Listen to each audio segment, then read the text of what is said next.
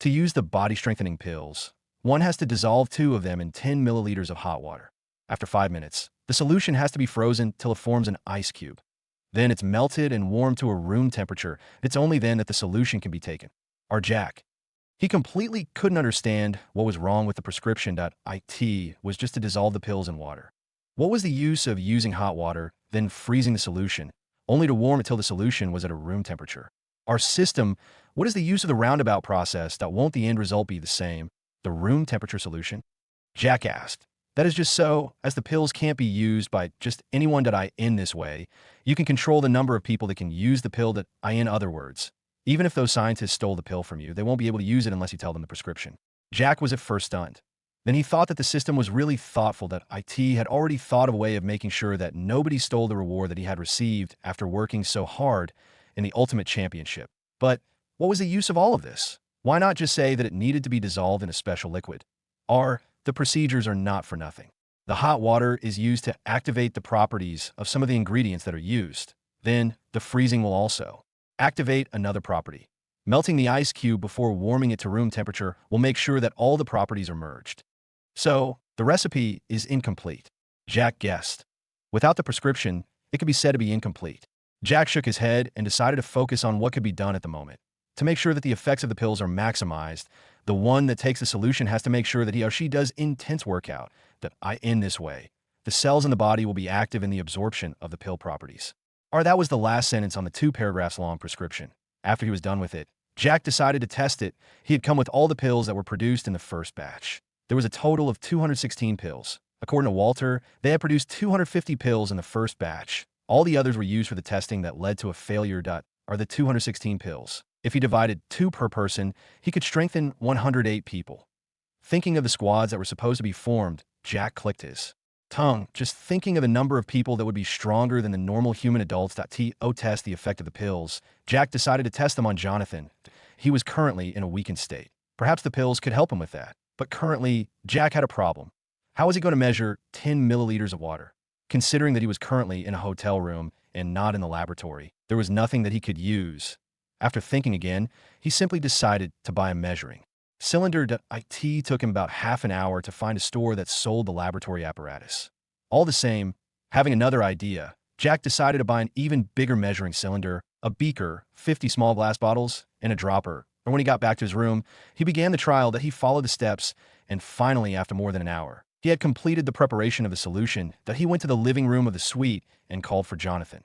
This guy was simply playing games instead of doing something constructive. Jack then gave him a small glass bottle that contained the body-strengthening solution. Jonathan took it and looked at the small amount of colorless liquid in the bottle. He wondered what it was. He opened the cap and took a whiff. He couldn't smell anything. Why are you acting like a cat, trying to smell something before taking it? Drink it already. Jack complained. Hey, I don't know what this thing is. So why would I simply take it? Jonathan looked at Jack with a dissatisfied expression. You have to drink it because I'm the one that gave it to you, Jack stated with a straight face. Looking at Jack's expression, Jonathan became serious. What is this thing anyway? Body-strengthening solution. Jack replied without hiding a thing. Hey, you mean that this is the solution of the same pill that you carried from the lab? Hasn't this thing been ineffective? Or are you trying to use me as a lab rat? Jonathan looked at Jack with a strange expression on his face. Just take it out if you don't want. You might as well give it back to me so that I can give it to another person who knows how to appreciate other people's kindness. Jack snorted as he stretched his hand to take the bottle away from Jonathan. Jonathan reacted fast and gulped the small amount of liquid in the bottle. And not long after that, he felt a warm current rushing through his body. He was just about to question what was happening when he suddenly felt that the strange poison that was previously restricting his strength being destroyed. What followed that was that he felt that his strength was returning to him. What surprised him the most was the fact that not only had his strength returned to the peak, it had also been greatly enhanced. This showed him that the solution that he had taken wasn't something simple. He clenched his fist to test his strength. Feeling the explosive power that was hiding in his muscles, Jonathan felt that he could crush a military armored car with a single punch. He was feeling restless. He really wanted to vent his excess energy. Still, he managed to suppress the feeling. He looked at Jack and asked, "How come it's functioning now? Could it be that you have found the solution?" Our Jack nodded. "It's already solved. So how are you feeling? Any abnormality?" Jack asked. "You are strange," Jonathan stated, making Jack fail to understand what he was meaning. As for the abnormality, I feel like I can fight 1,000 men right now, that I have completely recovered, and now what is left is to try the strength. As of now, compared to an adult, how many times stronger do you think you are now? Jack asked. He wanted to know by what degree the solution increased a person's strength. I feel like I'm 3.5 men combined. Jonathan stated. /n. I know that there is nothing like half so just take it as if an adult is 100 kg, that a half will be 50 kilograms. You should try to practice. There should be a good amount of the energy of the solution that is yet to be absorbed by your body. So you should try doing something intense. Jack suggested. MH, how about fighting you? Jonathan asked as he looked at Jack.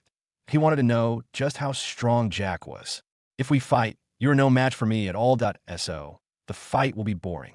Jack shook his head and refused. It wasn't that he was bragging. Instead, he was saying the truth. While Jonathan was 3.5 men combined, Jack was 5 adults combined. You're actually looking down on me. You don't dare to fight me. Jonathan looked at Jack with a displeased expression. Being told that he couldn't fight Jack when he hadn't even tried was something that he couldn't accept. Every man had his own pride. Seeing that Jonathan seemed not to believe him, Jack shook his head helplessly. He decided to have a fight with him. In this way, he can make sure that Jonathan can fully absorb the energy present in his body. Additionally, he might as well use this chance to teach him a good lesson. After all, this guy had been provoking him over and over again. Why not fight on the roof of the hotel? Jack suggested. Seeing that Jack had agreed, Jonathan snorted before walking towards the door. Jack silently followed behind him. When they got to the roof, Jack and Jonathan stood 10 meters apart. They had each other's movements locked in that they would be able to react as long as one of them made a move. Getting impatient, Jonathan made the first move. Currently, he was so confident that he could beat Jack. The energy in his body was something that needed to be vented, and Jack would be a good place where he could vent freely. He took 2 steps forward before punching. The explosive power that was contained in the punch surprised Jack a little. This was actually the first time that he was going to fight someone who was as strong as Jonathan. In any case, he wasn't worried. He lifted his right hand and easily parried away the punch. The first thing that he wanted to do was to help Jonathan completely absorb the energy. So he decided to let Jonathan be on the offensive. Seeing that his punch was ineffective, Jonathan threw another one. But just like before, Jack easily parried it to the side. This made Jonathan feel like his pride was being challenged. So he began throwing one punch after the other. Not giving Jack time to relax, he increased the speed and power behind each punch. But for some reason, Jack was always able to parry his attacks. Getting frustrated, Jonathan increased the frequency of his attacks. Again, it was also at this point that he noticed that with each punch, his strength was increasing. And so he forgot about not being able to hit Jack and completely focused on throwing the jabs one after the other. Jack wasn't flustered at all. He continued entertaining Jonathan more. Till now, he had yet to attack even once. Just like that, 20 minutes went by. Jonathan was already sweating from the continuous punches that he had thrown at this point. Jack realized that Jonathan might have completely absorbed the energy. Flashing a smile, he first held the fist that came before holding the other in his other hand. Just as Jonathan was wondering why his hands were stuck, Jack used his knee to hit Jonathan in the stomach, waking him up. Being suddenly kneed in the stomach woke Jonathan out of his world. Jack released his hands, and Jonathan hurriedly retreated. Now, he began focusing on the fight. Previously, he had simply been attacking, forgetting that this was a fight where he could be hit. Jack's lack of offense had made him completely submerged in the state where he only thought of attacking. Now that he could focus, he noticed that of all the punches that he had thrown, none of them had actually managed to land on Jack. Not feeling convinced, Jonathan attacked. This time, he made sure that he was ready to defend any strike that came from Jack, but he threw a kick this time. Since punches didn't work, he decided to try kicking. Perhaps he would actually be able to land a hit on him. But against his expectations, Jack didn't stand there. He took a few steps backwards and evaded the kick. Jonathan, who had expected that Jack would actually parry the attack, was caught unprepared. The force that he had thrown the kick with made him lean to the side. At the same time, Jack made a move. Just as Jonathan was trying to gain his footing, a punch arrived, heading straight for his face. Surprised, Jonathan instinctively reacted and raised his left hand to block the attack. When the fist landed on his hand, he felt a great deal of pain as he was pushed backwards. He didn't expect that Jack's punch would be this strong. Although he had misjudged Jack previously, that didn't mean that he was not a fighter. Instead, he was someone that had undergone several life and death fights. So his combat experience was high. Now that he had taken the fight serious, he dared not make a rookie mistake like the one that he had made when he tried kicking Jack. The two attacked, defended, and evaded attacks one after the other. But if there was a person that was watching the fight, they would find that Jonathan was at a great disadvantage. He was being suppressed by Jack as time went on. This was basically due to the fact that Jonathan had spent a lot of strength when he was attacking Jack at the beginning, and now he wasn't having the same momentum as at the beginning. Jack was maintaining the strength and speed of his punches, that he made sure that he didn't use much strength lest he badly injure Jonathan. Still, he enjoyed the feeling of suppressing Jonathan. This was the sense of satisfaction that came from the fact that Jonathan had been messing with him all this time, and Jack had no way of paying back. So this was his opportunity. On the other hand, Jonathan could feel that Jack was playing with him, but he felt that no matter what he did, he was bound to lose. But all the same, he was unwilling to give up, that he was the one that had suggested that they had a fight. So he wasn't going to be the first one to submit. But as time went on and more of Jack's attacks landed on him, Jonathan had no choice but to agree that he was no match for Jack. Now, both his eyes had already turned black. The cheeks had already swollen. In other words, Jack was simply beating him up. This was not a fight at all. I have something else to do. So goodbye, Jonathan said before he ran off. Jack, who was preparing to attack again, was stunned that he never expected that Jonathan would actually run away. What thing did he want to do? He was simply giving up, and he wasn't willing to say loud that he was admitting defeat. But at the end of it all, Jack was amazed by the strength that he had gotten from the professional combat ability. Not only was he good in terms of strength, he was also good in terms of techniques and knowledge. In other words, he was just like a person that had experienced several fights in his life. No matter how strong Jonathan was, and no matter how many fights Jonathan had been engaged into, he would never be able to compare to Jack in terms of experience. Shaking his head, Jack decided to follow Jonathan back into the suite. Since he had already tested the efficiency of the body-straightening pill, he might as well start preparing the solution for the other 20 that were already here in Cardinal's Supreme Hotel. After getting back to his room, Jack used the big measuring cylinder to measure 200 milliliters of water and poured it into a beaker. After that, he took 40 body-strengthening pills and dissolved them inside it. Then, following the procedure that was in the prescription, he prepared another body-strengthening solution. After that, he measured 10 milliliters of the solution and poured it into 20 small glass bottles. With everything done, he gave Klein a call and asked him to come to pick up the solutions. About 5 minutes later, Klein arrived. Jack handed him the solution and instructed, "Each one of you will take a single bottle. Drink the solution inside, and make sure that you go to train immediately after you've taken it." Although he was confused about what Jack had given him, he still decided to obey Jack's order and headed back to his room, where he called for the others to come and join him. He gave them the solution and gave them the same instruction as Jack had told him. And just like him, they too were confused, and none of them could tell what it was that Jack had given them. "Do you think that this is one of those illegal drugs that have been banned?" One of them asked. "Why do you think so?" Another asked, "Don't you think that it's strange that he gave this thing to us and said that we had to take it when we were working out?" The first guy said, "It does make sense, but what is the use of that kind of drug? I don't think that boss is that kind of person. Why would he want us to use illegal drugs?" Another guy refuted. "In any case, I trust that boss will not give us something that will end up harming us. The private team has just been formed, and considering that he said that we are of great use to him, that means that he has no intention of doing us harm." Klein stated, "That's right. Just think about it, that if we think that this is a drug, we might as well quit the private team and head our own ways. It's not like he's going to force us to continue being his subordinates." The group went on to think about what Jack might be intending to do. There were some among them that were reluctant to drink the solution. But in the end, since the majority of the group had decided that they would take the solution and that they trusted Jack, this group of minority also agreed to follow. The following morning, the group went to a nearby gym. Immediately after they were ready to start working out, they each drank the solution that Jack had given them. They did this in private at that exact moment, they felt that their strength had gotten a drastic increase. They were just normal men and women before taking the solution. But now, they were extremely strong. These guys finally understood why Jack had stated that they had to work out immediately after they had taken the solution. So they each went ahead to do the activity that they thought would help them vent the excessive energy in their bodies. Some used the treadmill and ran at their maximum speed. Others went to the dumbbells and began lifting and so on. In other words, they each did something that they thought they could manage. Those that were watching from the side were amazed by this group of people. They stopped practicing and focused their attention on them. Some even began recording their actions. What do these people eat? Do we even eat the same things? Hey, have you noticed that just one of them here can break the world record? Now that you mention it, it's true. Biggie, didn't you say that you were the strongest person in the gym? Why don't you go ahead and defend your position? Man, there are times that we have to agree that we are no match for others. Don't you know that there is always someone stronger than you? What the heck? Is that a woman? It's only now that you are noticing it. Yet I had simply thought that all of them are men. Who knew that there was a woman amongst them?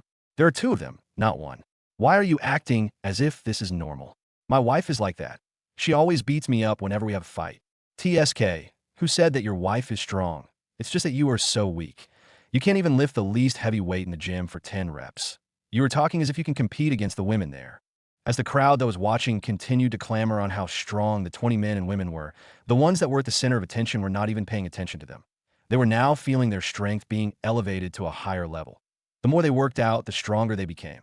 Furthermore, it wasn't just an increase in strength. They were also having an increase in their speed, endurance, and so on. They felt that the bones in their bodies were being strengthened as well. After over half an hour of intense workout, the group finally stopped one after the other. The group could feel that they were now tired, and the only thing that they wanted to do at that point was to get a good sleep to relax. So, without caring about the crowd that was trying to talk to them or ask them questions about how they got this strong, the group walked out of the gym. The good thing was that the gym wasn't that far from the hotel. So, they easily got back to their rooms and fell on their beds without caring that they had to take a shower first.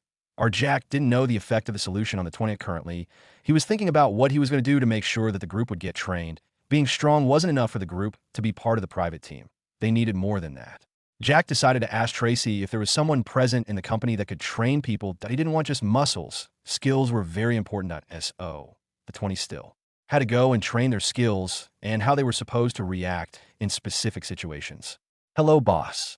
Tracy responded. How are things on your side? Jack asked. They're going well. By next week. The merging should be completed. Tracy replied. That's good. Anyway, is there anyone who is training the guards? Jack inquired. Yes, that there's one that was in the army before. After he got injured, he couldn't continue staying there, and so he decided to come and do something simple that he now trains the special guard that always take on the bodyguard duties. Tracy explained. Okay, I got it.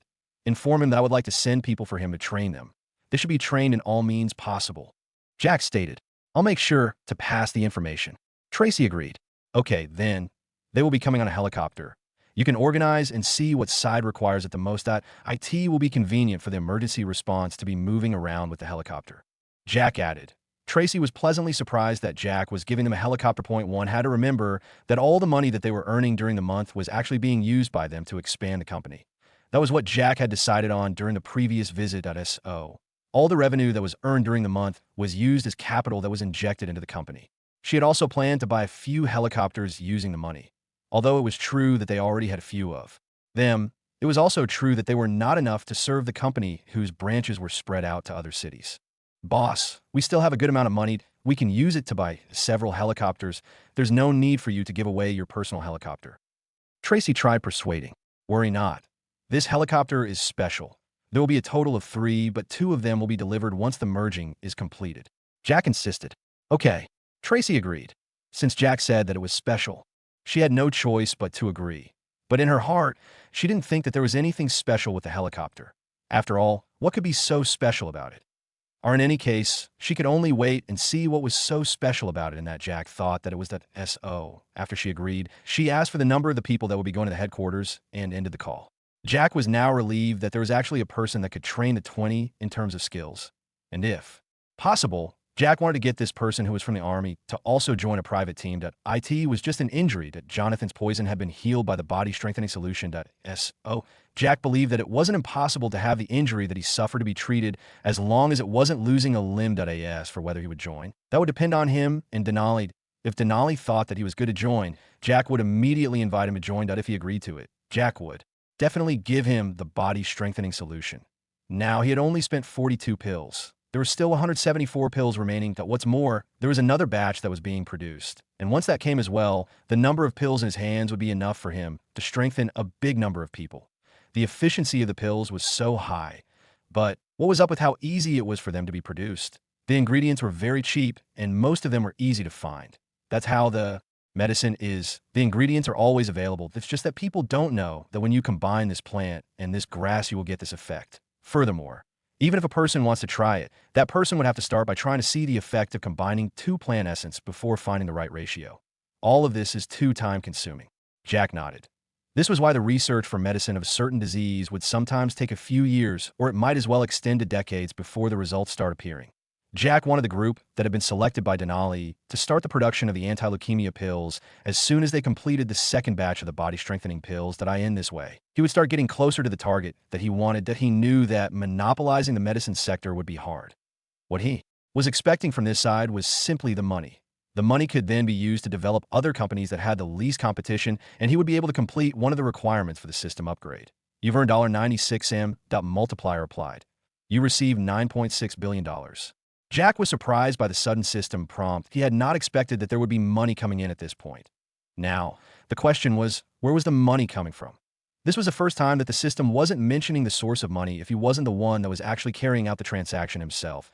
If the answer is question, another system prompt appeared. First income from the Serenity residential area. A reward. You gained the Eden residential building.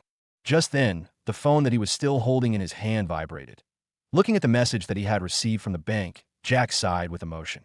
Flyer's bank savings account received $9.6 B. That current balance is $26,855,924,216. He was now already halfway toward the target, $50 B. This was actually the first sale that had occurred ever since he actually got rewarded with the Serenity residential area from the bet with Austin and Venture City. Looking at the balance in his account, Jack could see the target was approaching. He wondered who it was that had purchased the villa in Serenity residential area. There's a total of 30 villas that were up for sale.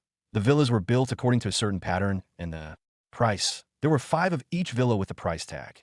The villas were worth $20 million, $96 million, $105 million, $118 million, $130M. These were 25 villas.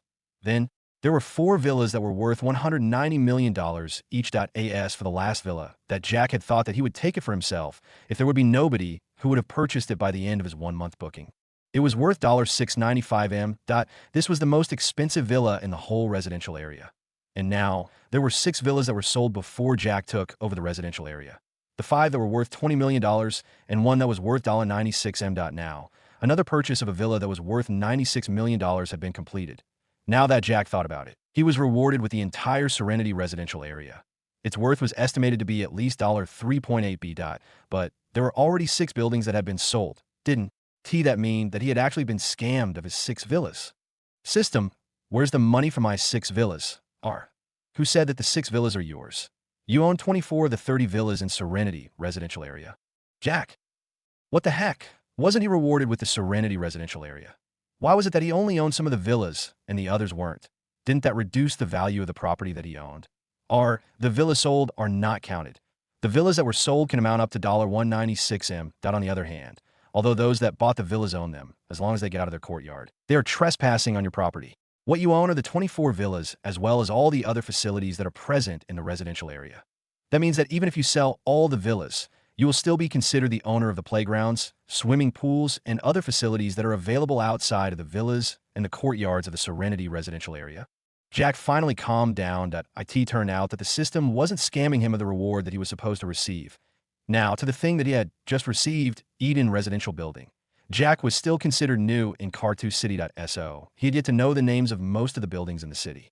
The only solution for the moment would be for him to do a search and find what that building was. He found that Eden was actually a building with 50 floors. It was a 3-bedroom apartment building. Currently, it had most of the apartments occupied, and the estimated price of the whole apartment building was $1.03 B. This was a sky-high price. In other words, although Eden residential building wasn't the tallest building present in the city, it was still a luxurious apartment block. Jack thought that he was getting richer and richer. That he then thought of something. System, will I have a reward from the first income from the apartment? Jack, you got the Serenity residential area as a reward from the system due to the multiplication effect from the BET. In such a way, it's the income that you receive at AS for the Eden residential building. That's a reward from the system. Not a reward from the system doesn't give you a reward, just the income multiplier.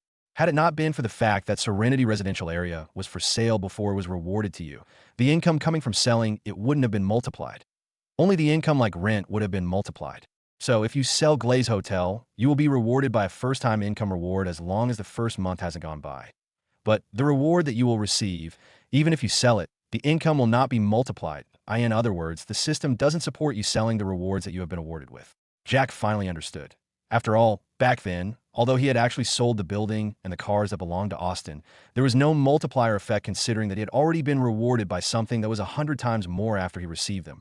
Could it be that now that Shanzu wasn't there, people have finally began buying the villas or something? In any case, Jack decided that was going to pay the residential area a visit again. Just at this moment, a person knocked on the door. Not sure who it was, Jack got out of his room and opened the door. He found that Klein and the other 19 were waiting outside. The moment that they saw Jack, they all gave him a deep bow and spoke in unison. "Thank you, boss, for the opportunity that you have granted us." Although he was surprised at first, when he heard their words, Jack finally realized that they were talking about the body strengthening solution that he had given them, that he waved his hand and said, "There's no need to be polite. This is one of the benefits that I had promised you guys when I was asking you to join the team. Now that you are strong, you still need some skills that so you can go and prepare that you'll be heading to the headquarters of Good Vision Security Limited so that you can get trained." Hearing Jack's words, the group was stunned for a moment before they became ecstatic. They were just normal people who had decided to work as security guards for the Safety Enforcer Security Company, that in the end, they had been chosen to join the private team.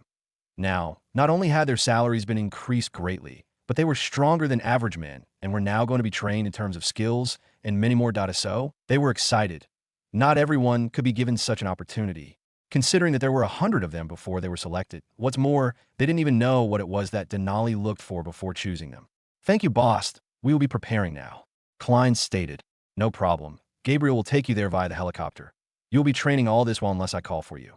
Your training may even take several months. In any case, you should just focus on training unless I need you to come," Jack added. After chatting the group for a while, they left. Jack then went back to the room. He was still wondering if he could get other teams to be formed so that he can at least have them trained as early as possible. But thinking that Denali was still in Crystal City, Jack shook his head. He would have to wait for her before he could implement that idea. Just then, his phone rang, an unknown number. Receiving it, Jack spoke. "Hello, you are."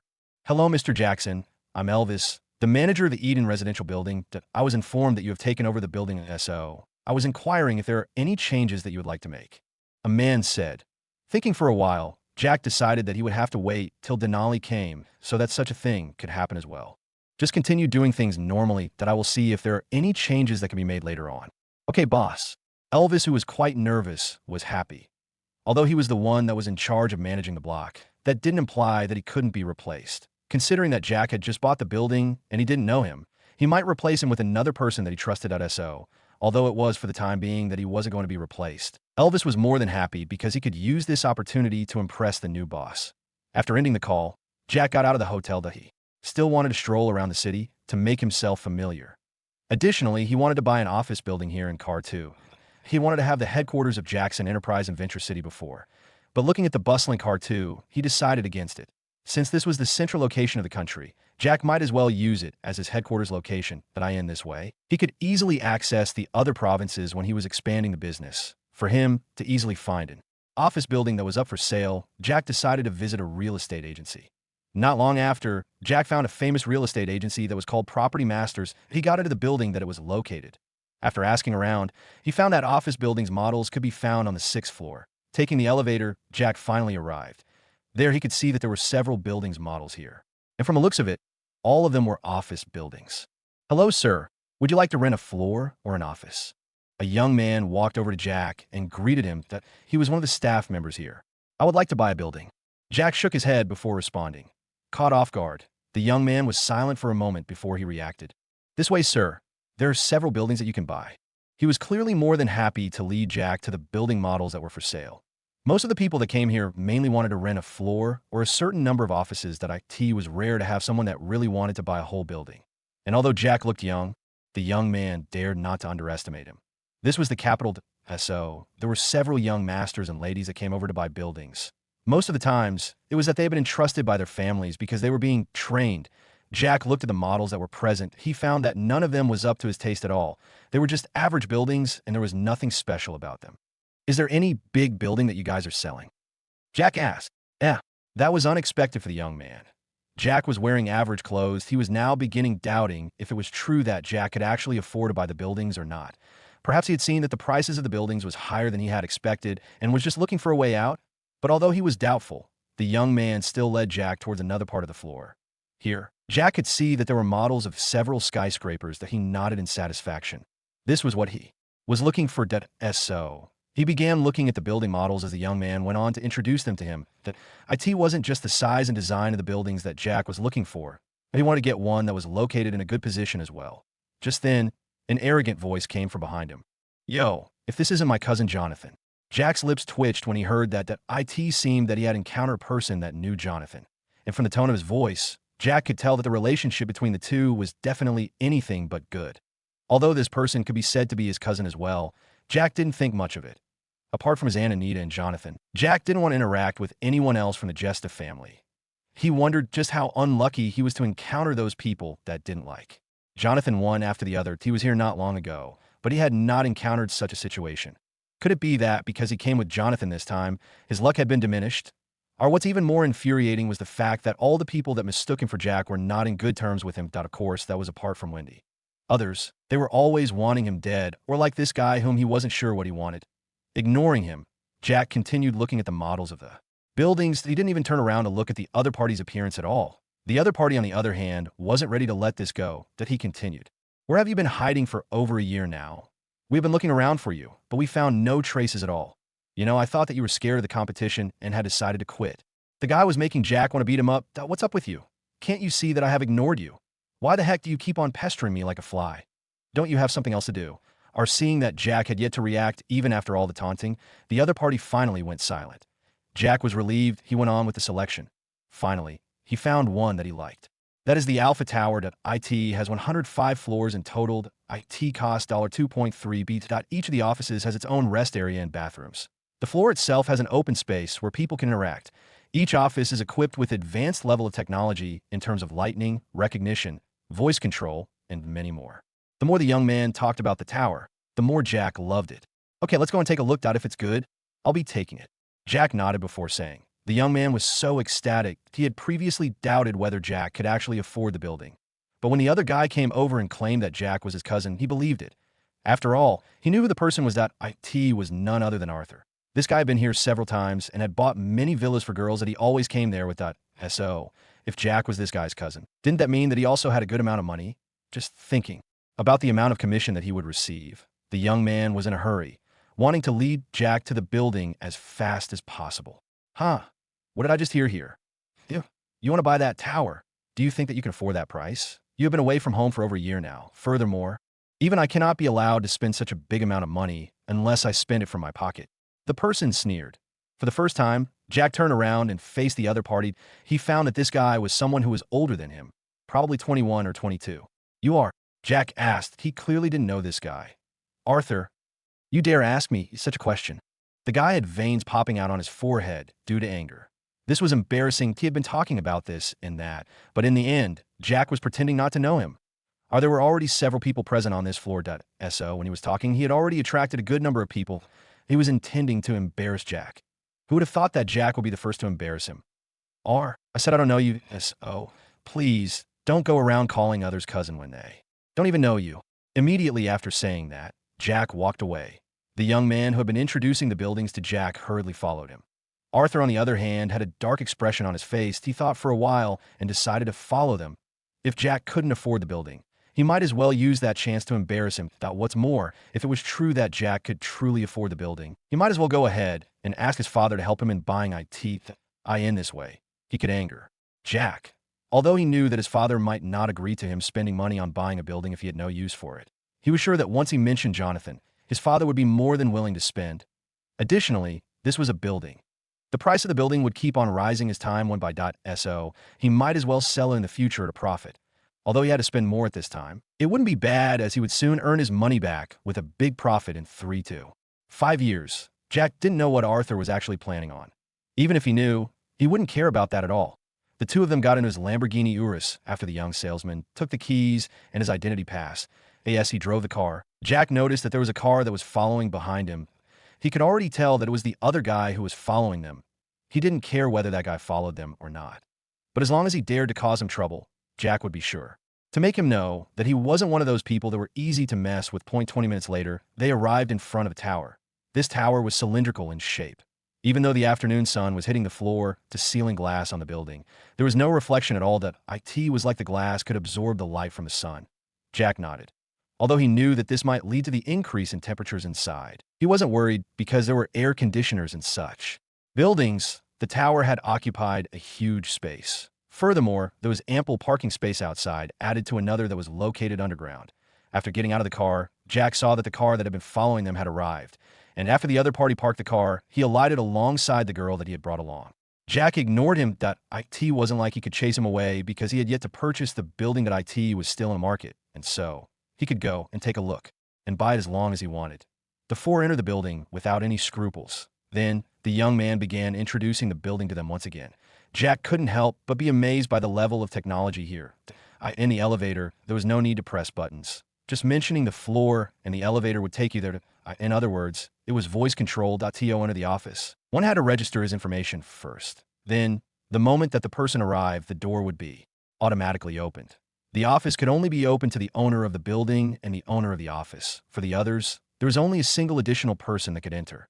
That might be the supervisor or the manager. All of this depended on who it was that recorded his information. It was made in such a way that it would save electricity. Once the owner of the office left in the evening, as long as there was nothing left to do, everything would be automatically switched off. This included the desktop and the lights.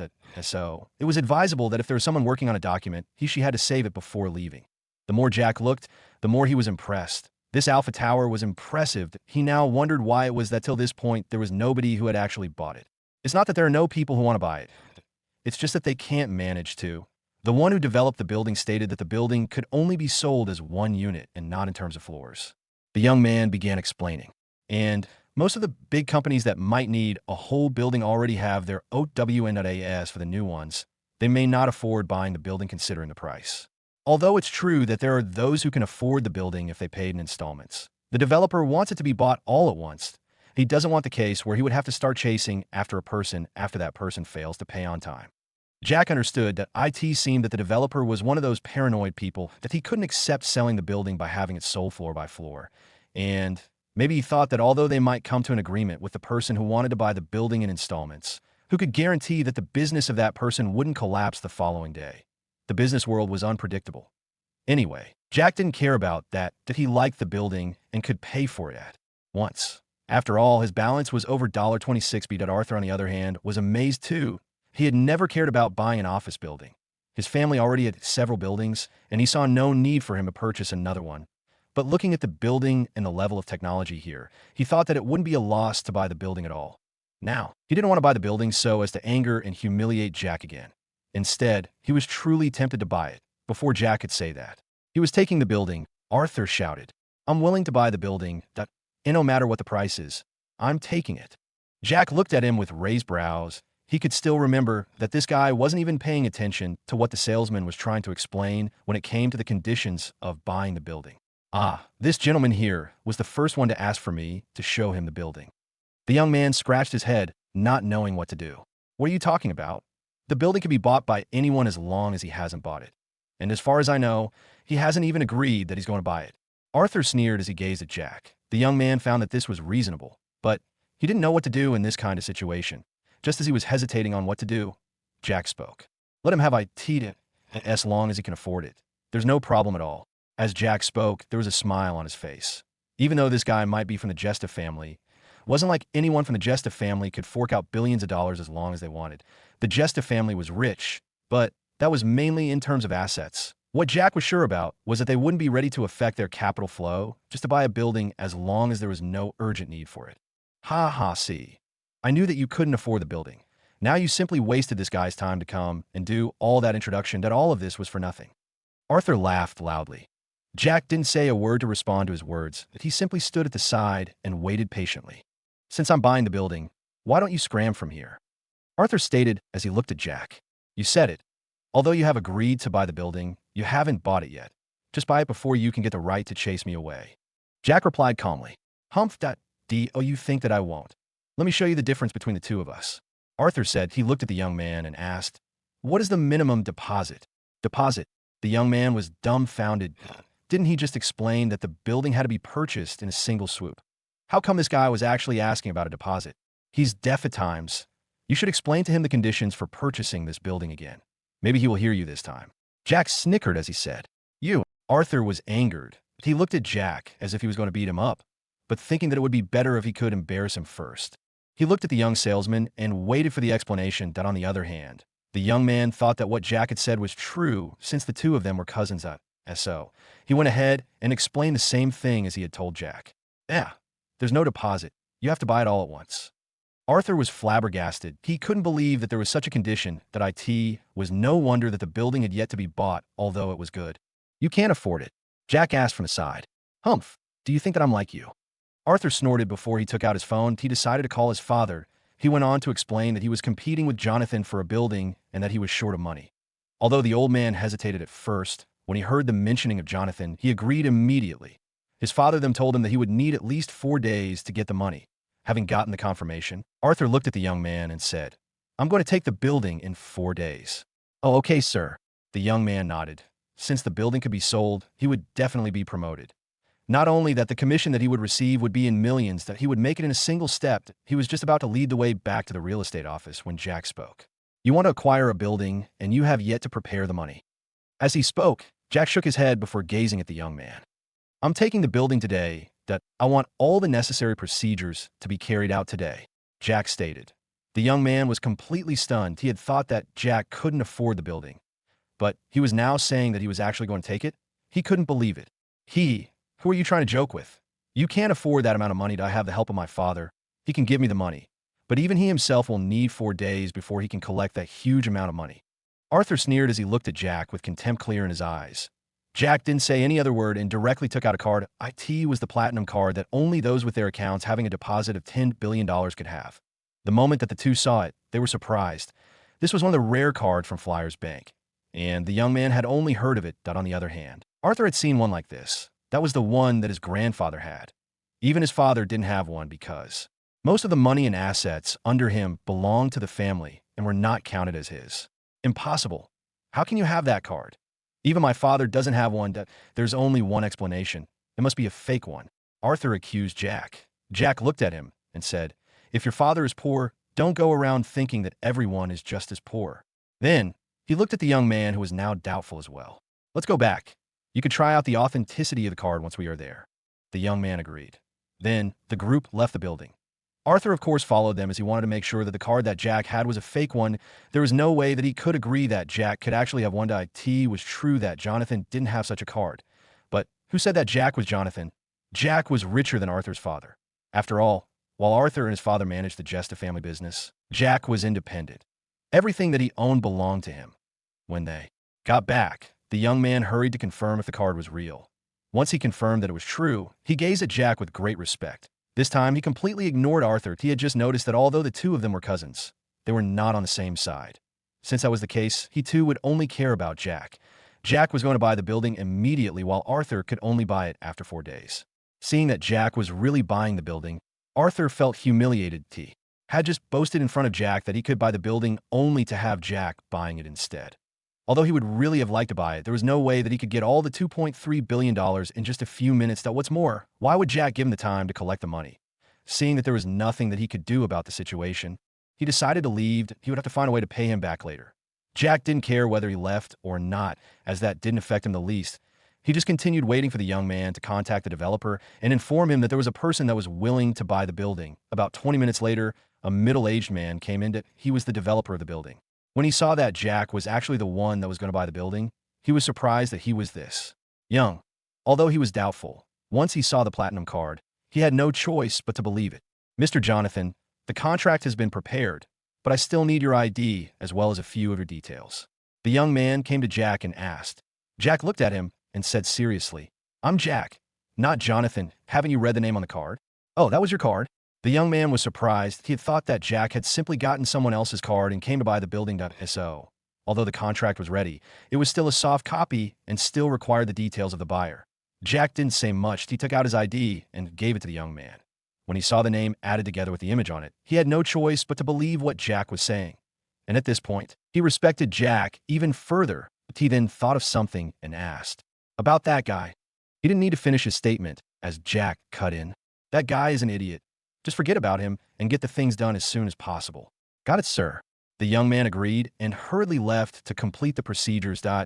In just 30 minutes, Jack finally signed the transfer contract. With the building bought, Jack left. He wanted to leave things to Denali.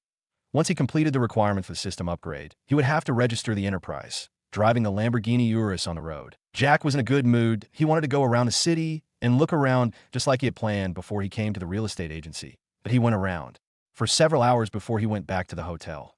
This then became his daily routine, wanting to make sure that he knew things in the city. The second batch of pills were produced 2 days after Jack left Brightway Medical Research Center. IT turned out that they had only taken so long to produce the pills in the first batch because they were trying to get familiar with the procedure. Now that they had already gotten familiar with it, they could easily complete the production, since Denali had yet to come back. Jack only asked them to produce the third batch, but all the same, he told them that he had yet to find the solution. He was working hard to get the solution. A week had already gone by since Jack came to Carta City. The 20 had already began their training. Denali had completed all the purchases that she could of the Alfonso family property. She had already come to Carta City, and this was the day that they were going to look at the guy that was from the army. When they arrived at the headquarters, they headed straight for the training grounds. The headquarters of Good Vision Security Limited was located near the outskirts of the city so that they could get enough space for the training. When they got there, Jack found that there were a lot of guards who were currently training. This was by far different since the last time it had been here. This was definitely due to the changes that had taken place as Jack had asked them to spend the money. The high salary had definitely attracted a lot of people and had made Good Vision Security Limited poach many from other security companies. This led to them being marked as an enemy by several security companies that had come together to resist them. All the same, Jack thought that there was nothing that they could do. After all, in terms of money, Jack was ready to spend at the issue like salaries. That was something that he was the least worried about. Additionally, the company itself was going to use all the revenue that had been earned to improve the conditions of the company. They had bought a lot of equipment and had given a lot of benefits. And this was the way that Tracy and Ayush had been working recently. They had attracted several trainers that were now training the guards. This was one of the requirements that Jack had made. These guys were going to undergo 2 months of training before they could be given an opportunity to go and work. But although they were training, they would still receive allowance during the 2 months. IT was just that the amount would be lower as compared to those that were already working. With the training program added, the guards from Good Vision Security Limited became more and more professional. This in turn attracted a lot of clients who were willing to pay a good sum of money to have a contract with the company. Although Jack knew that the competitors wouldn't stay idle and might actually resort to using underhanded tricks, Jack was ready to play with them as long as they dared to do that. He himself had asked Ayush and Tracy to clean any kind of dirt in the company. If there was a person that was using the company for personal gain, that person would not only be dismissed, but the company would sue them. The reason as to why Jack did this was because he didn't want others to find dirt that would then be used to pull down the company's reputation. He wanted everything to be clean, leaving no loopholes that the competitors could exploit. The merging had now been completed, and the 2 small safety enforcers and Amber Securities had already been made into branches of the Good Vision Security Limited. They were expanded further as the capital was injected. The merging of the 2 companies into Good Vision Security Limited had boosted Jack's goal of making him the monopoly in the security sector in the country. Those 2 had already spread their influence to several cities in the western province. Jack could already use their influence there to expand a branch there. Jack and Denali, who were accompanied by Tracy and Ayush, attracted attention of those that were training in the fields. The reason as to why they were attracted was not because Jack and Denali had good looks. It was because of the 2 that were following behind them. These people had known that there were 2 people who were in charge of the Good Vision Security Limited. They were a man and a woman. They had managed to see Tracy and Ayush a few times. Most of the times that they had seen them was during interviews. The interviews and the press conference that had been carried out when the GVSL was making several big changes were many. During these press conferences, the faces that were seen by the public were those that belonged to the 2 of them. They had come to know that these 2 were the big shots of the company. The company had a net worth of over $30 and the amount of money that was being spent on a daily basis was so huge. But at this moment, these 2 were walking behind 2 people. The young man in the lead was handsome, and the lady that was walking a step behind him was so beautiful that they asked for Ayush and Tracy. They were following at the back. They could immediately tell that the people who were walking in front were the ones with the highest authority. As for their identities, they couldn't tell who they were as they had never been seen on the screens before. Jack and Denali ignored the gazes directed towards them. They were heading to the direction that Tracy had pointed towards. That was the area that she had said that the 20 were being trained by the guy from the army. Jack had come here today with 2 aims. One of them was to have the guy from the army to join a private team. If Denali agreed that he was good, Jack would invite him to AS for the second one. It was to form several other private teams, he had over 1,000 body-strengthening pills that had been produced during the second batch. He didn't want to simply have them staying in his pockets. They were meant to be used. After about 10 minutes, they finally arrived in an isolated place. Around this place, there was nobody. This was the forbidden area of the whole Good Vision Security Limited.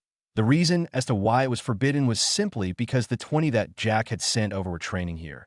And in this area, there was only one building. This building was like a huge warehouse that occupied about 8 km superscript 2. Jack wasn't sure how they managed to build something this big. All the same, he entered the building alongside the other three.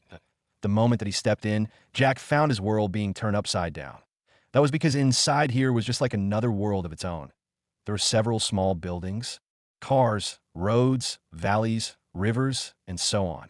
All of these things were all artificial. Even so, it simulated a real-life environment through the use of the advanced technology. He now understood why it was so big.to be able to accommodate all of this. It really had to be. Now, Jack couldn't help but wonder if this was a military training camp or a bodyguard and security training camp. Most of the things here have only been added recently due to the influx of capital. There will be a lot more that will be added here in the near future. Tracy began explaining. We are also planning to have this kind of technology in every province. Since we're the ones that are going to pay for those that are going to undergo training during their training course, it shouldn't be a problem to have one building in a province. The ones that would be undergoing their training in an area like this will be more than happy to travel from their own cities and hometowns to reach the provincial headquarters, as long as they have enough benefits to be working for our company. Jack agreed with the point, but he thought that, as a monopoly, having a single training ground like the one in front of him in the whole province wasn't enough. You can start with one, but you can make sure that there are more than one in each and every province. Although we might have to spend a lot of money in the starting period, by the time that we stabilize the company, it will be beneficial. Jack suggested he was planning to have the body-strengthening pill used by those that were part of the company in the future once he became a monopoly. But of course, he would not dare to reveal the process by which he made them effective. In this way, he can maintain the advantage in that even if the recipe was stolen and the pills were produced, they would have no way of using them. But that would only happen once he was completely sure that he had dominated the market. As for the patent for the pills, he would have Denali supervise the application. The group then entered the building. Jack could finally notice that there was a group of people who were in the distance. It was in an open place in front of them. There was a guy wearing dark blue security uniform. He was giving a lecture to the 20 that Jack had sent over. When he saw them approaching, he stopped lecturing and turned towards them. He wanted to greet Tracy and Ayush because they were his direct superiors. But even the two of them were following behind the youth. Now, he could only wait to be introduced. Mr. Livingstone, let me introduce you to my boss, who is also your boss. He's Mr. Jack, the owner of the Good Vision Security Limited. Tracy began the introduction.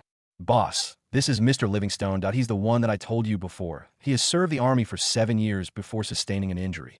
Although he was taken to the hospital and they managed to treat him, he could no longer display his full combat abilities. As such, he decided to leave the army and joined us last year. Tracy continued. Jack and Livingstone shook hands. Jack had respect for a person like this who was willing to go to the battlefield to protect the country. Furthermore, even after he came back from the army, he continued training guards just so as to ensure that security was being maintained. Livingstone, on the other hand, was greatly surprised when he knew that Jack was actually the real boss behind the GVSL. Livingstone had been here for over a year now. He knew who the previous boss was, but the previous month, he found that the security company had changed owners, and he was impressed by the new owner. Not only did he give the guard a lot of benefits, he even considered things like training them as long as he could remember. The previous boss only introduced the training program for the ones that were part of the bodyguard sector or those that carried out special missions. As for the others, as long as they passed the assessment, they would directly be deployed as guards. Boss. Klein led the others to greet Jack. How's our training here? Jack inquired. Well, Klein scratched his head awkwardly. It was only after a moment that he answered truthfully.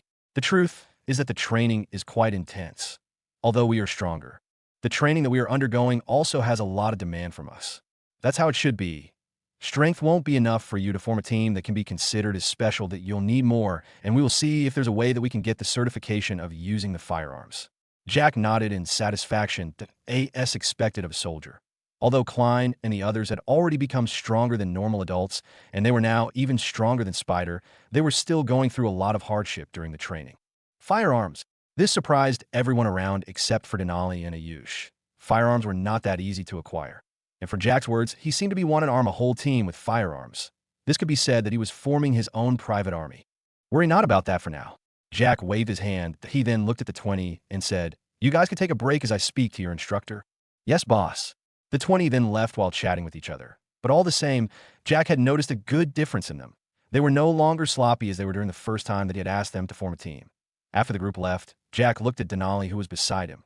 Seeing her nodding, Jack looked at Livingstone before asking, Mr. Livingstone, what do you think about joining a private team? You could be the captain of the team, or more. Livingstone was surprised, for he hadn't expected such an offer from Jack. He took a deep breath and said, although it's true that I would love to be taking action, I just can't. Now, my leg muscles can't exert a lot of strength at SO. If there's an emergency where the team will have to respond to, I will be useless. Jack could sense the dejection in his voice, but Jack was happy at this point.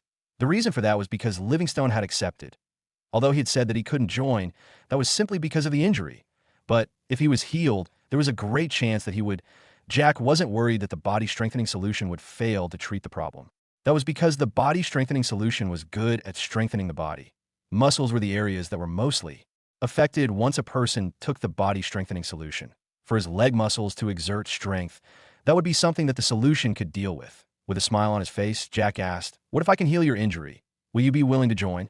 Huh. Jack's words were completely out of Livingstone's expectations. He looked at Jack and said, I have been to several hospitals, but they said the same thing. They can't do anything about my muscles as the cells at that part of the body have been greatly affected. After staying silent for a while, he continued, but if it's true that you can heal my injury, I'm willing to work for you, as long as it's not something that has got no boundaries. I would agree. Jack didn't speak and simply took the solution that he had already prepared in advance, but he gave it to Livingstone as he said, just take this. Once you take it, I'm sure that the problem will be dealt with. Livingstone looked at the colorless liquid in the small glass bottle with great amount of doubt. He could still remember how hopeless the doctors were the moment that they knew about his problem, that he was someone who had visited several big hospitals, and he had met with several big doctors who were well known in the country. He wasn't from a small family, as the family that he came from could afford the expenses of the biggest hospital in the country. But it was just that none of the doctors that saw him thought that they could treat him. Instead, they all shook their heads saying that it was impossible. Even with the level of technology at present, they couldn't do it. It was said that the contents of the bullet had somehow affected the cells in that area. Although they could replace those cells, the problem was that the new cells would also end up the same way that the previous ones were in just a matter of days. The only solution they came up with was to amputate him. He thought that it was better that he could walk rather than becoming a cripple that only had one leg. Since it could not be treated, Livingstone decided not to waste any more money. Since he joined the army due to passion of ensuring security, he might as well help those that were dealing with internal security. He decided to join the GVSL. Because of the way that they operated, he could be a trainer due to his 7 years of experience. They easily accepted him. After all, although it was true that his leg muscles couldn't exert a lot of strength, that didn't mean that he couldn't walk normally. It was just that he couldn't run for a long time or try jumping for big heights. For a soldier, those are things that could be done on a daily basis. Now, he looked at the bottle that contained a very small amount of liquid. Jack was claiming that this thing could actually heal him. Our Tracy, as well as Ayush, looked at the small bottle curiously. They were wondering what was contained inside it. Seeing their curious expression, Jack spoke. This is the solution that I have recently produced. It's called the Body Strengthening Solution. IT has the ability to strengthen the body. Those 20 have received it and have all had their physiques improved. Jack could see that they were doubtful of his words. He continued, of course, there are no side effects in using it. All the ingredients that were used during the production are natural. No chemical was added. You can be rest assured that you won't suffer after taking it. You will only get benefits. Livingstone looked at the 20 that were now relaxing. They had been undergoing training under him not long ago, and they were trying to rest before they continued. During the first day that he was supposed to train them, he found that the group was incredulously strong.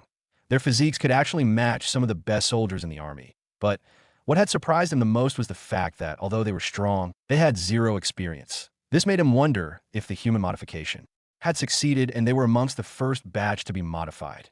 After all, their strength was too terrifying. He had already prepared a training program for them. But after he saw them, he had to make changes because that training program was only meant for the normal people. These guys were too abnormal. He looked at them again. It would be a lie to say that he had not envied their strength, even at his peak. He couldn't do what they could. He was getting frustrated that he actually couldn't even heal his leg. But now, looking at the small liquid that actually made the group how they were, he took a deep breath as his eyes shone with determination and opened the cap before he drank the liquid. He simply thought that if there was actually a chance that he could be healed, He would take IT that IT wasn't a must that he should be as strong as them. But as long as he could recover to his previous condition, that would be enough for him. A moment after he drank the liquid, he felt a warm current coursing through his body. And at the same time, he felt his body getting stronger by the moment. As for his right leg that was injured on the thigh, he felt the warm current going through that place, and he could feel that it was no longer powerless. IT had gone back to how it was before. And an instant later, it became even stronger. The taste of strength made him want to go back to the battlefield and continue slaughtering the enemies like he did back then. But he managed to control himself, not to lose himself in the sweetness that came with the increase in strength. He looked at Jack and gave him a deep bow. Receive my sincere thanks, boss. I swear that from this moment on, I will follow your commands. Livingstone completely forgot about the condition that he had given before and swore his loyalty to Jack. Added to what Denali could detect, Jack felt that he had gotten a good subordinate. Worry not about that. Be assured that I won't be asking you to do something that will be against your conscience. Jack stated with a smile. Why don't you go ahead and try your strength? You should do something intense so that you can completely absorb the effects of the solution. Jack suggested. Got it, boss. Livingstone nodded and didn't wait for Jack to tell him a second time. He immediately rushed towards the 20 guys who were resting. He felt that he needed to do something that would tire him out. Klein and the others who were still relaxing on this rare moment that they didn't need to train were dumbfounded when they saw their instructor charging towards them. They had at first thought that there was something urgent that he needed to do on the other side of the building. But they soon noticed the abnormality. How was he running so fast? Wasn't he injured and couldn't do such a thing? Or could it be that he had lied about suffering from an injury? Or their thoughts were about to go wild? But seeing Livingstone who was approaching, and he didn't seem to come within with good intentions, the group had no choice but to get on their feet. The moment that Livingstone arrived, he attacked immediately. I want to beat you guys up before. You were actually slacking instead of working out to improve your skills. As he attacked, Livingstone berated them. The one that was at the forefront of being attacked was Klein, that he hurriedly raised his hands to block the attack that was heading his way. But something unexpected happened. The fist that was heading right for his face shifted and headed towards his chest. Since it was such an abrupt change, Klein had no chance to react before the fist landed on his chest. Feeling the power that was contained in that punch, Klein's eyes widened as he was blown backwards to AS. He landed on the ground. He felt that he had just been smashed by a truck and was already having it difficult to breathe. Livingstone didn't stop at Klein. He immediately attacked the others who were still shocked by Livingstone's show of strength. One by one, they were knocked on the ground. Each and every one of them only needed a single attack from him, and they would all be beaten to the ground. This showed the difference and importance of experience. Although it was true that the group was strong, they didn't know how to fight. They only knew the basics to say, and they hadn't even mastered the basics. After beating all of them to the ground, Livingstone looked at the group that was getting to their feet and said in an authoritative voice befit of a soldier, As you can see, having strength is not enough for you to be able to defeat me. Imagine that this is an enemy that you are facing. Tell me, what are you going to do? Will you not have been killed by now? Your guards, I can't refute that, but you're a group that belongs to a special team. You know, a special group like you will have to face even more dangerous situations. That's not like, since you're strong, you could just stay idle. I know that boss might have told you that he might not give you guys a duty that will have you risking your lives, but how can you guarantee that there will be nothing unexpected that will happen? I know that most guards usually get complacent because they think that there are no dangers other than opening and closing the gate, organizing customers, and so on. But what if there is a terrorist attack? Are you going to tell me that you're going to run away like the others? You have been given the chance to become stronger. Now that you are strong, why don't you use the strength that has been granted to you to fulfill your duties as a special team? As Livingstone spoke, the group's expression became solemn. It was only at this point that they realized the harshness of the matter. It was true that Jack might not really assign to them a difficult duty. But what would happen if he was attacked? Would they really leave him to suffer and they stayed far away? Or no, that wasn't the case. Their lives weren't the best when they were working like normal guards. Jack had chosen them and had improved their lives and had also given them a chance to be stronger than normal humans. That as Jack watched the group that was finally fighting against Livingstone, he nodded in approval. Although they were actually being beaten up, it would be better for them to gain experience through fighting a real expert rather than simply talking to them. He turned around and saw the burning gazes of both Tracy and Ayush. He was stunned as the two of them were looking at him as if they wanted to eat him. What? You also want to have the same solution? Jack asked. The duo nodded in unison. They had seen Livingstone being transformed from being an injured person to getting stronger and was able to fight 20 strong people as well. They too would like to be strong like that. All right, Let's get going to I only prepared a single solution for Livingstone. You guys can receive one tomorrow. Let's get going. Helicopters will be arriving here soon. Jack shook his head and said with a smile. Helicopters? What helicopters?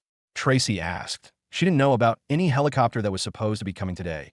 She wasn't the only one, as both Denali and Ayush were curious about what helicopters Jack was talking about. Just like the one that came in during the previous week, there are two more that will be arriving today. As they walked further from the building, Jack explained. Another two? Tracy was completely dumbfounded. When Jack had stated that the helicopter that Klein and the team were coming in was special, she hadn't thought much of it. But when she finally saw the helicopter, she was shocked. The reason behind this was the fact that she actually knew that helicopter. She could still remember that the previous owner of GVSL had attempted buying one, but had failed. The market was available, but the goods were not. It was during that period that she knew that the helicopter was one of the limited ones when it came to production. When she saw the helicopter that landed a week ago, when Klein and his team arrived, she couldn't believe IT had made her wonder just what kind of influence Jack actually had. For him to be able to acquire a helicopter that even the previous owner of GVSL couldn't, even after he offered more money than the market price, wouldn't be simple. And now, Jack had just stated that there were actually two more helicopters of the same type. It seemed that she had underestimated her new boss too much. Ignoring their surprised glances, Jack asked the system, Angel, when will they arrive? Are in about 5 minutes. Who's doing the delivery? Last time, I didn't even catch a glimpse of the one that had delivered it. I wonder what kind of delivery service that is, where they deliver things but they won't confirm if the supposed recipient was present. What if I had already sold the mansion to someone else? Jack complained. The delivery this time will be done by the production company. One of their staff members should be accompanying the pilots to deliver the helicopters that I asked for the last delivery. The system had simulated that nobody would go out to check the helicopter for a few minutes. It only had to make the guards think that they had seen someone delivering it. What a system, Jack exclaimed in his heart, shaking his head to dispel the distracting thoughts. He looked at Tracy and Ayush before saying, the helicopters will be here in less than 5 minutes from now. You have any pilots that can be trusted to handle the two helicopters? He wanted to know who was going to handle them. Gabriel was the one that was going to fly the one that had arrived here before. The reason being that if Jack wanted to move around in the central province, he would be using it. His Eurocopter was still in Inchoate City after all AS's pilot for a year. Gabriel was the one that was going to fly the plane or helicopter that he was going to use. Jack had paid over $100 million to be able to actually hire him, since it was Skyflight Charters that was supposed to deal with the fuel and so on. Jack had to make sure that they spend the money that he had given them. He wasn't doing a charity so far. His trips have been increasing, from the Eurocopter to the private jet to the current Milmi 26M helicopter. All the three of them have been taken care of by the Skyflight Charters, and this would continue for a whole year. Yes, boss, that we have hired several pilots who are supposed to be flying the new helicopters that we are buying. But now that you have brought two more, I guess we will have to hire 4 more. Tracy responded. That's good. Jack nodded.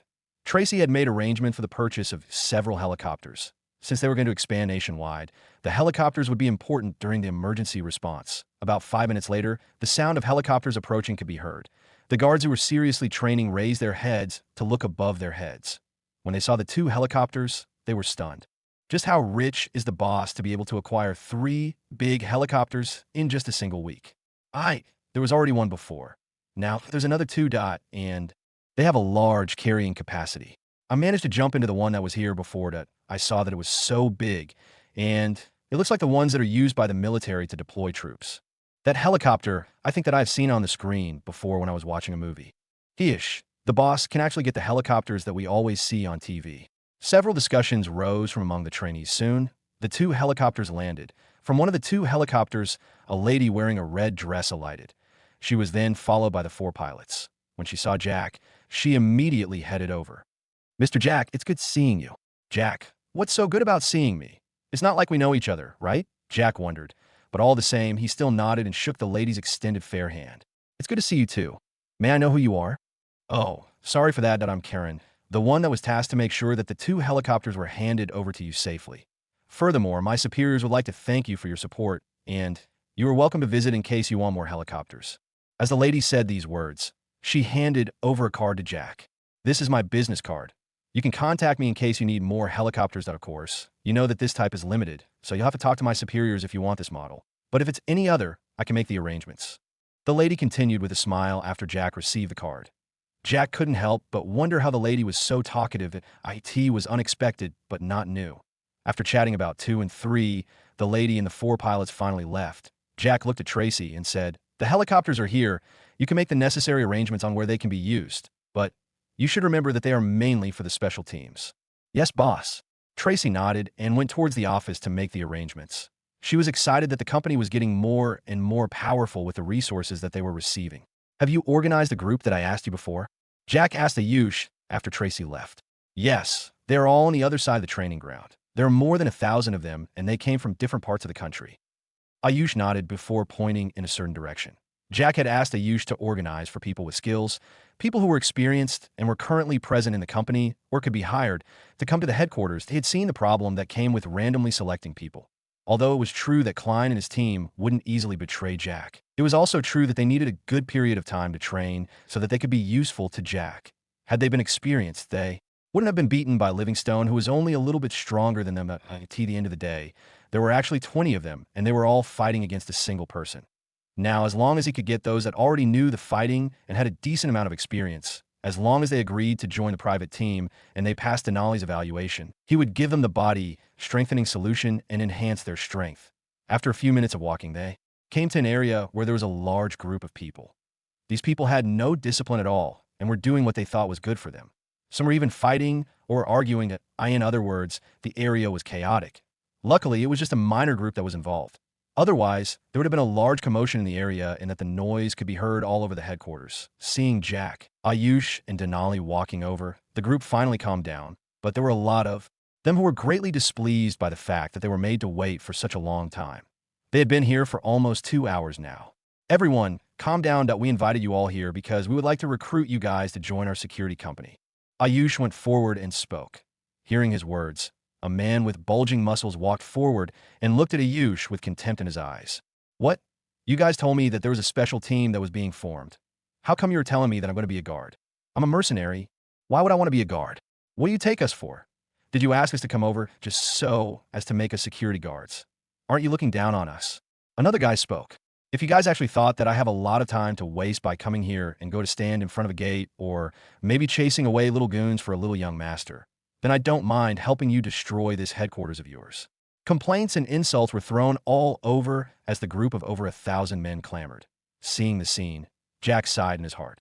Although it was good to have mercenaries, it was also true that they were a hard bunch to control. "You guys must have misunderstood.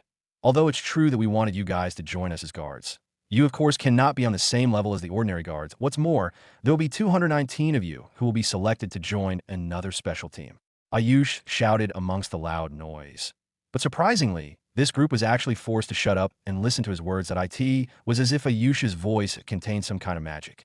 "You want us, people who have been to the battlefields, people who have seen a lot of blood, to come and work for you as guards. If you really want that to happen, why don't you prove that to me?" The guy with bulging muscles said again. This time, he eyed Jack because he noticed that Jack seemed to be the one with the highest authority here. "You want us, people who have been to the battlefields, people who have seen a lot of blood, to come and work for you as guards. If you really want that to happen, why don't you prove that to me?" The guy with bulging muscles said again. This time, he eyed Jack because he noticed that Jack seemed to be the one with the highest authority here. Jack, who had been watching the scene from the side, got impatient and looked at the guy with bulging muscles. It was obvious that this guy was provoking him. Who was Jack? He was someone who won't mind you as long as you don't do anything that harmed his interest. But no matter who you are, as long as you dare to provoke him, Jack would have to make you pay. Before Denali could make a move, Jack went forward and stared coldly at the guy. Jack's cold glare made the guy, who was almost 2 meters in height, take a step back. This was just an instinct that he had managed to nurture as a mercenary. He could feel that there was a kind of danger that was coming for Jack. Still, he managed to steel his nerves and face Jack head on. "You guys are barking like a bunch of rabid dogs. You should know that nobody forced you to come here. You all came here because you thought that the offer is interesting." Jack began speaking. "I'm not going to beg you if you don't want to work for me. You all know where the entrance is. I believe that it can be used as the exit. So, if you feel that you're uncomfortable to stay here, you might as well scram from here and stop making noise here." Jack's words were cold. His voice was extremely domineering. It was as if he wasn't afraid of the large number of mercenaries in front of him. Even without him noticing it, the aura of a tyrant was released from his body, completely suppressing the bloodthirsty aura of the group. Jack had finally let go of the stupidity where he would simply talk or ignore those that didn't cross his line. Now, Jack had decided that he was actually going to make sure that there would be nobody that would dare to provoke him. You dare to say that he was stupid, he would become stupid and show you how it was like for him to be stupid. You dare to step on his feet, he would kick you to the oblivion. You try killing him, then he would return the favor and kill you. How dare you become arrogant in my presence? I'll make sure that you will no longer be able to lift your head the next time that we meet. That was the mindset that Jack had developed after he killed both Brenda and Marion.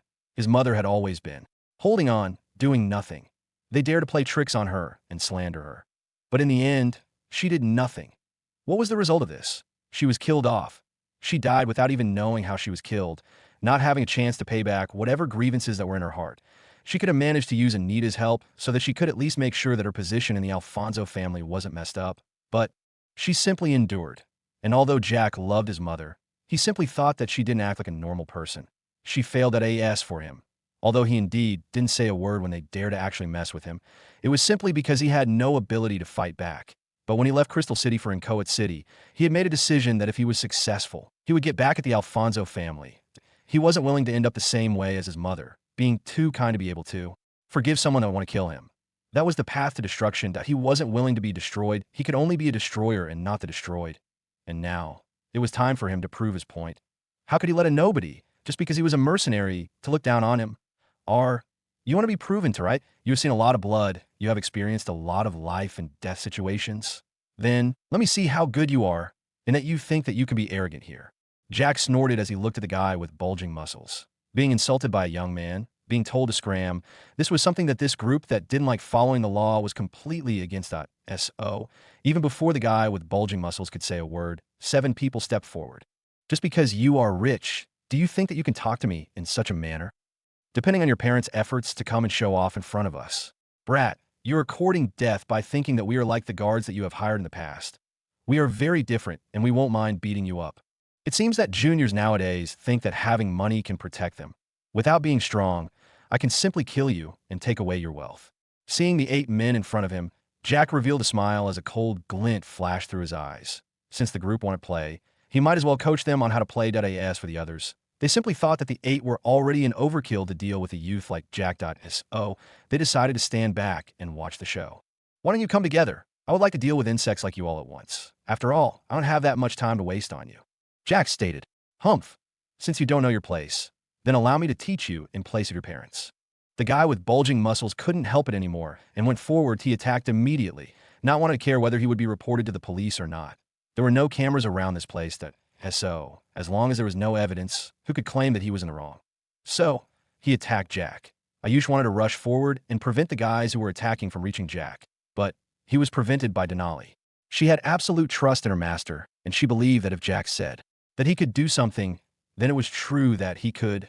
Seeing the guy heading his way, Jack didn't hesitate at all.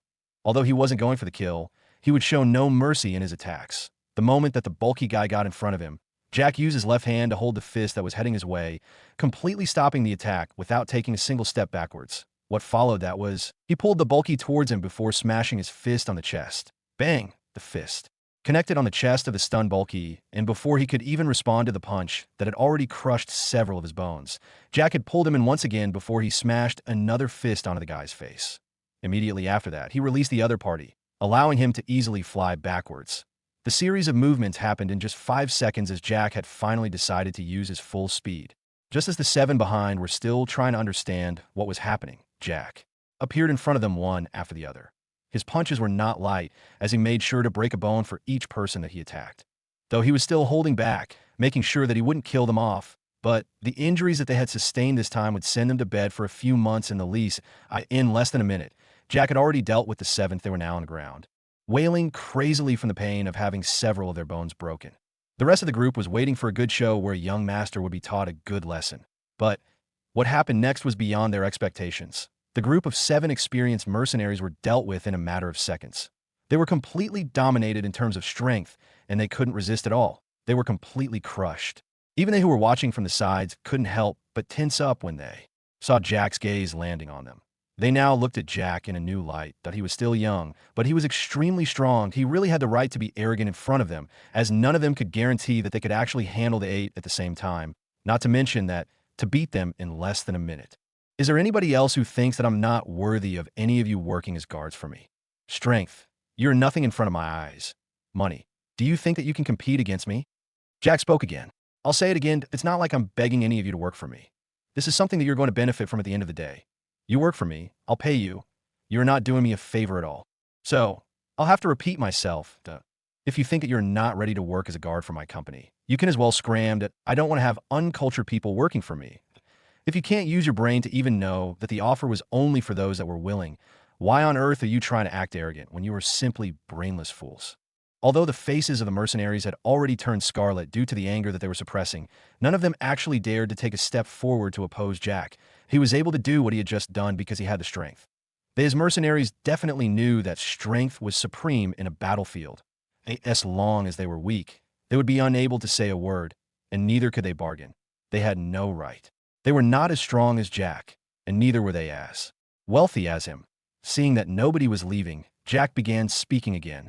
I'll give you guys 10 seconds. As long as you don't leave within 10 seconds, I'll assume that you're willing to work for me and that you've got no complaints about being a guard. But after 10 seconds, if you will not have left by then, as long as you complain or try making a fuss here, you'll have a worse fate than the guys on the ground. The countdown starts now. 9876543. Time's up. By the time that Jack counted to 0, there were more than half of the people who had actually left. It was just obvious that there would be a lot of people who really didn't like getting into someone's control. They were mercenaries. They were used to the chaotic scenes, areas where it didn't matter who you were. It was just a matter of strength and benefits. And although it was true that Jack was offering them benefits, they didn't think that the benefits matched their interests. And since Jack wasn't stopping them from leaving, they left. There was no need for them to try acting tough only to end up like the guys on the ground. Seeing that there were only slightly above 400 people remaining, Jack shook his head. This was just how mercenaries behave. He looked at the 8 that were still rolling or curling on the ground and shouted at those that were already leaving. You guys, why not give these companions of yours a hand? They were in the same batch as you guys. Jack's words were true. Since they were leaving, these guys obviously didn't think that Jack really deserved to have them as subordinates. That was the exact reason as to why the 8 had tried rebelling only for them to end up with broken bones. Several guys came over and picked the 8 roughly. That's right, they didn't care about how they carried them, as long as they took them out of here, in the end of it. The 8 wailed even more because of being twisted in angles that led to them being hurt even more. Seeing that they had left, Jack focused his attention to the remaining 400 men. You guys have made your choice. So. I believe that you're not going to make a lot of trouble for me. We are simply going to have a normal relationship. You think that the benefits that I'm offering aren't up to your test. You can refuse to sign the contract. But once you sign the contract, I believe that you will be ready to pay the compensation after failing to fulfill your end of the contract. Now, I'll be open with you. You guys are completely unlike the other guards that GVSL has been hiring so far. You guys have experience and can be said to be professionals at SO. You can be given special missions. For each mission that you do, you will definitely receive a corresponding reward that matches your performance other than the monthly salary. Then, there's going to be a small group of people that I'm going to select for the special teams. Please, don't ask me what it is that I'm looking at to choose someone, because I'm not going to tell you. As he reached this point, Jack looked at Denali. Understanding that it was already time, Denali began scanning the slightly over 400 men. After about 30 minutes, she finally began selecting. And soon, there was a group of 219 men that took a few steps forward. Jack wondered if it was true that there might actually be mostly those reasonable guys here or something. After all, out of 400, he could find 219 men that could join the special team. This was almost half of them.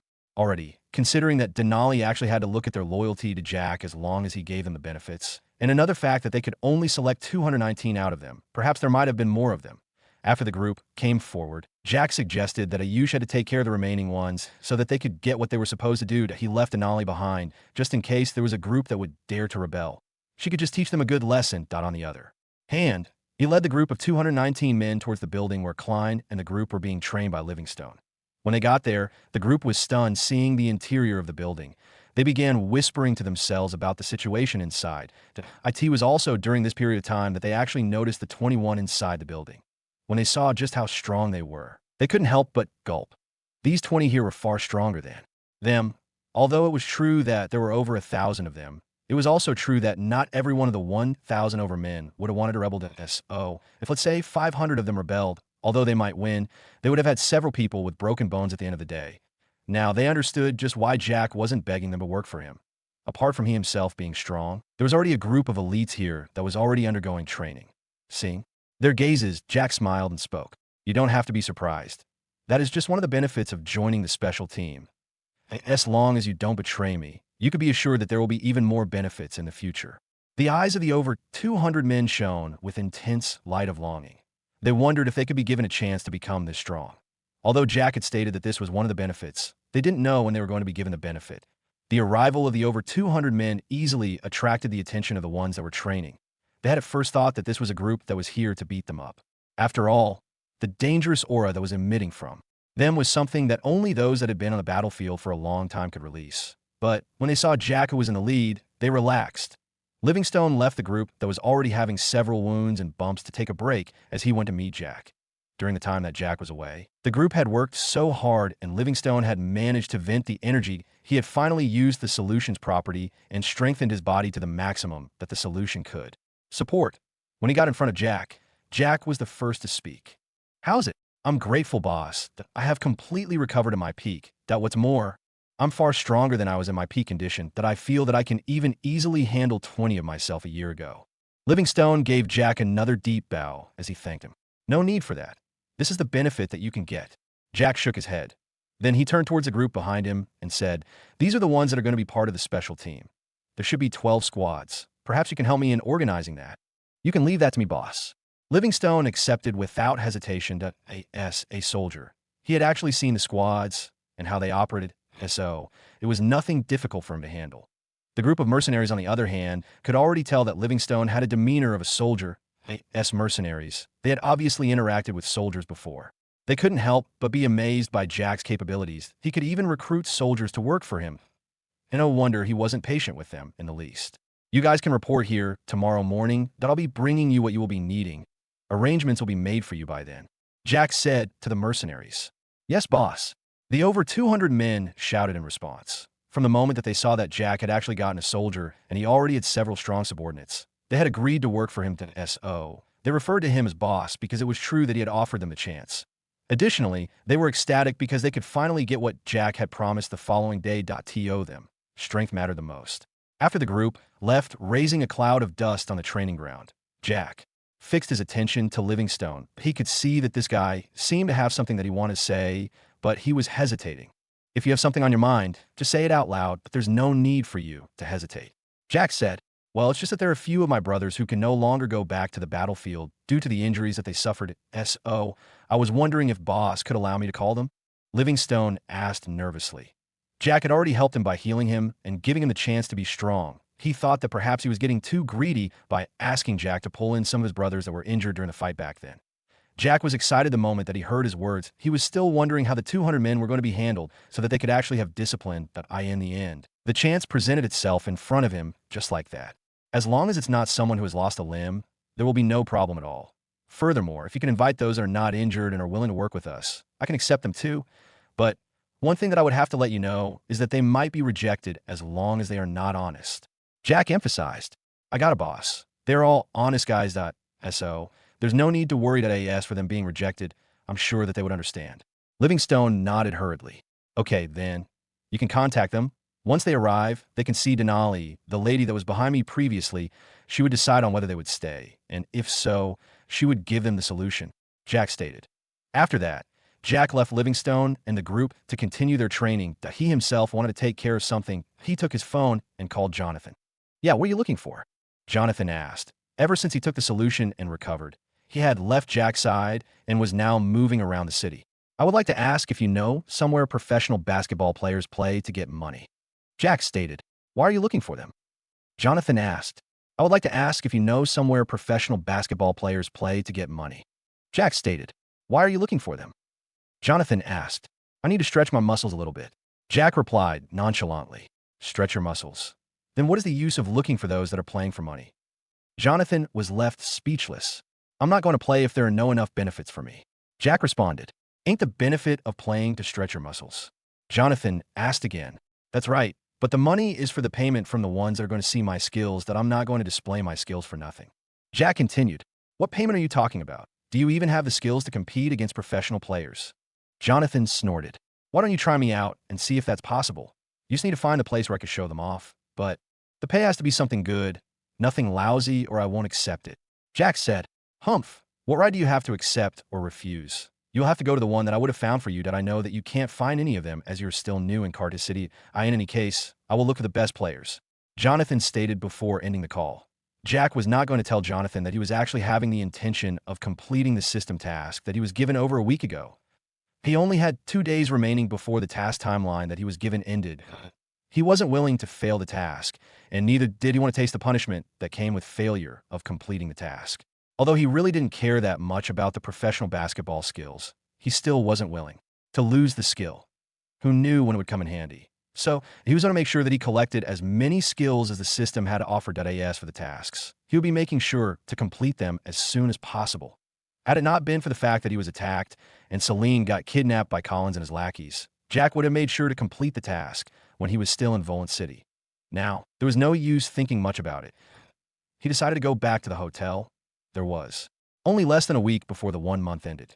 Then he would go to Serenity Residential Area to live in the $695 million luxury villa. Ring, his phone rang. Looking at the caller, Jack received it immediately as he continued walking towards the office building of the company. "Hello, Celine. How are you doing?" Jack greeted.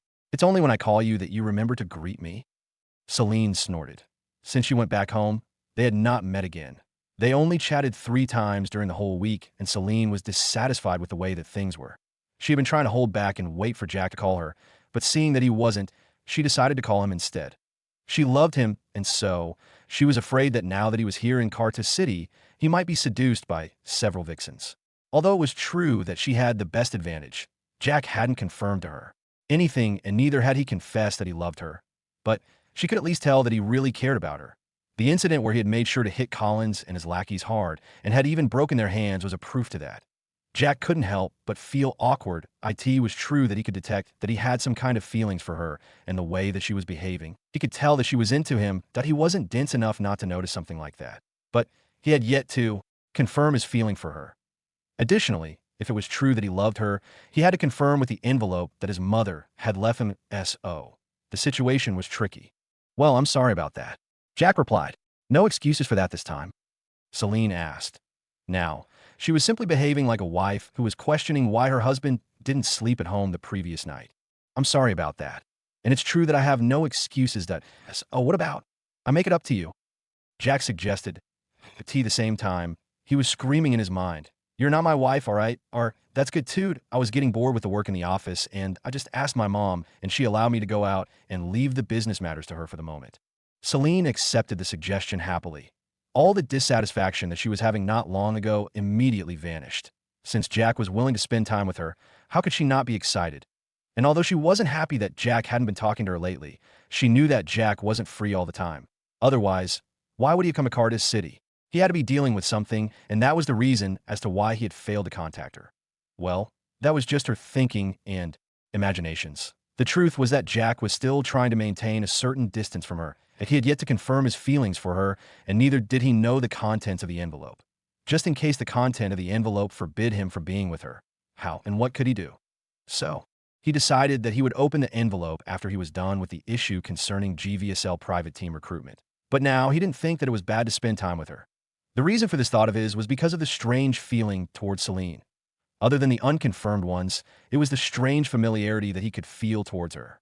That was one of the reasons as to why he was angry back then during the banquet in Inchoate City that he had actually had an impulse to prevent any man from going any close to her. This was a very strange thing that he had yet to figure out till now. "I'm going to play a game today or tomorrow. It's yet to be confirmed. But what do you think about accompanying me? After that, we can go to wherever you suggest. This is your home ground after all," Jack asked. "I'll be there. Once you confirm it, we can go. But if it's not confirmed, you might as well follow me as I take you around," Celine replied enthusiastically. "Okay then. You can find me in Cardinal's Supreme Hotel. How long will it take you to get there? Or if you want, I might as well come and pick you up," Jack asked again. "There's no need for you to pick me up. That I'll be there in around 40 minutes. I'm quite far after all," Celine said. "All right, I'll be waiting for you," Jack responded before ending the call. This moment, he had already arrived in front of the office building. He entered and went straight for Tracy's office. The moment that he entered, he found that she was busy on her computer, but when she noticed that he had entered, she set aside what she was doing and awaited his instructions. "There's a group of 219 that have just been selected by me. They should be coming here tomorrow to start their training to join the private team. I hope that you can handle their recruitment into the company. Jack said, "Yes, boss." "What about their contract?" Tracy nodded before asking. "Just offer them the same contract as the one that Klein and the others have. Although they are mercenaries, they're still going to do the same type of duties as Klein and his group. So there's no need for them to be offered anything special," Jack stated. Tracy nodded in agreement. Having agreed on that, Jack was just about to leave when he suddenly remembered something. "Tracy, Livingstone will be bringing along some of his comrades, either tomorrow or maybe later during the week. So I hope that you can help him to give them positions as instructors as long as Denali approves of them," Jack stated. "Sure," Tracy agreed before watching as Jack left. She was trying to understand if it was true that Jack was actually the boss. After all, he only dared to agree to having someone working for him as long as Denali agreed. Could Denali be the boss, and she's just pretending to be a subordinate? Tracy thought. After all, even she herself was allowed to stay only after Denali nodded her head. Another example would be Livingstone. It was only after Denali had nodded her head that Jack offered Livingstone a chance of joining the team and to be healed. As her thoughts sank in, she couldn't help but wonder what was the truth. But in the end, she could only shake her head and forget about the matter. As long as she was working here, she didn't have to worry about things that didn't concern her at all. If Jack actually knew what she was thinking about, he would have actually gone to the system to complain. After all, it wasn't his fault that he wasn't given the option of selecting the skills. He could only be offered the skills randomly. Otherwise, he would have made sure to make himself overpowered. He would have gotten all the skills that he would have thought that were going to be useful to him. After leaving the company, Jack headed back to the hotel to wait for Celine to come at the same time. He took his phone to ask Jonathan if it was possible to get the occasion where there was a game already. He wasn't willing to risk it. He also told him that he didn't want the one that he would have to take days to move from a single stage to another before finally winning the money. He could even have a one-on-one against a player as long as he could earn money. With that out of the way, Jack only had to wait for about 10 minutes before there was a knock on the door. Even without having to open it, Jack could tell that it was Celine, as the time that she had said that she would arrive was already almost going by. He got to his feet and went ahead to open the door. He found that Celine was there at the door. It seemed that she took her time to dress up, because Jack could see that she wasn't wearing the usual official dresses. She was wearing a pink dress that reached slightly below her knees, exposing her legs that were so alluring. On her shoulder, there was a small white handbag that had a long handle, enabling the body of the handbag to reach slightly below her hips. She had applied a thin layer of makeup on her face, emphasizing her cherry lips. Jack had forgotten that he was actually looking at a person and not a mannequin. He forgot to even welcome her in or to get out so that they could depart, because he was completely enthralled by Celine's beauty that was being shown by her dressing code. "Are you not done staring yet?" Celine asked, snapping Jack out of his daze. Although she was putting a sour face, she was actually happy that Jack was caught by her beauty. "I'm not done yet. Can I continue to stare and enjoy your beauty for a little while longer?" Jack shook his head. Although he had indeed come back to the present, he still wanted to continue looking at this exquisite piece of artwork. Celine blushed when she heard Jack's words. She looked at him and met his blue eyes that were staring at her without even blinking. Although it was true that she enjoyed being appreciated by Jack, she was still shy to be under his scrutinizing gaze. "Humph, we're going to be late to... Oh, we better leave. If it's just looking, you can continue looking as we're going to spend the day together, aren't we?" Celine snorted as she feigned displeasure. Seeing her like this, Jack simply smiled and said, "You said it yourself that I hope that you won't be complaining that I'm staring at you a lot. After all, you are the one that has given me the permission." Celine turned around before she spoke. "It's not like you have ever asked for permission before." Her voice was so low in that, had it not been for Jack's sharp senses, he wouldn't have heard her at all. "Let's go, that we will start going around till you confirm that you're going to have a game." Before Jack could say a word, Celine continued. Although she tried acting calm, her heart was already beating erratically, as if it would jump out of her chest the next second. She was wondering if it was true that Jack would be staring at her the whole day. Although she would like to think that he was joking, she knew that Jack had always been honest with her. So she couldn't help but be nervous about how he was going to look at her in the streets and in front of a big group of people. Jack followed behind Celine, and they left the hotel. Jack had wanted to drive the Lamborghini, but Celine refused. It turned out that she had already transferred her car from Inchoate City to Car 2. "I'm the one who's going to drive you today," Celine stated. Being given a ride, Jack wouldn't refuse. He could as well use this chance to feed his eyes to the maximum possible. Seeing that Jack didn't reject her, Celine was pleased. This was him trusting her, right? After all, Jack didn't even ask where she was taking him and simply boarded her car. Celine smiled as she entered the car before starting to drive away from the hotel's parking lot on the road. Jack's eyes were still fixated on Celine. This made Celine blush, and as time went by, she blushed even more. She couldn't help but look at Jack before asking, "Are you seriously going to look at me like that the whole day?" "Yes," Jack replied without batting an eye. Seeing that he was serious, Celine could only try and fix her mind on driving, trying to completely forget that Jack was looking at her. As he looked at her side profile, Jack had to admit that Celine was a beauty of high magnitude. Even though the layer of makeup on her face was only small, it had actually made her originally beautiful face to be even more eye-catching. But Jack wondered how long it took for her to dress up like this, that he was sure that as a girl, Celine would have had to spend a good period of time in front of a mirror, choosing the type of makeup, the dress that she would wear, the hairstyle that she would have, and so on. But she had actually stated that she would be at the hotel within 40 minutes at SO. He wondered if she had actually changed before coming, or she was dressed even before calling him. What Jack didn't know was that his thoughts were along the line, just a little distance from the truth. Celine had spent a long time just to dress up. She had actually decided that she would actually meet up with Jack on this day. She had asked her mother so that she could be free on this day since early morning. And although she had gotten the permission the previous day, since morning, she was quite nervous about what to do so that she could spend her day with Jack. She had been wondering if something amazing would happen during their time together. But all the same, with the help of Faith, who had already returned from Inchoate City, she was able to dress up well.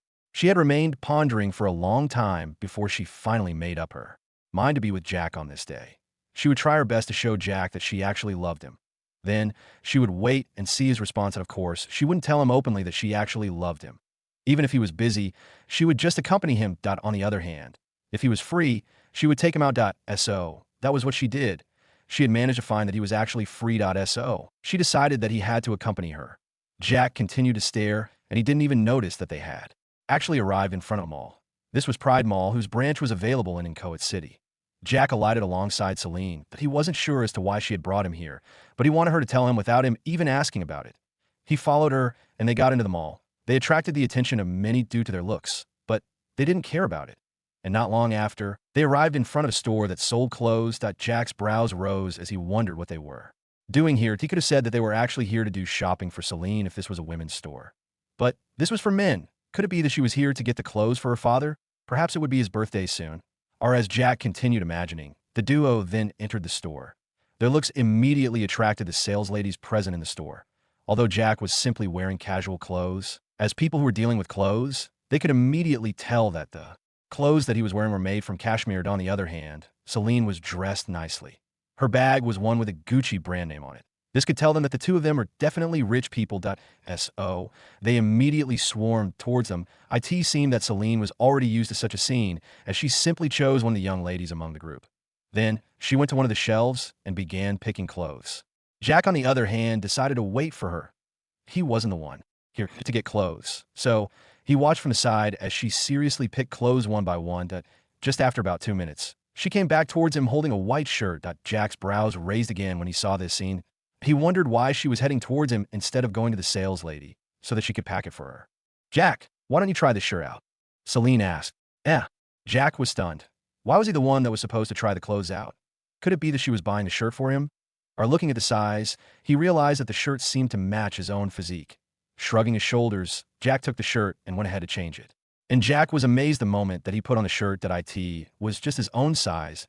He wondered if Celine had actually taken his measurements when he was sleeping. Otherwise, how could she really know his exact size? Forgetting about that, Jack came out of the changing room with the shirt on. The shirt on his body gave him a different vibe. Although it still looked casual, it had a hint of nobleness on him. Even the other sales ladies and the girls that had come in the store with their partners couldn't help but stare at him. The shirt outlined his features well. It wasn't baggy at all, but it wasn't tight as well. It was just good enough to showcase the muscles of his hand and chest. Celine looked at him with shiny eyes as she looked at Jack. Although he was still handsome with his usual clothes, he really looked even more handsome in the shirt. "Jack, you should be wearing this way every day," Celine suggested as she sized Jack up. "Illy?" Jack asked. He was doubtful about it. Although it was true that he had several shirts, he really didn't like the long-sleeved ones. He only wore them at times, but it was rare. Of course. Celine nodded before she went ahead and handed him another shirt. She had picked this one when he was still changing. Jack took the shirt and changed into it as well. Although it was also a long-sleeved shirt, the design was completely different from the previous one, but surprisingly, it still managed to bring out the same vibe as the previous one. After Celine selected a few more pairs of shirts, she finally completed the payment. Although Jack had wanted to do the payment, she was the one that had insisted that he had to leave things to her. As the men watched Celine buying clothes for Jack, they couldn't help but get envious. After all, while Jack was receiving clothes from a girl, they on the other hand were having their wallets being sucked dry. Let alone clothes that were worth a few $1,000s. Even something that was worth $50 would never come from them. They only knew how to receive and not to give.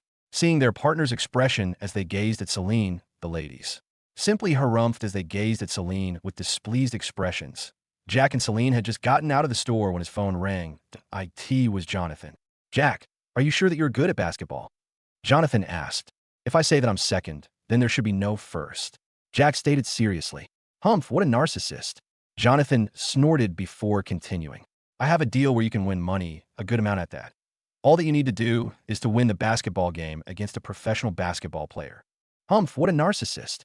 Jonathan snorted before continuing. "I have a deal where you can win money, a good amount at that. All that you need to do is to win the basketball game against a professional basketball player." A one-on-one. Jack asked to confirm that he didn't want to waste much time playing a full game, as long as he defeated the professional and earned money. Then he would have completed the system task. "Come on, Jack.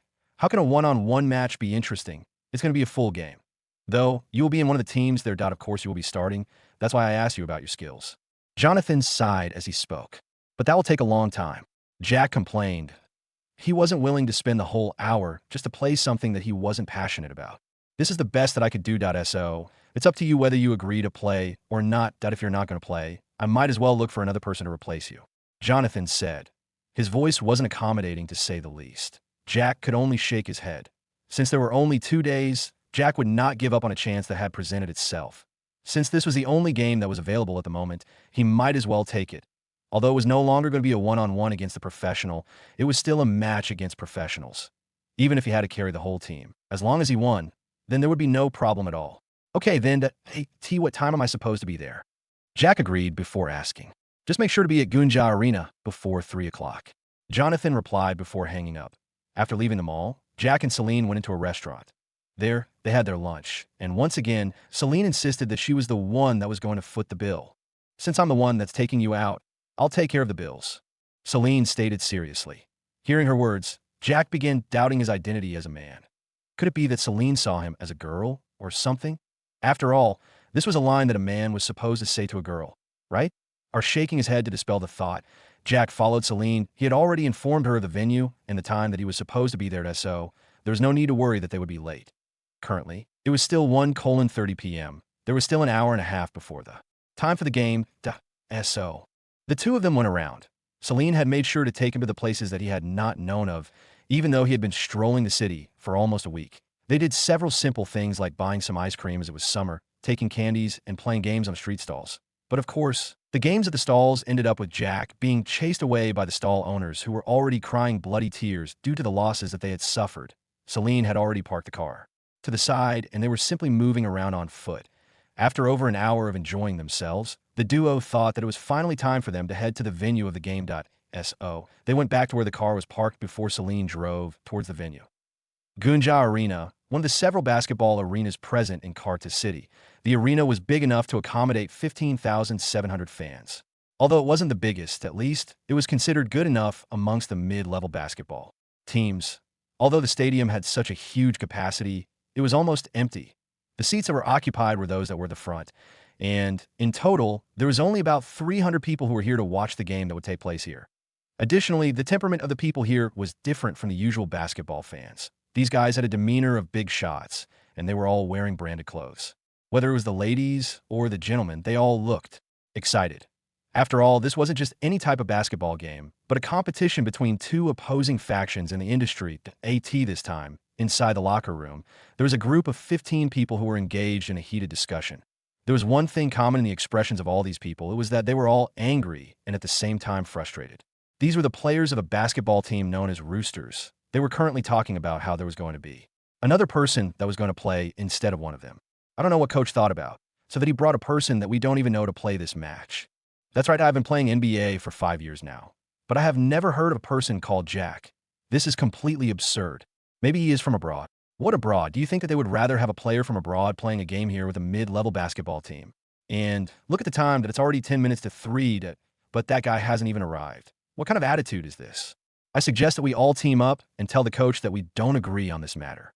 That's right. Just then, there was a sound of footsteps, and before long, a man with black hair that had several spots of gray walked in. He was wearing a black tracksuit, and there was a whistle that was hanging around his neck. Seeing the man, the players stood up and spoke in unison. Coach, I'm to sit down. The man nodded and waved at them. Then, as he looked at the players before him, he suddenly noticed that there was someone who was missing. Hasn't the person that I told you come yet? He asked with a frown. They were supposed to be on the court by 3.so. They were supposed to be getting ready to go to there by now. But Jack had yet to arrive? That's right, coach. Just look, what kind of player is this? Yes, it's already almost time for the game. Yet, he hasn't arrived. Till the time that he's going to change. How long would that be? Coach, you know that we have never played with him before. For such an important game, I think that it would be better if we play ourselves rather than having an unfamiliar person with us. He's correct. We aren't familiar with his moves.so. It's obvious that our coordination won't be good. As he listened to the complaints, the coach could only let out a frustrated sigh that he was the one that had been developing the team since it was a very low-level team that IT had been rising with his support till the mid-level. But there was only one problem. He wasn't financially stable to be able to support the team at this level by himself. Having no other choice, he decided to seek support.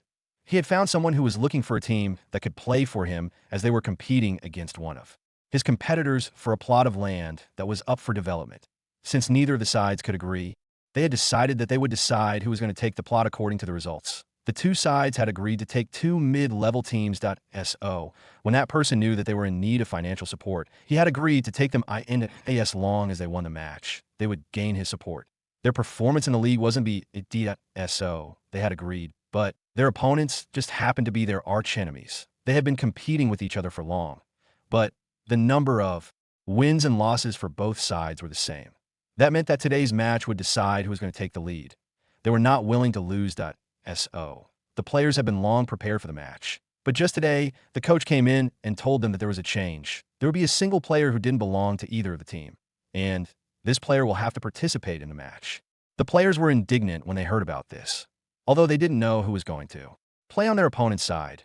They thought that they would play better as they had been practicing together for such a long time, and the coordination between them was so good. Even the coach didn't want that to happen. But since this was organized by the one that had given them a chance, there was no way that he could refuse. I don't want it either, but we don't have a choice, the coach stated. Just then, someone entered the locker room. It was none other than Jonathan. He looked around and frowned. Where's Jack? He asked the coach. He is yet to arrive. I wonder if he'll be able to do some warm-ups before the match begins, if there's less than 10 minutes. Coach stated. Jonathan's frown deepened. He took his phone and made a call. Hey, Jack, you are late. Where the heck are you? Didn't I tell you that you were supposed to be here by now? What? You told me to be there by 3 p.m. There's still almost 10 minutes before the time. How can it be that I'm late? Jack's voice came through. Jonathan's face darkened. I told you that the match was going to start at that time. That means that you were supposed to be here and ready to play by 3 o'clock. So, where are you now? Jonathan asked. Celine, how far are we from Gunja Arena? Jonathan heard Jack. It seemed that the two were together. Thinking of this, he kind of understood. Jack was late because he was spending time with Celine. Wasn't this guy so serious about the match? I found one that's perfect, and yet he's out there flirting. Now, I'm getting pissed off just thinking that while I was out to look for an opportunity for him, he was actually enjoying himself. We should be there in around 8 minutes. Didn't you say that we should be there by 3 o'clock? We will be there 2 minutes earlier. Celine's voice was heard next. Jonathan almost spewed a little of blood when he heard Celine's serious voice. They were still thinking of arriving at 3 o'clock? That was when the match was going to start. Just what are you guys doing? You should hurry up and get here before 3. Otherwise, you will be late. Jonathan shouted. Why are you blaming me? You should have been clear that the game will take that amount of time. Why the heck did you say that I should be there by 3 o'clock? You should have said 2:30 p.m. instead. Jack complained before hanging up that if he could, Jonathan would have made sure to beat Jack up. But there was nothing that he could do. After all, he wasn't as strong as Jack. As for his financial capabilities, that was something that he wasn't sure about. After all, Jack had even managed to acquire the Me 26M helicopter that could only be acquired after a person had a certain amount of influence. Shaking his head, Jonathan turned towards the coach and said, I guess you guys will have to play the first quarter without him. He will be here soon. The coach had been listening from the side as Jonathan made the call. Although it was true that he couldn't hear Jack's words, it was true that he could easily tell what the other party was implying just from Jonathan's expression and responses. Although it could be said that he was disappointed that Jack was late, it was also true that he was also happy that they would play the first quarter by themselves. Even though the first quarter consisted of only 12 minutes. It was enough for his boys to prove their capabilities. If they performed well, perhaps Jonathan would allow them to play by themselves. All right, the coach replied before turning to the players. You heard it. Just like always, the first five will start the match.as for the second quarter. There will be a substitution. But I hope that the ones that are going to play in the first quarter will not disappoint me. Yes, coach. The players replied enthusiastically. They were so excited that they were actually going to start the match without Jack. Although only 5 of them will be playing before Jack arrived, they were confident enough that these 5 would be able to perform well enough. When they got to the court, these players were stunned as they looked at their opponent's side. That IT wasn't because the opponent had changed players or something, that IT was just because there was someone that they had never expected to meet. Here, isn't that Damien? That's right, that he's from one of the top teams. What is he doing here? I think this is just obvious. He's wearing a jersey, so he must be here to play. Hiss, are you kidding me? They are actually going to have Damien in their team. How's this even acceptable? Maybe that's why they had called this guy called Jack. And while the other side already has a top player ready to start, on the other hand, our best player hasn't even arrived. This game is going to be difficult. Anyway, we will have to work harder in the game, and no mistakes are allowed. Agreed. The group from the opponent's side walked towards them. They had smug looks as they followed behind Damien, who had taken a lead of the team. Damien looked at the guys from Roosters. Seeing not a single familiar face amongst the group, Damien frowned and asked, "Where's the guy that has joined your team?" "He's not here yet." One of the players who was wearing a number 20 jersey responded. Damien wasn't expecting such an answer at all. After all, the game was already about to begin, but his opponent had yet to arrive, and on the other hand, the guys behind Damien began sneering as they talked sarcastically. Maybe he has heard of you and decided to give you the respect that you deserve. As so, he decided not to show up. Perhaps he thought that he was better at the game and thought that this basketball match is not good enough for him to play. That guy is chicken out, I'm sure of it. Hey, keep it down already, you want him to think that we're looking down on them? This time, we're surely going to win and take the lead. I heard that the Roosters are financially unstable recently. Is that so? Then why don't they come to me? I can invest a few $1,000s in their team. Come on, what can a few $1,000s do for a team at such a level? You don't know? That's just enough to pay them since they usually play a lousy game. Now that you remind me, I think that a few $1,000s is too much. Perhaps they can share $100. Man, you are too ruthless. As they chatted off loudly, they completely ignored the furious gazes that were thrown at them. After all, although the Roosters players might be angry, but what could they do to them? Or if they really wanted to fight them, it wasn't like they themselves were afraid of fighting. These cases are occasional in NBA. Damien, on the other hand, failed to understand what was going on. This was actually a game that was going to decide a project that was worth billions of dollars. How could it be that? There was no opponent on the other side? Could it be that he had given up? Or although he wouldn't want to participate in the match since he had no opponent of the same level, as in playing against these guys what he considered bullying, he had no choice that he had to make sure that the side that he represented won. At the end of the day, he had already agreed to make the side win. What's more, there were benefits that came with him winning the match, and since he had to win, he might as well win. Things clearly, it wouldn't be his fault that he would bully the guys here, because it was the other party star that had decided not to come and participate in the game. Without saying a word further, he returned to his side and waited for the match to start. When the others saw his actions, they too retreated, but not without throwing gloating gazes towards the Roosters. After the two sides had 5 players each, the game officially began. The game was tough, and both sides made sure to put in their all, but a person with a keen eye would definitely notice that the other side that had Damien with them was relaxed. Although they were playing seriously, it couldn't be compared to the Roosters, even. Though the Roosters players had made a lot of effort, they just couldn't play the game well because they were under great pressure. They were playing against a top player while they themselves were only mid-level. Amongst the spectators, Jonathan was frowning as he watched the game. The Roosters were definitely at a disadvantage. Seated beside him was a man with a shiny bald head and a pair of black glasses. A wonder why he was wearing them even though they were indoors. Maybe to look cool? Whatever. Jonathan, what's going on? You told me that there will be a player here. I didn't look for anyone because I trusted you to find one.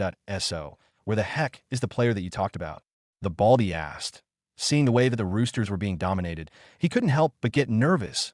He was the one that had organized for the one professional player to be added to the game after Jonathan's suggestion. Now, there was no professional player on his side. He couldn't help but think that Jonathan had perhaps sold him out. Worry not, that I know the importance of that piece of land. "Oh, I won't make a mistake. It's just that he's going to be here a little bit late. I told him to be here by 3 o'clock, as that is when the game would start. But he thought that he was supposed to be here by 3 o'clock before the preparations of the game begin." Jonathan explained he too was anxious. He was seeking a cooperation with the Baldy in a certain project. But in order to get him to agree, Jonathan had to help him in winning the land first. As the two of them discussed on what to do, Jack and Celine had arrived in the locker room. There, they found a man who was pacing around anxiously. When he noticed the two of them coming in, his eyes lit up. But when he saw their faces, the hope in his eyes dimmed. "Mr. Jonathan, when is he going to arrive? Those boys are surely no match for Damien," the man stated. Jack and Celine looked at each other, each of them thinking the same thing. "There it goes again. Ahem. I'm not Jonathan, I'm Jack." Jack cleared his throat before he spoke. "Yeah, you are Jack. Mr. Jonathan, are you going to replace Jack in the game?" The man asked again, and no matter what he could see, this person in front of him was Jonathan, who had just changed his clothes, his hairstyle, and he brought a girl with him. Thought, if you think that this little trick of yours can cheat this experienced person, then you are naive. You should have at least put on some makeup to change your appearance first, the coach thought. "I'm sorry that I'm late. Jonathan that you were talking about is my cousin. He told me to be here by 3 o'clock, and I arrived at the parking lot about 20 seconds before 3.so. I believe that I'm on time according to the appointment, but late according to the game schedule," Jack stated as he looked at the Vacheron Constantine Traditionnel on his left wrist. Just before the coach could say a word, Jonathan entered the locker room. Looking at the Jack, who was still dressed in his casual wear, he immediately began berating him. "Jack, you're already late, and the first quarter has already begun to... So, you'll have to go in during the second quarter. Although the first quarter has only began, the team is already being dominated. You should have been clear with your words before. Now, you shouldn't be blaming me, you know?" Jack shrugged. "All right, it's my fault. Can you at least be serious and change? You better hurry up because we are already losing," Jonathan stated anxiously. "What's the difference now?" Jack asked. "The team has already been beaten 9-0. Jonathan stated seriously. "Jack, coach, what the hell? There are actually two of them. So, are they twins or cousins?" The coach screamed in his mind. Celine. "Oh," Jack wondered. "Hasn't the game just started? How can there be such a big difference in less than 5 minutes? It's their top player. He has already scored 3 three-pointers by the time that I left there," Jonathan stated. "Hasn't the game just started? How can there be such a big difference in less than 5 minutes? It's their top player. He has already scored 3 three-pointers by the time that I left there," Jonathan stated. Jack frowned. He wondered if it was true that there were other players playing there, if a single person could easily score 3 times in less than 5 minutes. Was there someone that was defending really? Or as if reading Jack's mind, Jonathan spoke. "You know, the attacks are already heavy on the Roosters. There have been more than 7 shots. They managed to block 2 while the other 2 missed. That's the reason for the score at that moment. As for now, I'm not sure if they have scored again." "Is that player of theirs that strong?" Jack asked. "Exactly. And that's the reason as to why we want you to get there as soon as possible. Otherwise, things are definitely not going to get good. The first quarter is already almost coming to an end," Jonathan replied. "Yeah, that person is Damien. You should know him, right?" the coach said as he looked at Jack. "Damien? Never heard of him before." Jack shook his head in response. Jonathan, "Coach, are you serious, Jack? You play basketball, but you have never heard of Damien, one of the best basketball players in the country?" Jonathan looked at Jack incredulously as he asked with disbelief clear in his voice. "What? You are expecting me to know him just because he's one of the top players in the country?" Jack asked. Clearly, even after hearing that the other party was one of the best players, he didn't care. "Jack, are you sure that you can play basketball?" Jonathan asked doubtfully. Although he knew that with Jack's strength, as long as he wanted, he could dribble the ball from one end of the court before slam dunking it. But the question was whether he even knew the rules of basketball. If it was true that he knew nothing about it, it was then a sure bet that there was nothing that he could do, as there would be several fouls, one after the other, to end this way. Even if he held the ball in his hands, there would be nothing that he could do to salvage the situation. Perhaps he might as well cripple the team further, as it was already a cripple in front of Damien, as long as there was nobody to stop him. Anyway, I'm not a basketball enthusiast, so I don't watch the games at all. But don't worry, if I didn't know what I was talking about, I wouldn't have come here. I would have continued enjoying my time with Celine. Jack shrugged before he went ahead to change. Celine, on the other hand, blushed furiously under the questioning gazes of the coach and Jonathan. After changing, Jack left the locker room with the coach while Celine left with Jonathan. She was going to be a spectator, and so she could take on one of the best seats present in the front. When Jack got onto the court and looked at the basketball, he felt some kind of feeling as if he had been playing this kind of game for a long time now. This was just An instinct due to the presence of the memories and muscle memory that had been merged into his mind and body in less than 10 seconds. Jack felt extremely confident that he could play the game better than anyone else.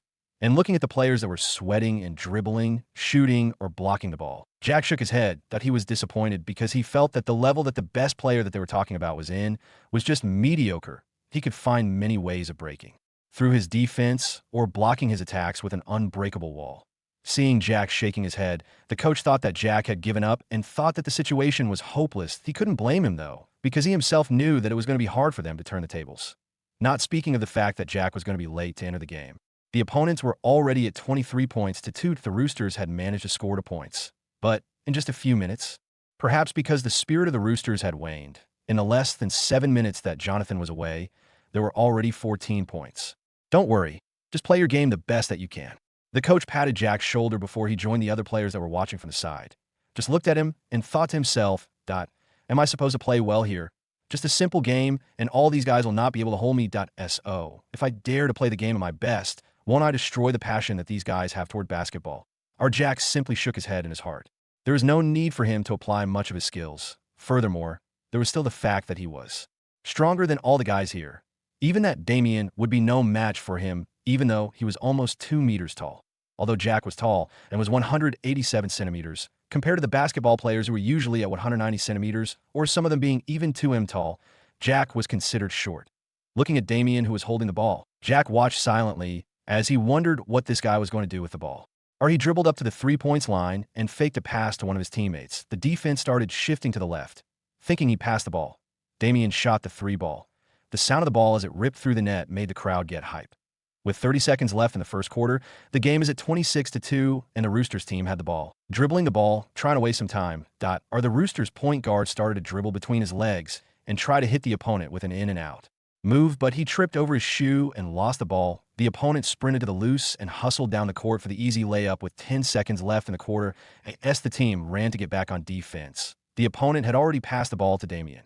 Damien wasted no time, as it was already almost time for the first quarter. TND.SO. He shot the ball from a 3-pointer line.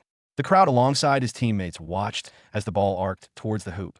Luckily, it missed the target and hit the backboard. Before the Roosters could get happy that Damien had missed, the ball bounced from the backboard and dropped into the hoop. Tad, tad, tad. The sound of the ball bouncing on the ground was heard at the same time. The whistle was blown as the official waved his hand to indicate the end of the quarter. The players left the court, while the opponents had raised their heads high. The Roosters could only walk out with disappointment clear on their faces. The coach welcomed them there. When they arrived here, they saw Jack. They wondered why he was wearing the jersey. Mr. Jonathan, you're going to play? One of the players asked. It was also at this point that the other players noticed Jack's presence. He had been standing at the side while they themselves were focusing on the game. So, they didn't notice when he arrived. Jack shook his head at this. Celine and the other girls already knew how to differentiate between him and Jonathan, as their tastes in fashion were different. Furthermore, if one looked keenly, they'll be able to notice that Jack was more handsome. Well, that's what Jack thought. The coach happened to hear what they were saying. So, he hurriedly went ahead and said, "That's Jack. He's Mr. Jonathan's cousin." Cousin? How can cousins look the same? One of the players set out their suspicion. Well, you can look there at him. Our Jonathan is seated there. You might as well go ahead and ask him about that. The coach waved his hand. Before the players could start talking again, the coach began talking about the few mistakes that he had seen during the last minute of the game. You guys, I know that you're dominated by the opponents, but that's not a reason for you to give up on playing well. You need to make sure that you do your best from the start of the game to the end, no matter the results. He went on to talk for a few more seconds before he said, "Jack is going to enter in this quarter." He then looked at Jack and asked, "What position are you going to play?" "Just any position will do. But according to the situation, I'll have to play as a power forward so that I can easily counter Damien." Jack stated before looking at the players and asked, "Can you guys handle the other players?" "Of course, if it's just them, then it's not a problem at all." One of them, who was also the captain, nodded. Then he looked at Jack before asking, "Why don't you play as a small forward? With your height and body size, it is good for you to play there." The others nodded in agreement. Although they had thought that they didn't need Jack when they faced Damien, they knew that there were no opponents at all. So, at this point, they could only try Jack and see what kind of skills he possessed. Worry not about that. You just focus on giving the ball to me and defending against the other players. They shouldn't pass you. Jack shook his head, but he himself knew about his strength. Though, he wasn't going to use that advantage that much. The resting period was only 2 minutes. So, The time was over so fast, and Jack went to the court. When Damien saw him and the position that he was going to play, he smiled and asked, "Are you their star player?" He had never seen Jack before, and neither had he seen him during the first quarter. They had previously stated that Jack had yet to arrive. So he could easily tell that Jack was the player that had been brought over to play against him. But he had never seen or heard of him before. He was curious about where they found him. Perhaps. Jack shrugged, not willing to explain anything. Humph. Damien snorted when he saw Jack's not caring look that he asked, "Want to have a competition with me?" Humph. Damien snorted when he saw Jack's not caring look that he asked, "Want to have a competition with me?" Jack looked at him as if he was looking at an idiot before asking, "Aren't we already competing? Or what are we doing in the court?" Hearing Jack's question, Damien was at first dumbfounded. It was only after a moment that he realized that what Jack had said was indeed true. They were already competing against each other. So what was the use of the question? Ahem. What I meant was that we would compete between the two of us, that I would like to see how good you are. Damien cleared his throat before speaking. Not a problem, but you should know that you have already lost. Or let's see it then, Damien said angrily. On the other side, Jonathan had arranged for Celine to sit next to him in the front row seats. He believed that since she was Jack's girl, she deserved the respect that Jack would receive. The others who were watching the game couldn't help but scrutinize Celine. They wondered who she was. After all, this was the first time that they were seeing her, and from the way that Jonathan was treating her, it was obvious that he had some kind of respect for her. Furthermore, she was a beauty. They wondered if she was Jonathan's lover or something. After all, to be able to sit beside Jonathan, this stated that he thought that they were at the same level. "Are you sure that the person that you called has already arrived?" The Baldy asked. Of course, he's my cousin So. There's no need to worry about the game." Although he said these words, Jonathan was still worried about having a person that actually didn't like playing basketball to represent him. Baldy looked at Celine. There was a hint of lust in his eyes as he looked at her, but he managed to restrain himself because he knew that although Jonathan had come to ask for partnership with him, it was not because they were in the same level or he was at a higher level than Jonathan. Instead, it was because Jonathan wasn't using his family influence in this deal that he was asking him for the cooperation. Otherwise, he wouldn't have wasted a lot of time with the game. Suddenly, an idea popped up in his mind. He looked at Jonathan with bright eyes before asking, "Is this lady here your girlfriend?" "No." Jonathan's reply was short and straight to the point. The Baldy's eyes shone even brighter as he asked again, "What about you give me a chance to take her out?" Jonathan's expression turned cold the moment that he heard these words. Celine, on the other hand, was already angry at the glances that Baldy was throwing at her. Now, he was actually asking for an opportunity of courting her, or not to speak of the fact that he was already a man in his 40s. He wasn't handsome at all. Not to mention that Celine wasn't into mature men. There was a fact that she loved Jack at this moment. For someone to look at her with lustful eyes, she couldn't help but want to slap him. It was just that Jonathan was between the two of them. Otherwise, she really would have slapped the Baldy to make sure that he knew what he was talking about. Looking at the Baldy, who was already gazing at Celine lecherously, Jonathan snorted before speaking. "Although she's not my girl, she has a boyfriend. And if you really want her, you should ask him first. As for whether you can actually manage to deal with him, we can talk about that as long as you survive the moment that he knows that you were actually trying to hit on his girl." Jonathan continued. Celine, who was so furious a few seconds ago, immediately turned shy. She blushed intensely. But from the fact that she was so angry that her face had turned red, nobody noticed that she was actually blushing. They all thought that she was simply so angry that Jonathan's voice was so cold that it gave the Baldy goosebumps. He was now regretting the fact that he had actually crossed the line to ask Jonathan about Celine, if she could actually sit next to him, and she wasn't his girl. It was obvious that her status wasn't low. Why would such a girl actually date an old guy like him? That would only happen if her aesthetics were strange. Although he knew that he wasn't supposed to actually mess with Celine any longer considering the level of her status, he couldn't hold in his curiosity. "I'm sorry about that. But who's her boyfriend?" Baldy asked. "Humph." Jonathan snorted and pointed towards the court. It was also at this point that the second quarter was about to begin. Baldy followed the direction that Jonathan was pointing and was stunned the moment that he laid his eyes on Jack. "He's her twin brother." The corners of Jonathan's lips twitched as he spoke. "He's my cousin. He's the one that is going to play for you this time because he wanted to stretch his muscles a little. Even I cannot beat him. Do you think that you can survive as long as he hears that you are having some kind of ideas on his girl?" The Baldy was already soaked in cold sweat, and his breathing had already become hurried. He knew about the Jesta family, he knew about Jonathan, and he knew for the fact that he couldn't compete against Jonathan. Now, what would happen if the person who was stronger than Jonathan attacked him? Wouldn't he be doomed? Or what the Baldy didn't know was the fact that Jonathan had decided to use this chance to scare the Baldy so that he could accept the deal faster and not bring stupid conditions. During the agreement, Celine, on the other hand, couldn't help but burrow her little head in her hands, at the same time. She was simply thinking, if this was true, perhaps I would be happier, right? Arkin, can you not tell him about the incident? Baldy asked with a shaking voice. Why don't you ask her if she's going to tell her boyfriend or not? Jonathan shrugged and glanced at Celine before focusing on the court again. Miss. Before Baldy could even finish speaking, he was cut off by Celine's cold harumph. The ball was already in the Roosters' possession. The moment that the quarter began, the guy who was holding the ball threw it towards Jack. When Jack received it, he saw that Damien was already rushing towards him. Damien seemed not to think that Jack would give the ball away, because he could see how tense the Roosters were and how they hurried to pass the ball to him. Just from this, he could tell that they trusted Jack more. Jack had also stated that Damien was going to lose that. In order to prove himself, he was definitely going to try and dribble past him, right? Or as this thought ran through Damien's mind, he saw Jack bouncing the ball. Seeing this action of his, Damien thought that Jack was a fool to dare to dribble the ball right in front of his opponent, but he smiled and stretched his hand, ready to snatch the ball that was still in the air before Jack reacted. His hand managed to get closer to the ball, but it was also at this time that something happened. Jack's hand moved so fast and knocked the ball onto the ground. The tee bounced off the court and between Damien's legs as it went behind him. As he was still stunned by such a shift in the event. He couldn't react before Jack got past him and took the ball and began dribbling it again. Tad, tad, tad.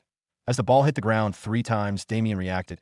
He turned around as fast as he could and looked at Jack, who seemed to be waiting for him. This moment, Damien was both embarrassed and angry. He had just been humiliated as one of the top players in the top teams. How could he easily be defeated?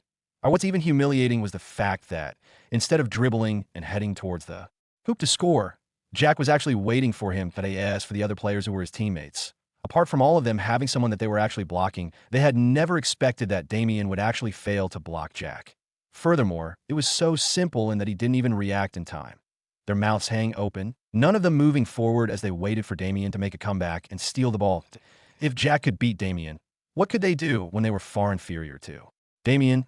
Or the Roosters, on the other hand, were excited. They had never thought that they would actually see a person that was stronger than Damien. They no longer thought about how they were trying to make sure that Jack didn't actually play. Why don't you try shooting from there? Damien asked. That he was obviously not willing to go after the ball after losing the chance. That he would only work hard during the next period as long as Jack lost the ball. That he also didn't believe that Jack would actually score from here because they were already close to the center of the court. There was almost a half of the court to the basket. Okay. Jack nodded before he aimed and shot the ball. It arced through the air and went through the basket smoothly. It didn't hit the backboard, and neither did it even touch the rim. It was a perfect shot. There was silence in the entire arena, as the only sound that could be heard was the one that came from the basketball hitting the ground as it bounced. Am I seeing things? Of course, this must be a seeing things. That guy simply got past Damien and even scored from such a long distance. What nonsense are you babbling? How can it be a scene where 3 people have all seen the same thing? What 3 people? Don't you see that you can actually stuff a whole egg in the mouths of all the people around here? That's true. But hey, why have I never heard of this guy? He's such a good player. What do you know? This is just a lucky shot. Look at him, he's so young. How can he be a professional basketball player? That's true. He must have gotten lucky because Damien underestimated him. As they talked, being that there were actually 2 opposing sides here, there are obviously those that celebrated that Jack had scored. On the other hand, there were those that were not pleased. This wasn't a simple basketball game. It was a bet between 2 opposing factions, and the stake was a piece of land and a project that was worth billions of dollars on the court. Jack looked at Damien, who was staring at him incredulously, and asked with a faint smile, "What do you think? You haven't lost yet." "What do you think? You haven't lost yet?" Damien had previously been dumbfounded when Jack scored from such a distance. It had to be known that even he himself wasn't sure if he could get the ball into the hoop. Not to mention, as perfectly as Jack did at SO, he was indeed surprised that Jack managed to score. "Humph, that must have been a lucky shot," Damien replied as his teammates already began passing and dribbling the ball. Knowing that there was no more time to waste, he left Jack alone and went to his side to wait for the ball. After he received the ball, he made sure to face Jack directly. Currently, they were already 29-5 after Jack scored at SO. They were still in front. But even so, Damien dared not to be lax, because he knew that this was still the second quarter and it had just began. So he was going to make sure that he would be able to get past Jack's defense as soon as possible before scoring. Tad, tad, tad. The ball bounced off the court as Damien headed towards Jack. On the other hand, Jack simply waited. He didn't do anything and stood there motionlessly as he observed Damien's moves. Damien moved to the right before switching back to the left. He tried making Jack think that he had passed the ball, but it was still in his hands. But surprisingly, no matter what he did, Jack didn't budge at all. It was like he was rooted to the spot. The only thing that could be seen moving would be his eyes as they followed the ball's movements. Jack saw that there was no reason for him to actually try doing things like bending down and getting ready to snatch the ball. To him. As long as Damien dared to try passing the ball where he was, he would be able to steal it from him. Damien got flustered when he saw that none of his feigned moves were able to make Jack move and give him the space that he so wanted. And although Jack was simply standing there without moving, he was actually giving him a lot of pressure. After a few seconds of trying but seeing that Jack did not react, Damien thought that perhaps Jack didn't know how to defend. He dribbled the ball with the intention of getting past him. He was using his full speed as he thought that it was one of his advantages. But the moment that he got past Jack, he found his hands emptied. He was flabbergasted. It was also at that moment that he heard the sound of the ball bouncing off the court behind him. It turned out that the moment that he got past Jack, Jack had actually managed to steal the ball from him without knowing that, of course, Jack wasn't using his advantage, the professional combat ability. Instead, he was simply using the normal speed, just like the one that Damien was using. It was just that his reaction and timing were sharp, enabling him to snatch the ball away easily. Since you believe that the previous one was a lucky shot, let me prove it to you, Jack stated before he shot from where he was without taking a step forward. Tad, tad, tad, tad. The sound of the ball bouncing was heard again, but this time, as the ball bounced off the court, the hearts of all those that were watching beat alongside it. There was complete silence once again as there was disbelief in the faces of those who were watching. The reason for that being simple. They couldn't believe their eyes that if there was somewhere where they could borrow new eyes, they had seen it again. Damien had been defeated for the second time. The first one was that he failed to block Jack. The second was that he failed to actually get past Jack. And each and every time they lost, he lost badly. Now, they began doubting if it was true that Damien was a professional player, that if he was, how could he be dealt with so easily? Go ahead, I would like to see your skills since you believe that you haven't lost, Jack stated as he waited for Damien and his team to make a move. Roosters, on the other hand, were so excited that they were almost laughing maniacally in the court. It was just that they dared not to laugh because they were worried that Jack had only done this due to luck. Then they began again. Just like before, the opponents passed the ball to Damien as fast as they could. When he received the ball, Damien looked cautiously at Jack. Although he too would like to believe that it was true that Jack had done the previous defend and attack due to luck, as a basketball player who had a lot of experience, he knew that it was true that Jack had skills. Even though he didn't want to admit it, he had to be extremely serious when facing Jack. And just like always, Jack was standing motionlessly as he looked at Damien. Taking a deep breath, Damien dribbled the ball while heading towards Jack. This time he feigned go to the left, before turning to the right, only to go back to the left. The moment that he got to Jack's left, he dribbled as he had the intention of getting past Jack. But the moment that he got past Jack, he no longer had the ball in his hand. Just then, he heard the sound of the ball bouncing in the distance. It was obvious that Jack had already scored once again. And the gap that was existing between them before was being closed so fast. Currently, they were already 29-11. Jack had already gotten 9 points while Damien's team had gotten nothing. Now, there was nobody in the entire arena that dared to believe that what Jack was doing was simply due to luck and not his skills. That was nonsense. The T.O. be able to snatch the ball twice and score 3 consecutive perfect three-pointers. Who would believe that there was actually someone that lucky? The guy who was competing against Baldy was already sweating. He had previously thought that he had already gotten the project. Who knew that things would turn this way the moment that the star of the Roosters came in?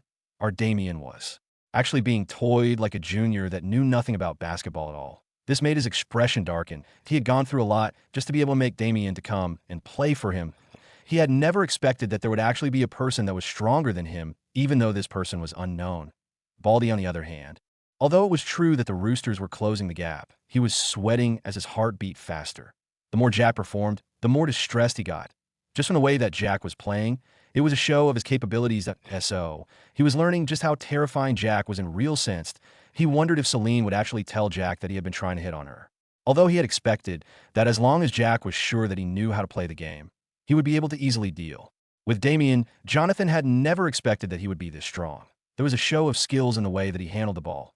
And Jonathan could tell that Jack wasn't using the advantage of being strong to bully Damien. It was just that Jack was reacting at the right time to get the ball. Celine's eyes were already glittering from the excitement as she watched as Jack continued scoring one after the other. Now, she could understand why Jack never took Colin's challenge to heart at. All.it wasn't because he was afraid. It was simply because he was too skilled and that he didn't want to play with rookies that didn't even know some of the rules of basketball. The more she watched him, the more she loved him. Had it been possible, perhaps her eyes would have already been shining with the heart shape by now. As the Roosters got more and more excited, their opponents were lamenting. They were now deliberating on whether they were actually supposed to pass the ball to Damian or not. After all, as long as Damian touched the ball, it was counted as a loss. Although they knew that Damian was currently their best player in the court, he had now become their liability. Although they would have liked to substitute him, they knew that even if they did so, who could guarantee that Jack would also leave the court? There was no guarantee, and so it was better to have Damian continue trying his best, as he was the only one in the whole team that had the highest chance of stopping. As the closing quarter was coming close to the end, Jack didn't do much other than scoring from the distance just like before. The current score was already at 3-1-3-2. In total, Jack had already scored 10 times in this quarter, and each and every shot was a three-pointer. The opposing team stood sweating in need of a break in water. Their coach only called timeouts when necessary, and when he called it, everyone on the team's side, they all had a much-needed break to rest their throbbing hearts. The pressure that was coming from Jack was definitely not something that they could handle easily. Jack blocked out everything as long as it was related to Damian, and no matter what he did, Damian didn't manage to get past Jack. All of this made their morale to drop, but on the other hand, the Roosters were so enthusiastic in that they all made sure to get the ball, even if the opponents didn't want to pass the ball to Damian. In this way, they would be able to get the ball to Jack, and he would score. The opposing side had managed to score twice because they used other players, and this was only because Jack didn't care about them as he let the Roosters handle that group of people. Not satisfied yet, Jack asked once again after the second quarter ended. I don't believe it is simply because you didn't get me at my peak. Just after halftime, I'll show you that I'm not that easy to beat. Damian snorted as he left the court. I don't believe it is simply because you didn't get me at my peak. Just after halftime, I'll show you that I'm not that easy to beat. Damian snorted as he left the court. Jack went back to the resting area for the Roosters. There, the enthusiastic players and the coach surrounded him and tried flattering him. Jack wasn't someone that liked the flatteringness. He simply waved them off. These guys didn't disturb his rest at all. They went back and took their seats, but still, they threw glances at him. Their eyes were filled with great respect, just thinking of the time that they actually thought that Jack wasn't supposed to play with them. They couldn't help but feel embarrassed. Jack, on the other hand, didn't actually need a rest because he wasn't tired at all. There wasn't even a drop of sweat on him because he didn't run around in the court at all. He was simply taking the ball before shooting. When the halftime ended, Jack and the others got back to the court. And just like before, Jack returned to doing what he had done during the previous quarter. This made Damian depressed, and no matter how he tried, he actually couldn't get past Jack with the ball in his hand. As long as he went past him, he actually had to leave the ball behind. This was so demeaning to his status as one of the top players in the top teams that were known in the country. He wasn't sure if he could ever raise his head in front of others if they knew that he actually couldn't do a thing to Jack. But that's right, he had failed to defend against Jack completely. And what's even more frustrating to him was the fact that he couldn't break past Jack's defense. Jack, on the other hand, could get past him so easily in such a way that it seemed that he didn't seem to exist at all. After several attempts that ended with a failure, Damian finally realized that there was no way that he could actually get past Jack with the ball in his hand. Even now, his teammates were hesitating to pass the ball to him. He had lost all the balls to Jack as long as he approached him. So these guys were afraid that by passing the ball to him, they would be giving away the ball. Had it not been for the fact that the Roosters were suppressing them and that they had no choice but to give the ball to Damian, they wouldn't even think of giving him the ball. On the other hand, the coach would have already substituted him had it not been for the fact that he didn't want to be on the bad side of this top player. Another thing was that, even if they substituted him, who's going to play better than him? Or so it was better for Damian to be embarrassed by Jack rather than the members of his team. In this way, at least they would still maintain the spirit of playing the game in the future rather than for them to be so challenged in that they would actually give up on playing the game. Although he's so good at defending and attacking, that doesn't mean that he can actually block me as long as I use my height advantage. As he thought of this, Damian, who was currently holding the ball in his hand, gazed at the hoop that was behind Jack. Taking a deep breath, he decided that he was simply going to shoot the ball over Jack. This was the only solution that he had in his mind. Although the chances of scoring from such a long distance were lower, he believed that he still had a big chance of getting points in this way, rather than believing that he could actually get past Jack and score. As for his teammates, they were simply playing mechanically. None of them had the spirit to play the game at all. Seeing Damian's eyes that were looking past him, Jack immediately knew what he was planning, that he was now weak-minded and just wanted to shoot over him. He was just going to be aggressive with him this time. Damian finally got Jack in the open court and everyone cleared out. It was just Jack and him in the backcourt, sweat dripping down his face. He knew this was where he could make a change in the game. The crowd went silent, but he started to dribble and took about 3 dribbles, then aimed at the hoop that was far behind Jack. Jack didn't hurry up to go and block him because there was no need, that he believed that he would be able to stop the ball from getting into the hoop. Damian smiled when he saw that Jack was actually underestimating him. So he got determined to show Jack that there were situations where he couldn't underestimate a beaten opponent. After making sure that he had gotten the target, Damian shot the ball. He had made sure to make it pass as high as he could to make sure that Jack didn't get close to it at all. In response to this, Jack simply turned around and dashed toward the basket. His speed was so fast that he could actually win the gold medal in Olympics 100m race. Just after a few seconds, he had a head start due to the fact that he was closer to the basket, was able to get closer to the basket just a few microseconds before the ball. The moment that he got there, he wasted no time and jumped into the air. Just the moment that the ball arrived, Jack slapped the ball hard. Bam! Swoosh! The ball shot through the air and then heavily hit the backboard on the opposing side before it landed on the team made 2 circles around the rim before dropping inside. And so, it was another 3 points that had been earned by Jack. This made everyone slack-jawed. They no longer viewed Jack as a human, but a monster. His speed could already break the current Olympics 100m record. Then the way that he jumped, just the height that he had jumped was enough for him to break the high jump world record. What kind of person was he to be able to have such amazing basketball skills and physical abilities? No wonder Damian couldn't do a thing to him, that he was no match at all. Damian immediately got dispirited. He finally understood that he actually couldn't compete against Jack. He would be better if he had given up earlier rather than to have himself embarrassed to this extent. But all the same, he still looked at Jack with resentment clear in his eyes. He thought that although it was true that he was the one that had failed to yield when Jack said that he wasn't a match, he never expected that Jack would actually humiliate him to this extent, that he was someone who was used to being praised by others, that he was someone that was used to being arrogant in front of others, he was someone that believed that he would one day become the best of the players in the country and be able to rank amongst the top in the world. But today, Jack had made a good joke out of him. Although the number of people that had watched the match today was small, who could say that they won't go around spreading the video of how he was beaten so easily? Or as soon as these videos spread, the reputation that he had built over the years would be completely damaged, and he would have to work harder in order to regain it. Even if it was true that the opponent that he was facing was clearly a monster, the others wouldn't care and would go ahead and make fun of him. Since they were not the ones that had been beaten, they would laugh at the injured. For this very reason, he despised Jack. But he dared not to make a move at this point because he knew that they would see him as a sour loser. And as long as they termed him as that, his already damaged reputation would be completely diminished. He looked at the coach and asked for a substitution. Although it could be said to be embarrassing, he thought that it would be better if he could actually leave this place rather than continue being humiliated. The coach was clearly reluctant to replace Damian with his own player. But looking at the expression on Damian's face, he had no choice but to agree lest he face the anger of this player. The moment that he left the court, Damian left the arena even without changing the jersey.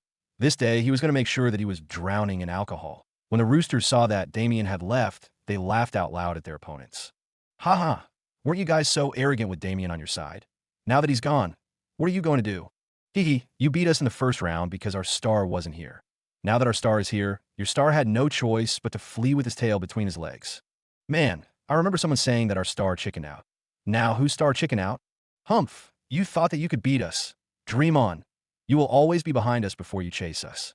That's just correct. You only catch up to us because we were waiting for you, that in this way, we can give you some false hope that you can surpass us. The opponents began retorting as well. They obviously couldn't accept the fact that they were being taunted like that. They had to retaliate even if they knew that what the Roosters were saying was true. So what? You only depend on your star to be able to beat us. Otherwise, you can't even do a thing to us. Why don't you ask your star to leave the court so that we can compete against each other fairly? What fairly? In the first quarter, why didn't your star stay out so that he can wait for our star to come so that they can compete? You guys are shameless. This is bullying. Bullying you makes me happier. Anyway, why don't you guys look for someone who can bully us as well? That's right. You guys were so smug not long ago. Now that you no longer have something to support you, you simply want to look for a way out? Jack ignored the bantering and went to the guard position, but he then spoke to the one that was playing there. You guys can play attacking. Leave the defense to me. You guys can play attacking. Leave the defense to me. The moment that Jack took over the position of defending, the opposing team had no choice but to run around with the ball, but none of them dared to approach the Roosters' hoop.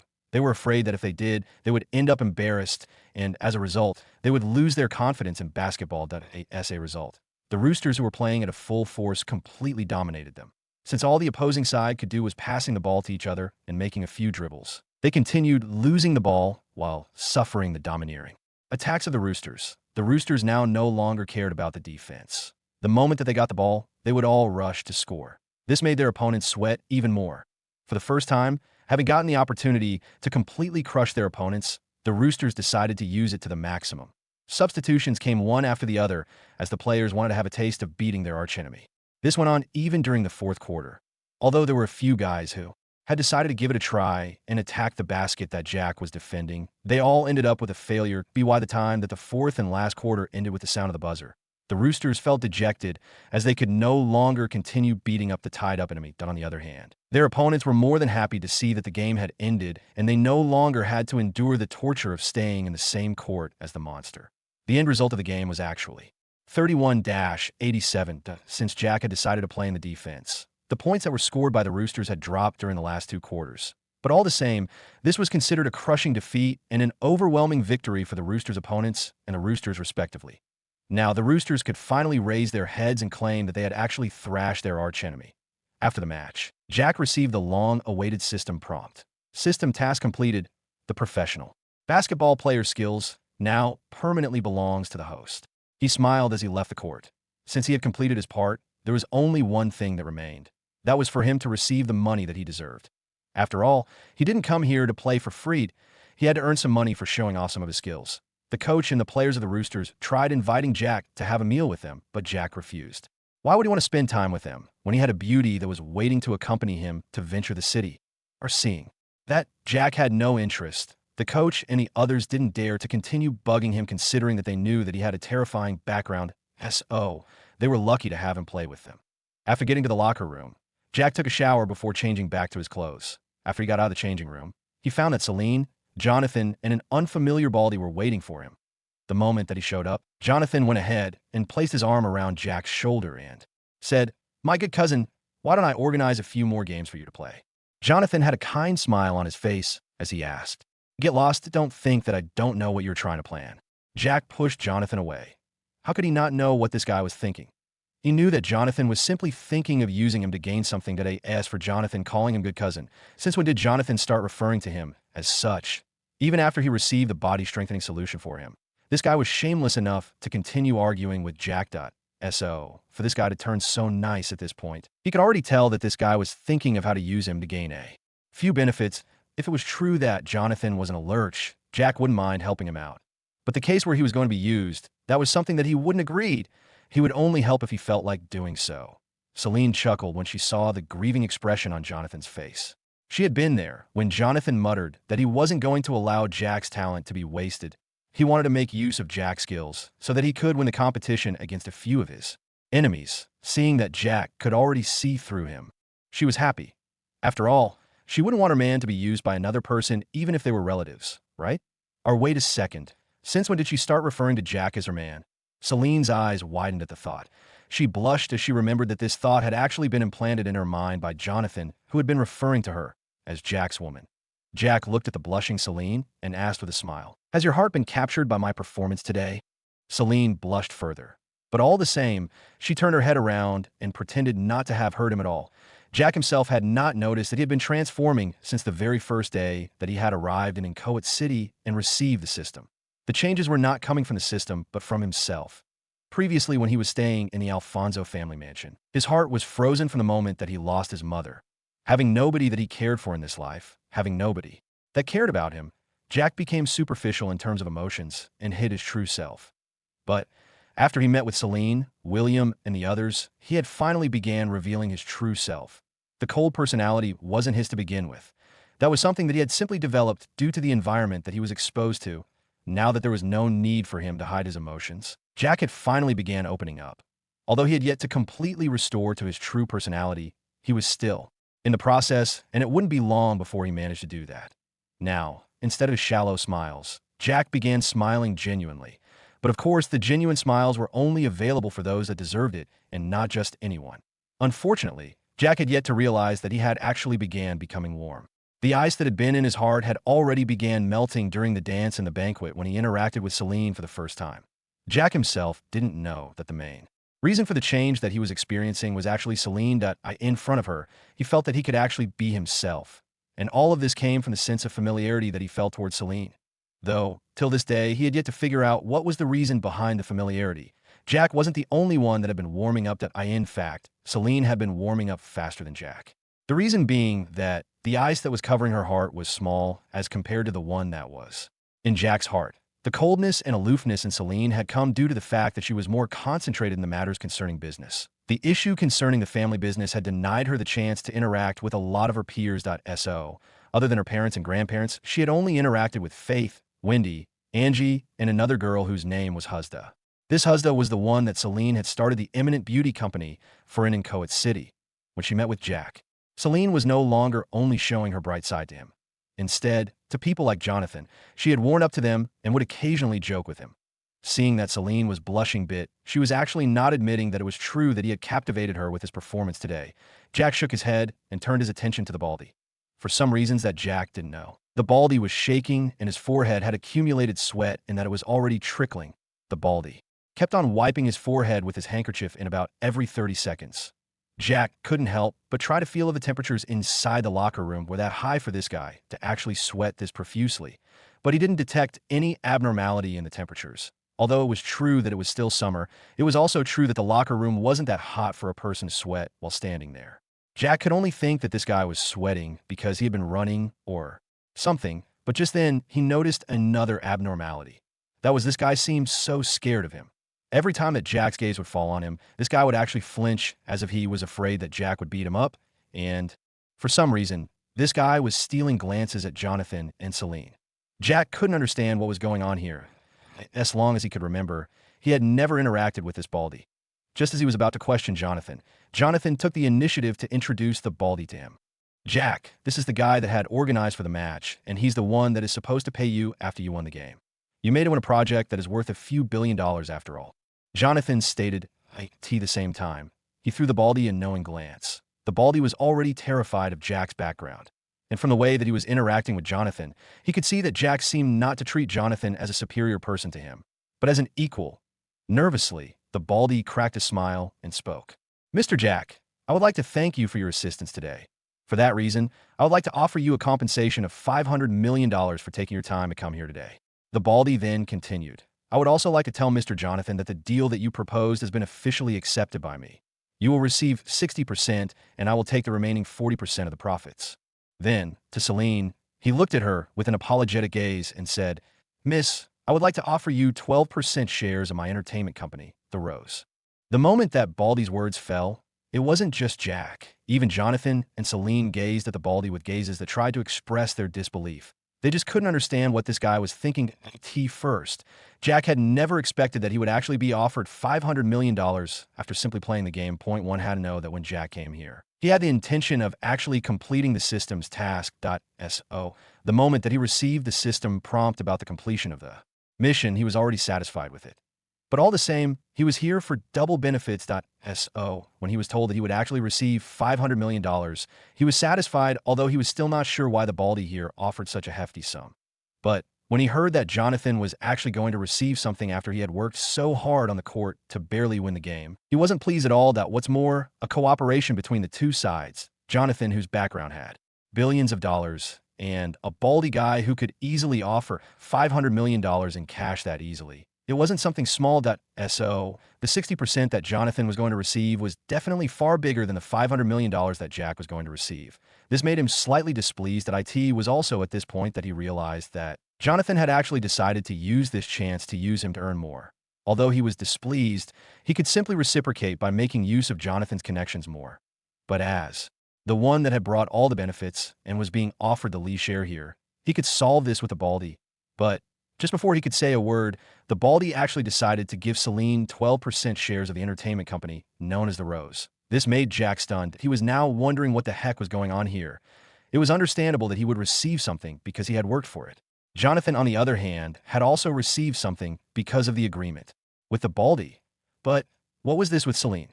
Could this guy be trying to hook up with Celine in front of him? While remembering the time that he saw that the baldy was actually sneaking glances at Celine and Jonathan, Jack frowned. Even if he had not said that the two of them were in a relationship, it wasn't a good feeling that came when you saw that the girl that you had brought with you being seduced by another MN.at least. Why don't you ask the relationship between the two of us first and ask for my permission if I can allow you to try your chance? But what's this? You actually dare to try showing off your wealth in front of me and try hooking up with her just like that? How do you think that I, a man, doesn't have my own temper? You must have underestimated me. Jack roared in his heart as his eyes turned cold. At least, he could have been lenient if this guy was actually someone that was at their age group. But this guy was already a few age groups ahead of them, and he was trying to be a cow that actually wanted to eat the young grass. And wasn't this embarrassing him?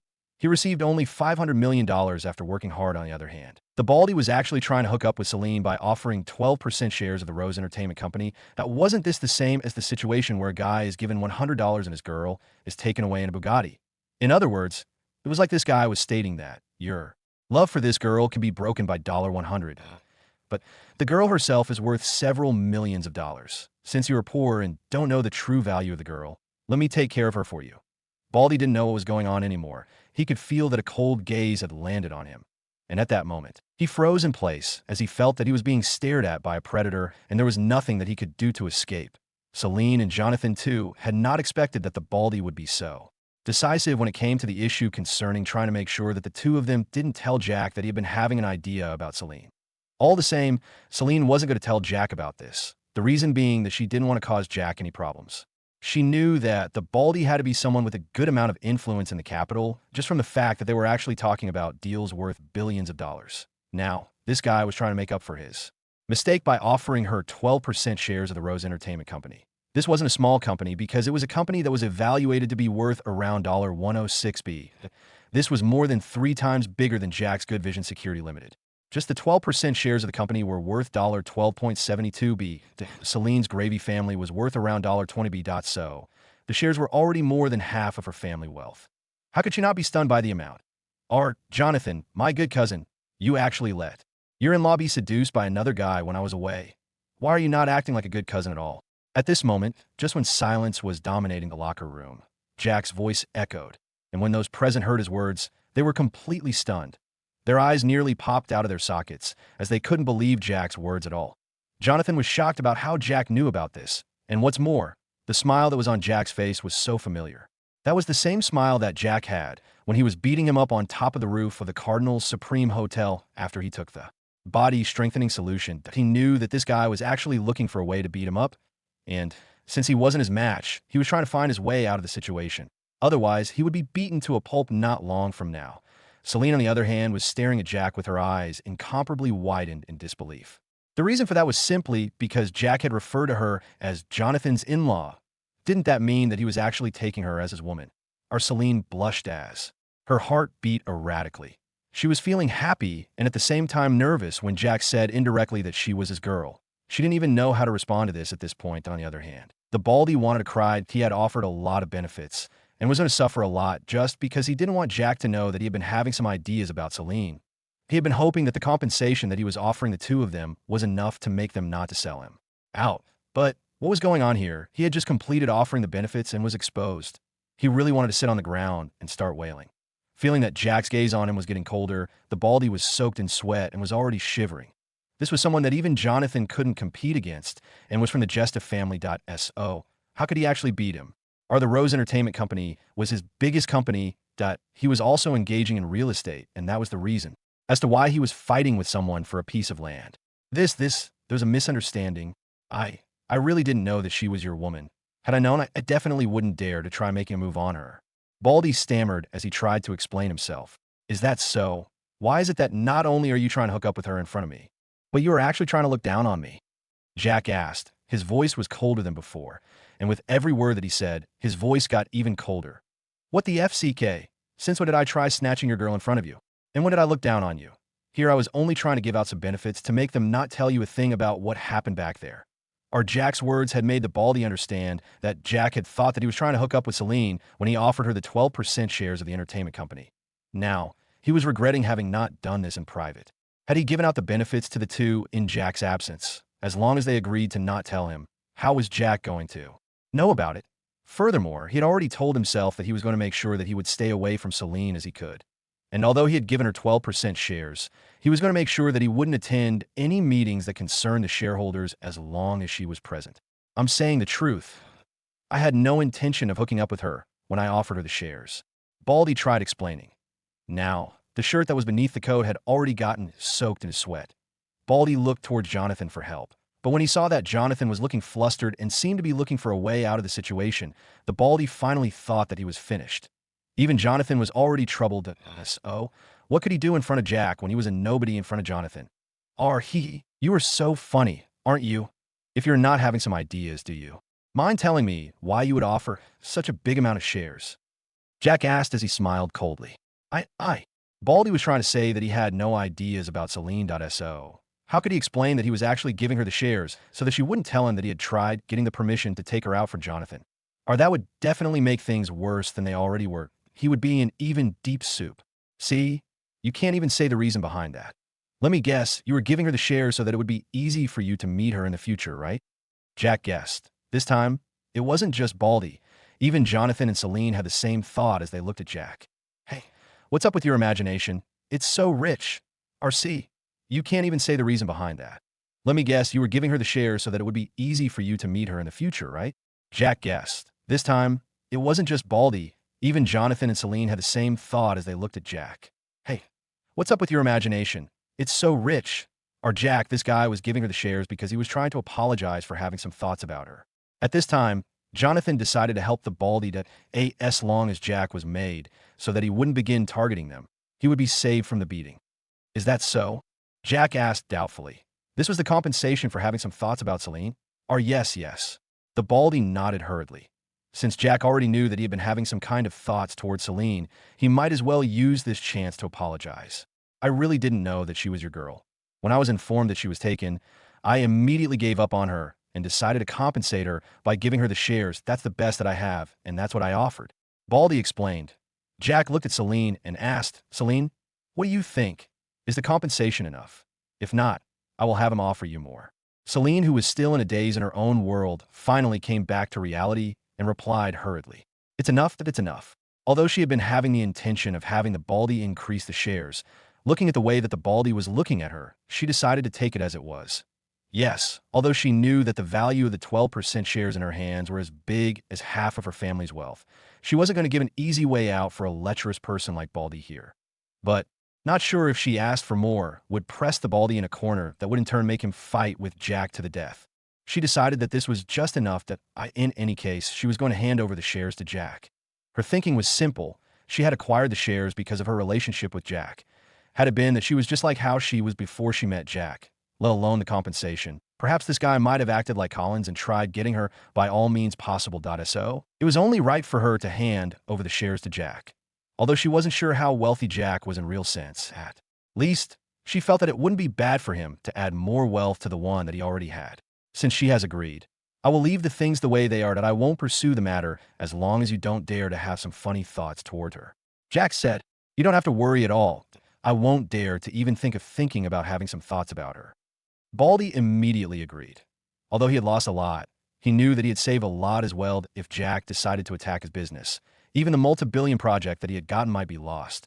With that out of the way, Jack looked at Celine and said, let's go, it's already almost 5, we still have a few hours to go around the city. Celine nodded her head and went to stand by Jack's side. Jack looked at Jonathan and said, can you help us finish the procedures? You're going to be here and you have a deal to complete with him. Why should I do that for you when you are going out to enjoy yourself? Jonathan snorted. He was ready to refuse, that he wasn't Jack's subordinate after all. I haven't let you off the hook for letting someone have some ideas about your in-law when she was under your care. Jack stated with a smile.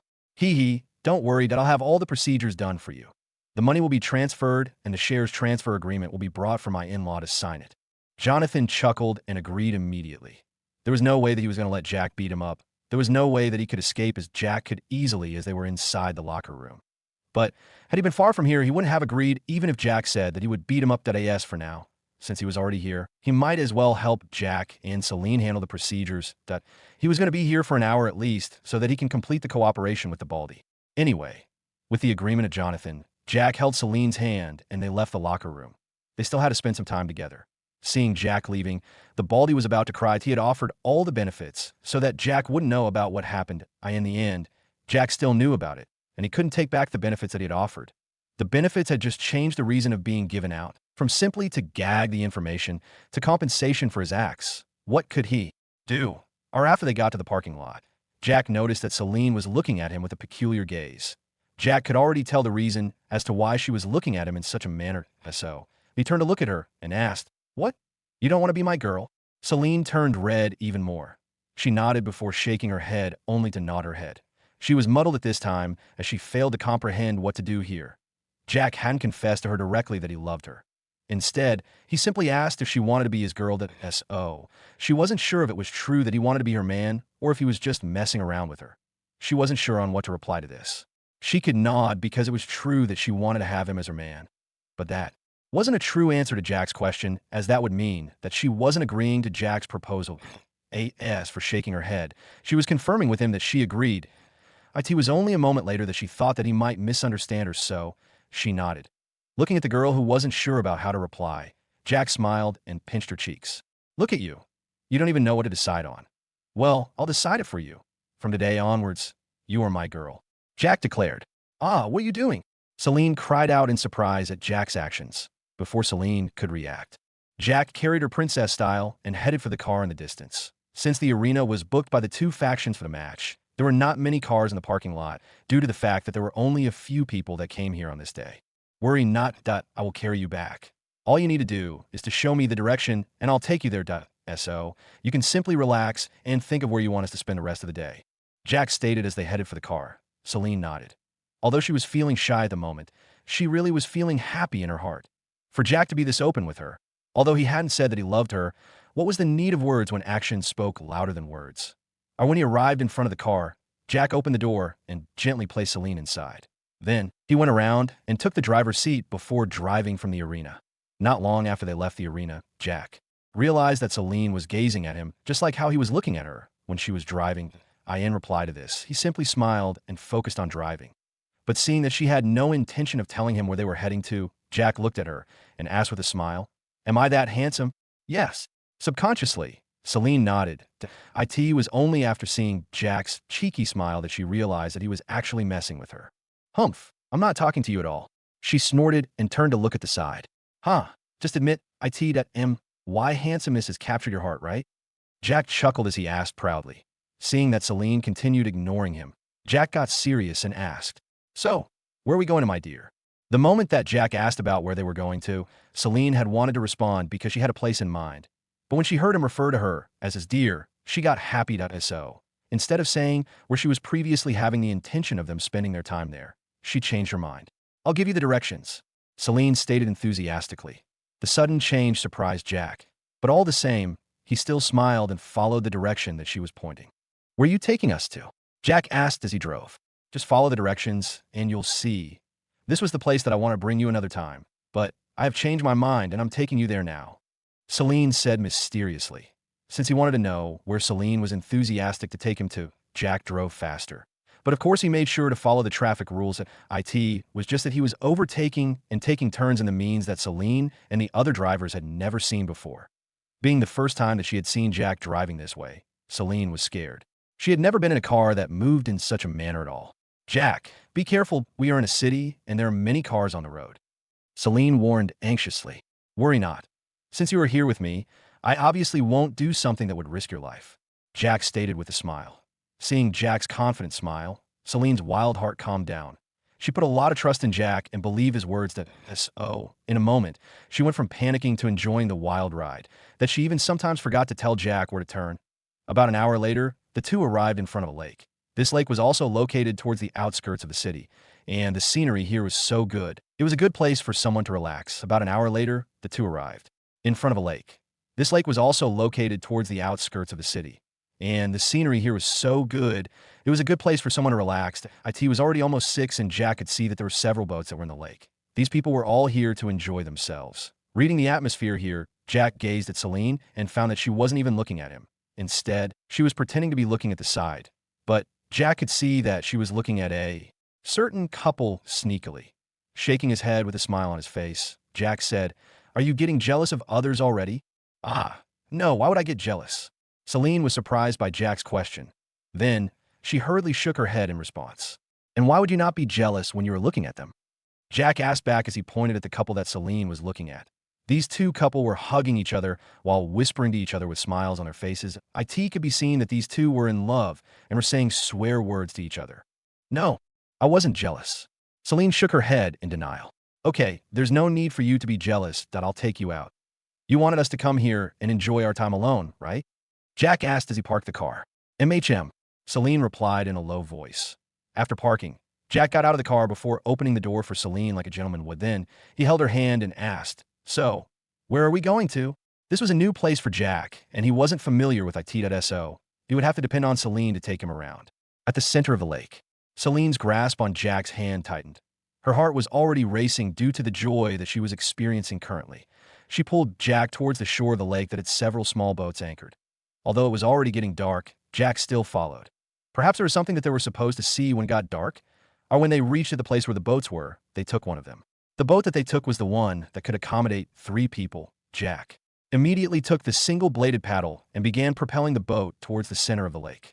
Since he was strong enough, although the boat needed 2 people to propel it, Jack could do it alone as they headed further from the land. Celine sighed with emotion.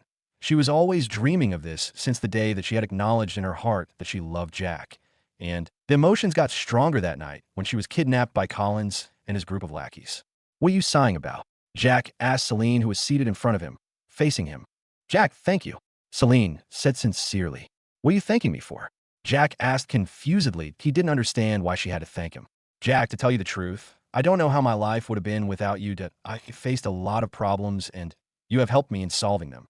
Celine said as tears glistened in the corner of her eyes. When the company that I started for my friend Husda faced some goons, you came and resolved it. Then I was lucky enough that when I was kidnapped, you were there with me. In the end, you saved me again.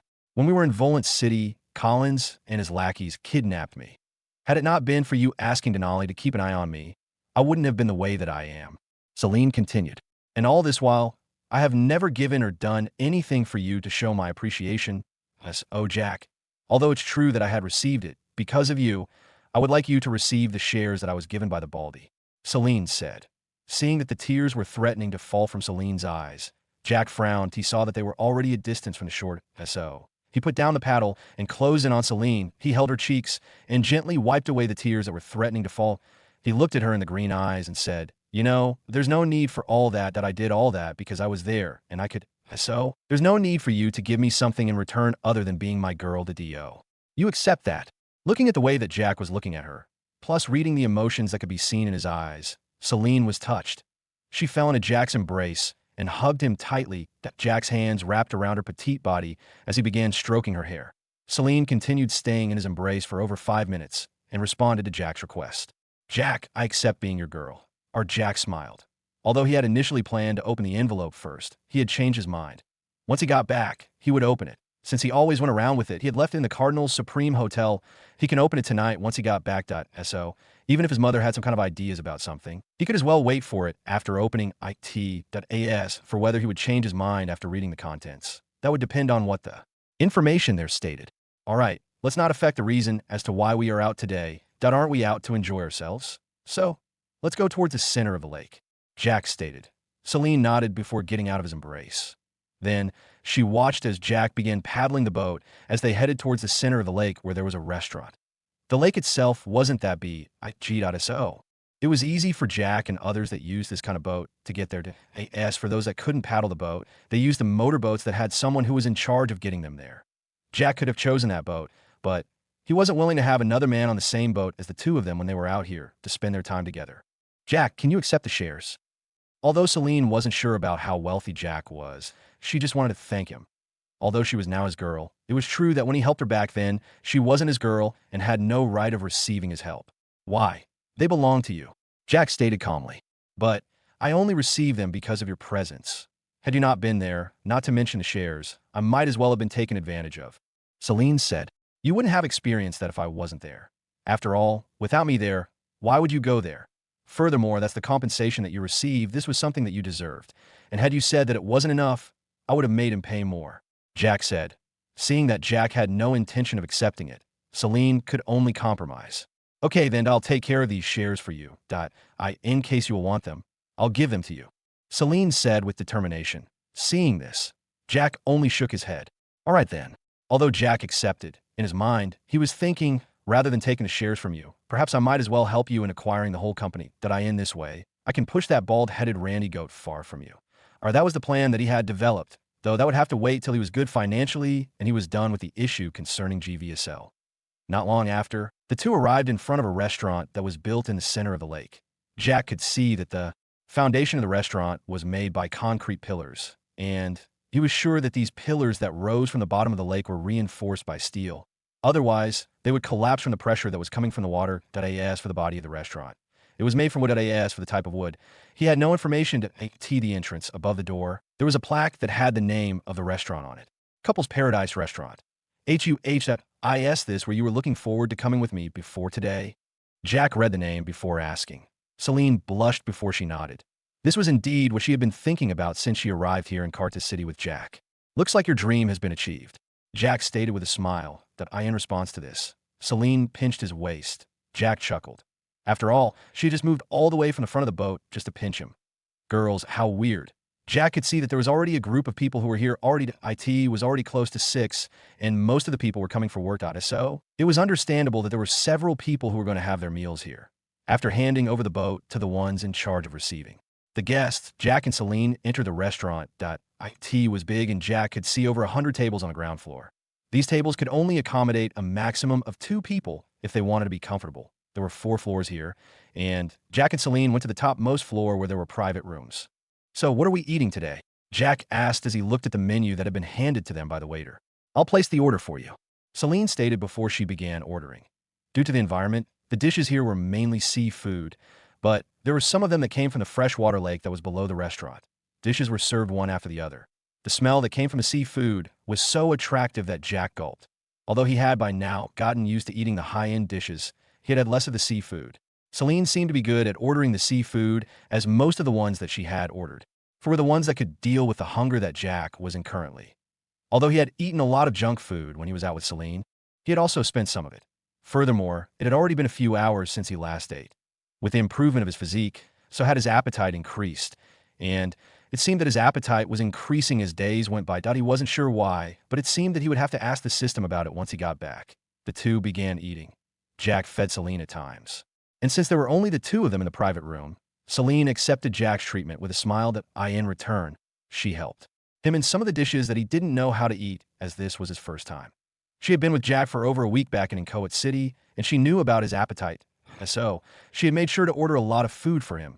As they ate, they looked out the window. Since it was still summer, night always set in a little late. Though, the sun had already set and the darkness had already began covering the sky, IT was also at this point that Jack realized why Celine had brought him here to IT. Wasn't just because of the cool breeze that blew from the lake into the restaurant through the huge windows. IT was the scenery when darkness set in. When they finished eating, the duo simply went towards the window and watched as the night set, and one by one, lights were being switched on. The bulbs that were used were clearly special, as they were lighting up the lake from about 2 meters from the water surface. In other words, around the restaurant, there were several lights that illuminated the darkness from the water. The water itself was cleared as the myriad of colors shone. Jack could see different types of fish that began swimming towards the lights.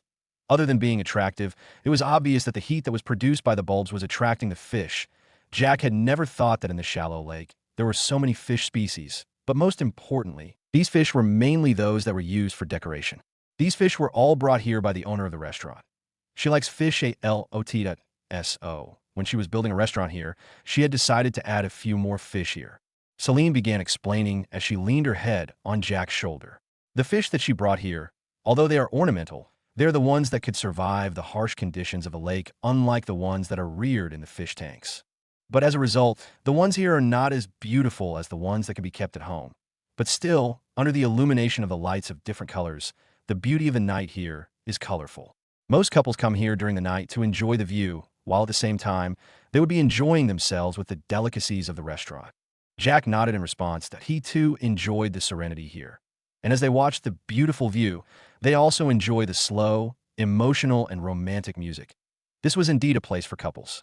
But even if these fish were brought here, are you sure that there's nobody that can come and fish them out? Jack asked. Well, that could have been possible if they were not being restricted. These fish cannot move far from the center of the lake because there's a separation that has been placed there surrounding the whole restaurant. In this way, if there's any predator that could eat them, it couldn't reach them. As for someone trying to fish them, there are security guards here. Since the radius isn't big, as long as someone tries fishing, they would be able to spot them before stopping them. Celine explained. The two stayed here till it was 9 and 8 at night. They had at some point gotten fruits to eat to pass time, and at the same time, as the temperatures dropped, they had a cup of coffee each. Let's get going. That I'm sure that you're going to get busy tomorrow, right? Jack asked. MMH. Celine nodded in response as she stood up with the help of Jack. Although she would have wanted to spend more time with Jack, she just couldn't. The following day, she was supposed to go back and deal with some things in the family business. That's the only heir. She had a lot of work to do. She had been away for almost a month, and so there was already a good pile of work that she needed to take care of. Had she not been persistent, her mother wouldn't have allowed her to leave today. Yes, they left the restaurant. They took the same boat as the one that they had used when coming here. Jack began paddling the boat as they headed towards the shore, and since they were in the waters, they could now clearly see the fish. They were beautiful to say in the least. Compared to the ones that he had seen in the Alfonso mansion, these were a big notch above. When they reached the shore, Jack drove the car again. Show me the directions. I'll take you home, Jack stated. But it will be better if I don't disturb you. After all, the trip to and from my home will take a long time. Celine said. What are you worried about? It's not like there's anybody that would attack me, right? I can go to your house and know where it is that I end this way. I can come and pay you a visit someday. Jack said. Okay then. Celine nodded her head obediently and began instructing Jack on where to head to. About 50 minutes later, they arrived at the high-end community that was located not far from the heart of the city. The security here was tight. Had it not been for the fact that the guards here were familiar with Celine's car, they would have stopped her. Hey, that's the first time that I have seen that young miss coming back with a man. I wonder who he is. Could he be your cousin or something? Of course not. Didn't you see how intimate they were in the car? You are right. That guy surely is lucky to be able to get a beauty of such level, and her family is rich. He's going to enjoy his life. If I could have gotten just 10% of his luck, perhaps I may be able to throw behind the title of the oldest bachelor. Even with his luck, you won't be able to marry. Why? You are so ugly that all the ladies always run away from you. Although you could have at least managed to find a lady that doesn't care about your face, but how is your attitude? It's worse than your face. As Jack and Celine drove away, the 5 guards that were on duty on that night began chatting with each other. They had been here for a long time, and they had already gotten familiar with most of the people that lived here. The community was mainly filled with the high-end single-family villas. The atmosphere was one that was filled with serenity, an indication that this was the area where rich people lived. Jack could see that each of the villas here had their own courtyards, but when compared to the big 5 villas of his Serenity residential area, these single-family villas couldn't hold ground at all. From time to time, they met with some sports cars that were being driven by the young masters that were heading out to play or were just coming back. After heading a little deep, they arrived in front of a white villa. This villa had the same design, just like the others, but there are differences in terms of the courtyard arrangement, the color, and the cars that could be found in the parking lot. In front of this family villa, Jack could see 3 cars parked there. The cars themselves were not sports cars, but just normal cars that the rich could use as they were good in terms of comfort. There was a Mercedes Maybach S-Class, a Range Rover SV Caramel, and a Rolls-Royce Cullinan. All of these could accommodate the whole family of 3 after getting here. Jack parked the car next to the others in the parking lot. Just as he was about to get out of the car, Celine embraced him. This surprised Jack, as he wasn't expecting that she would react in this way. And he didn't even know to what she was reacting this way to. Just then, Celine's voice reached his ears. Jack, thanks for the day that I can say this should be my best day ever since I turned 15. Worry not that if you have time, I'll accompany you. Jack promised. He knew that Celine was busy, and he wasn't the type of man that would ask his girl not to work simply because he thought that he was rich enough to take care of her. She too had her life to live. So he was going to let her enjoy her freedom. After a while, Celine got out of his embrace before opening the door. Jack followed. He wanted to take a taxi back to the hotel. Jack, why don't you come in? I'm sure that my parents are home. Tea won't be bad for you to know them, right? Celine suggested. Jack, why don't you come in? I'm sure that my parents are home, that it won't be bad for you to know them, right? Celine suggested. Jack thought about it for a moment before he rejected. Although I'm already here, I don't think that this is the appropriate time for a visit. It's already 9, close to 10, Jack said. This wasn't the only reason as to why Jack rejected this. The other one was that he wanted to open the envelope first. Otherwise, he didn't know what would happen in case there was something that wasn't in his favor written in the envelope. Celine thought that what Jack said made sense. She didn't try to pressure him. Furthermore, they had just gotten together today. There was still a lot of time for the introduction. Okay then, good night, Celine stated as she looked at Jack. Good night. Dream more about me, Jack stated jokingly. Get lost, Celine snorted as she waved him off. Jack shook his head and began walking away. He had just taken a few steps when she heard Celine's voice coming from behind. Hey Jack, what are you doing? Don't tell me that you're going back like that, Celine asked. Yeah, is there a problem or something that I have forgotten? Jack asked. I'm confusion.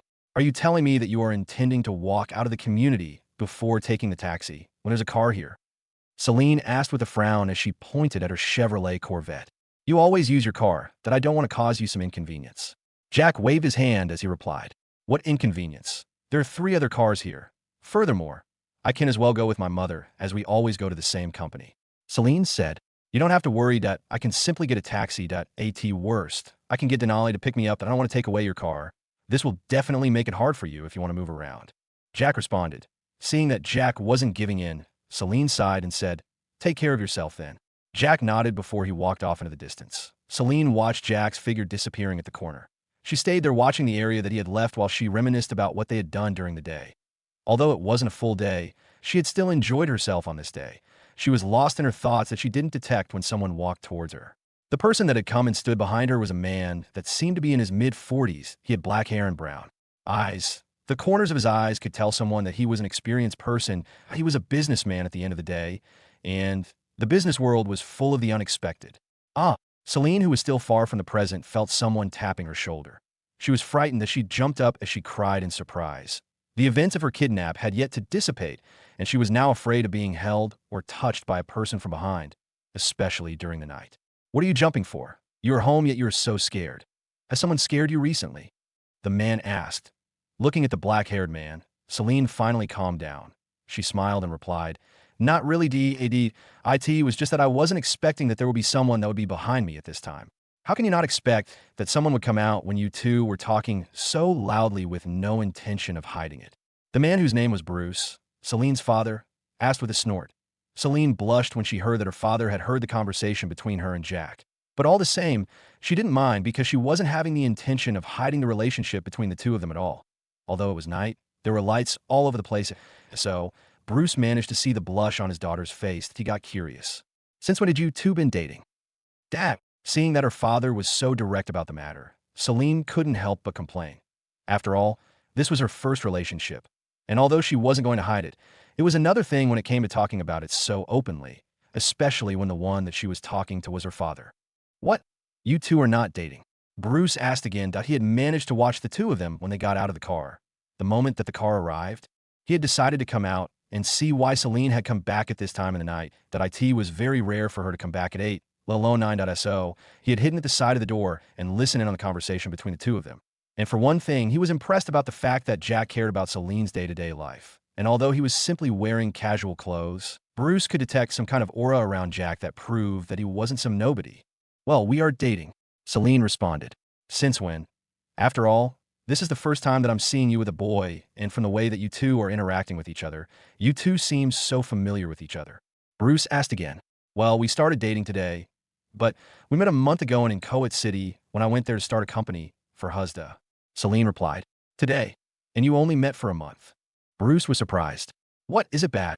Celine asked with some doubt. Of course there's something wrong here, Bruce stated. Are you sure that the two of you have only met recently? Or are you trying to hide something from me? Bruce questioned. What are you trying to imply, Dad?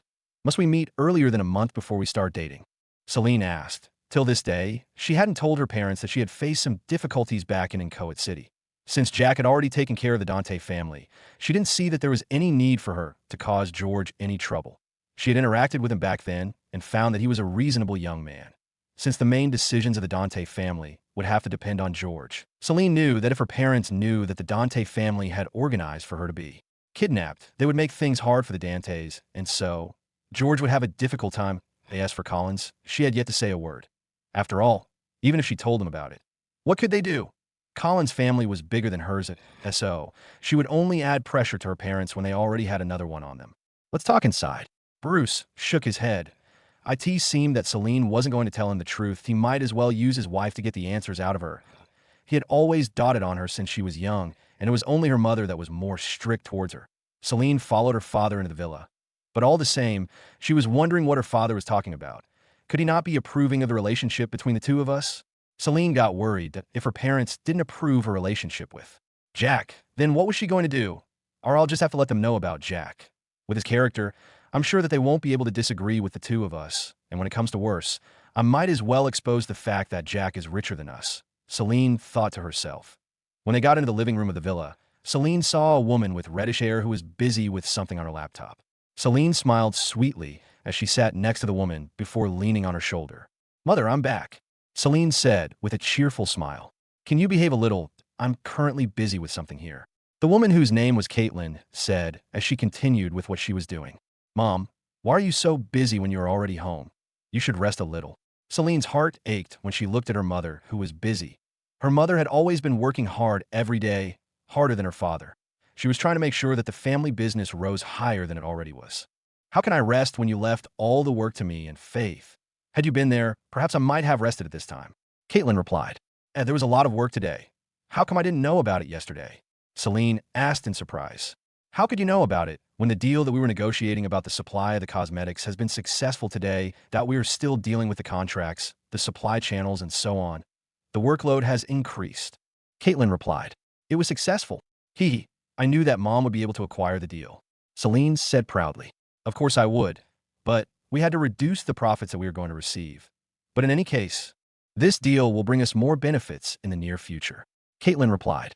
"Hey, why don't you ask about our daughter's achievement today?" Bruce spoke from across the living room. He too had taken a few documents, and he was going through them. "Achievement? What achievement?" For the first time, Caitlin took her eyes from the screen of the laptop and looked at her husband before gazing at Celine. "Dad." Celine threw her father a grieving glance. She now understood why her father had asked her to come so that they could talk inside. It turned out that he wanted to use her mother to get to know more about the relationship with Jack. Although she wasn't happy, she still wasn't afraid of letting her mother know. Although her mother was strict with her, she also loved her very much. "Our daughter has a boyfriend," Bruce stated. At the same time, he made sure to not look at Celine. "A boyfriend? What kind of boyfriend again?" Caitlin frowned as she asked. "Come on, a boyfriend? A romantic type?" Bruce shrugged as he responded. He knew that his wife was thinking that her daughter had gotten a male friend or something. This was something that she didn't have.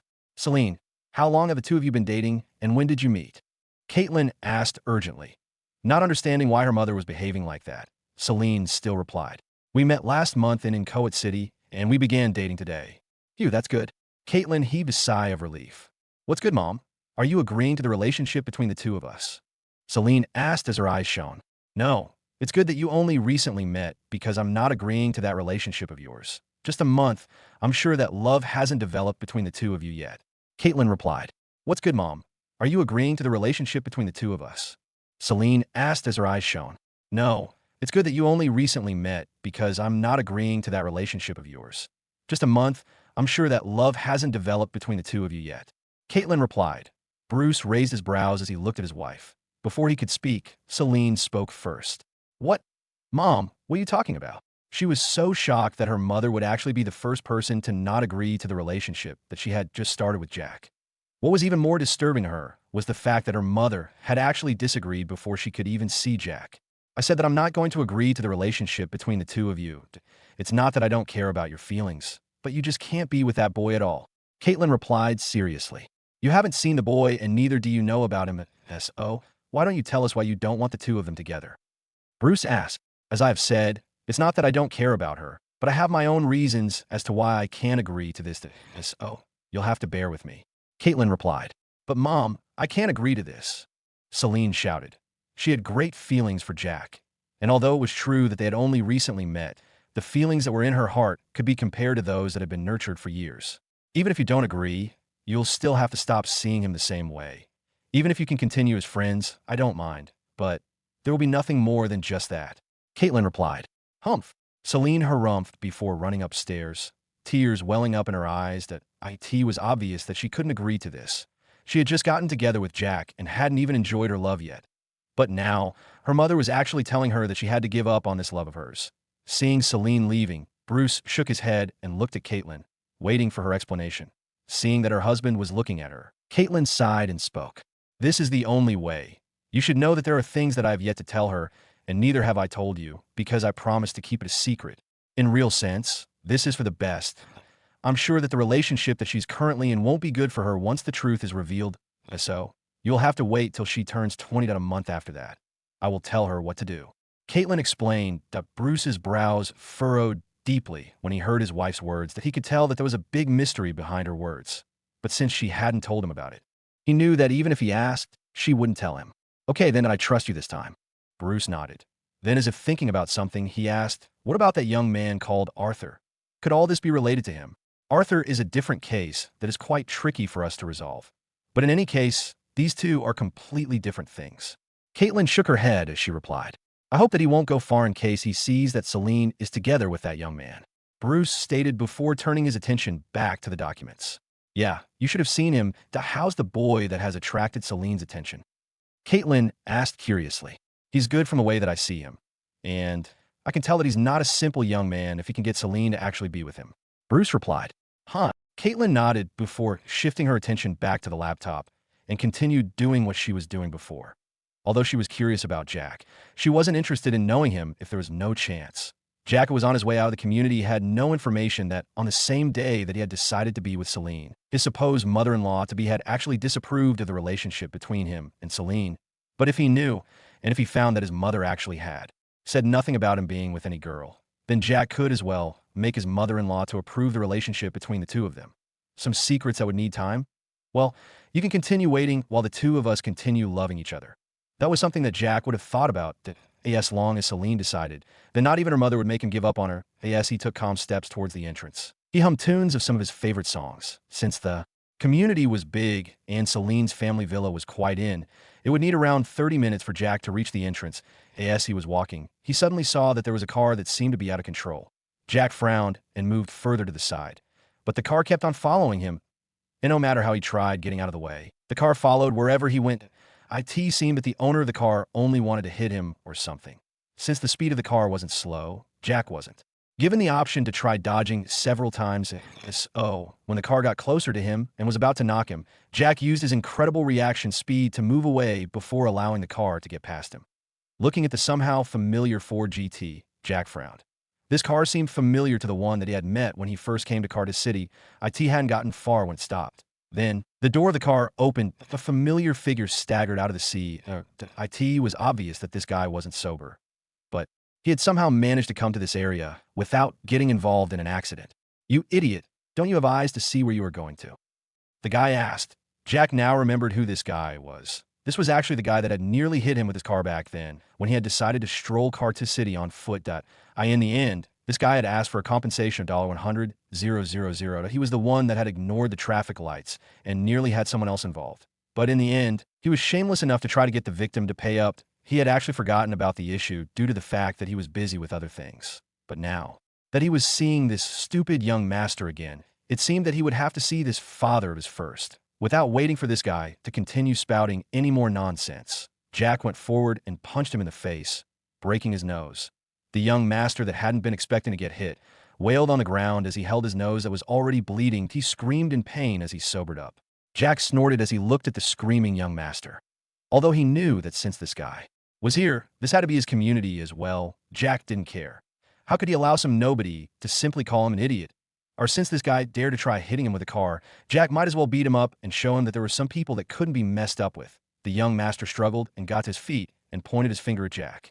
"You, a mere delivery service worker, you dare to hit this young master?" Before he managed to finish what he was saying, Jack had already arrived in front of him as he punched him again in the guts. This time, he wasn't lenient at all. The poor young master had his back smashed onto the car due to the force that Jack had applied on the punch that he had thrown.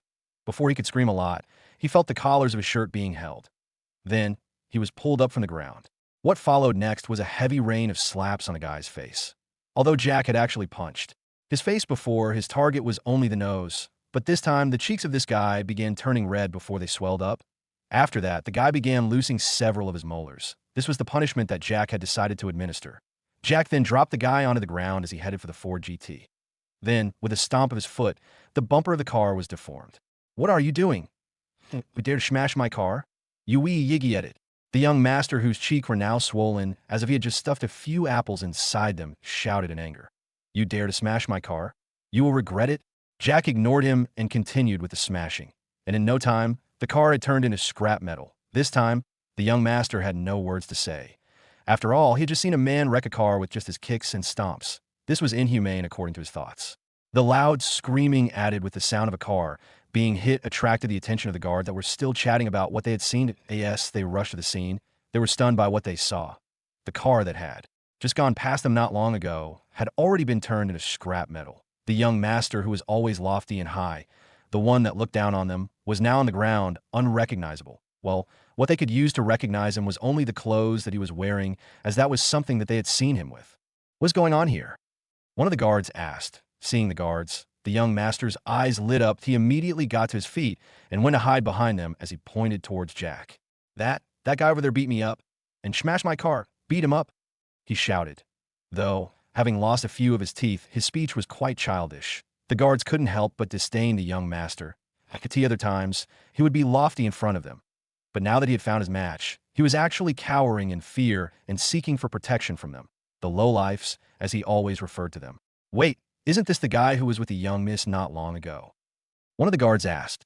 That seems to be the case. Another replied. Could there be a misunderstanding? Another asked. Before they could continue speculating, Jack took out his phone and called Denali. Hello, boss. Denali greeted. Can you contact Dixon of GVSL to get to the gates of his community right now? Jack asked. Yes, boss, that I'll do it right away. Denali replied before ending the call. Can you contact Dixon of GVSL to get to the gates of his community right now? Jack asked. Yes, boss, that I'll do it right away. Denali replied before ending the call. The guards looked at Jack and didn't know what to do for a moment. After all, not long ago, they had seen him together with Celine. And from the way that they were in the car, it was obvious that the two of them had an extraordinary relationship. Now, if they dared to casually attack Jack, they would have to suffer the consequences. Gravy family was definitely bigger as compared to this young master's, so they had to tread carefully and not to hit a steel plate. But when they saw that Jack was making a call, they decided to wait. Perhaps things would resolve themselves? Or what are you guys waiting for? Beat him up.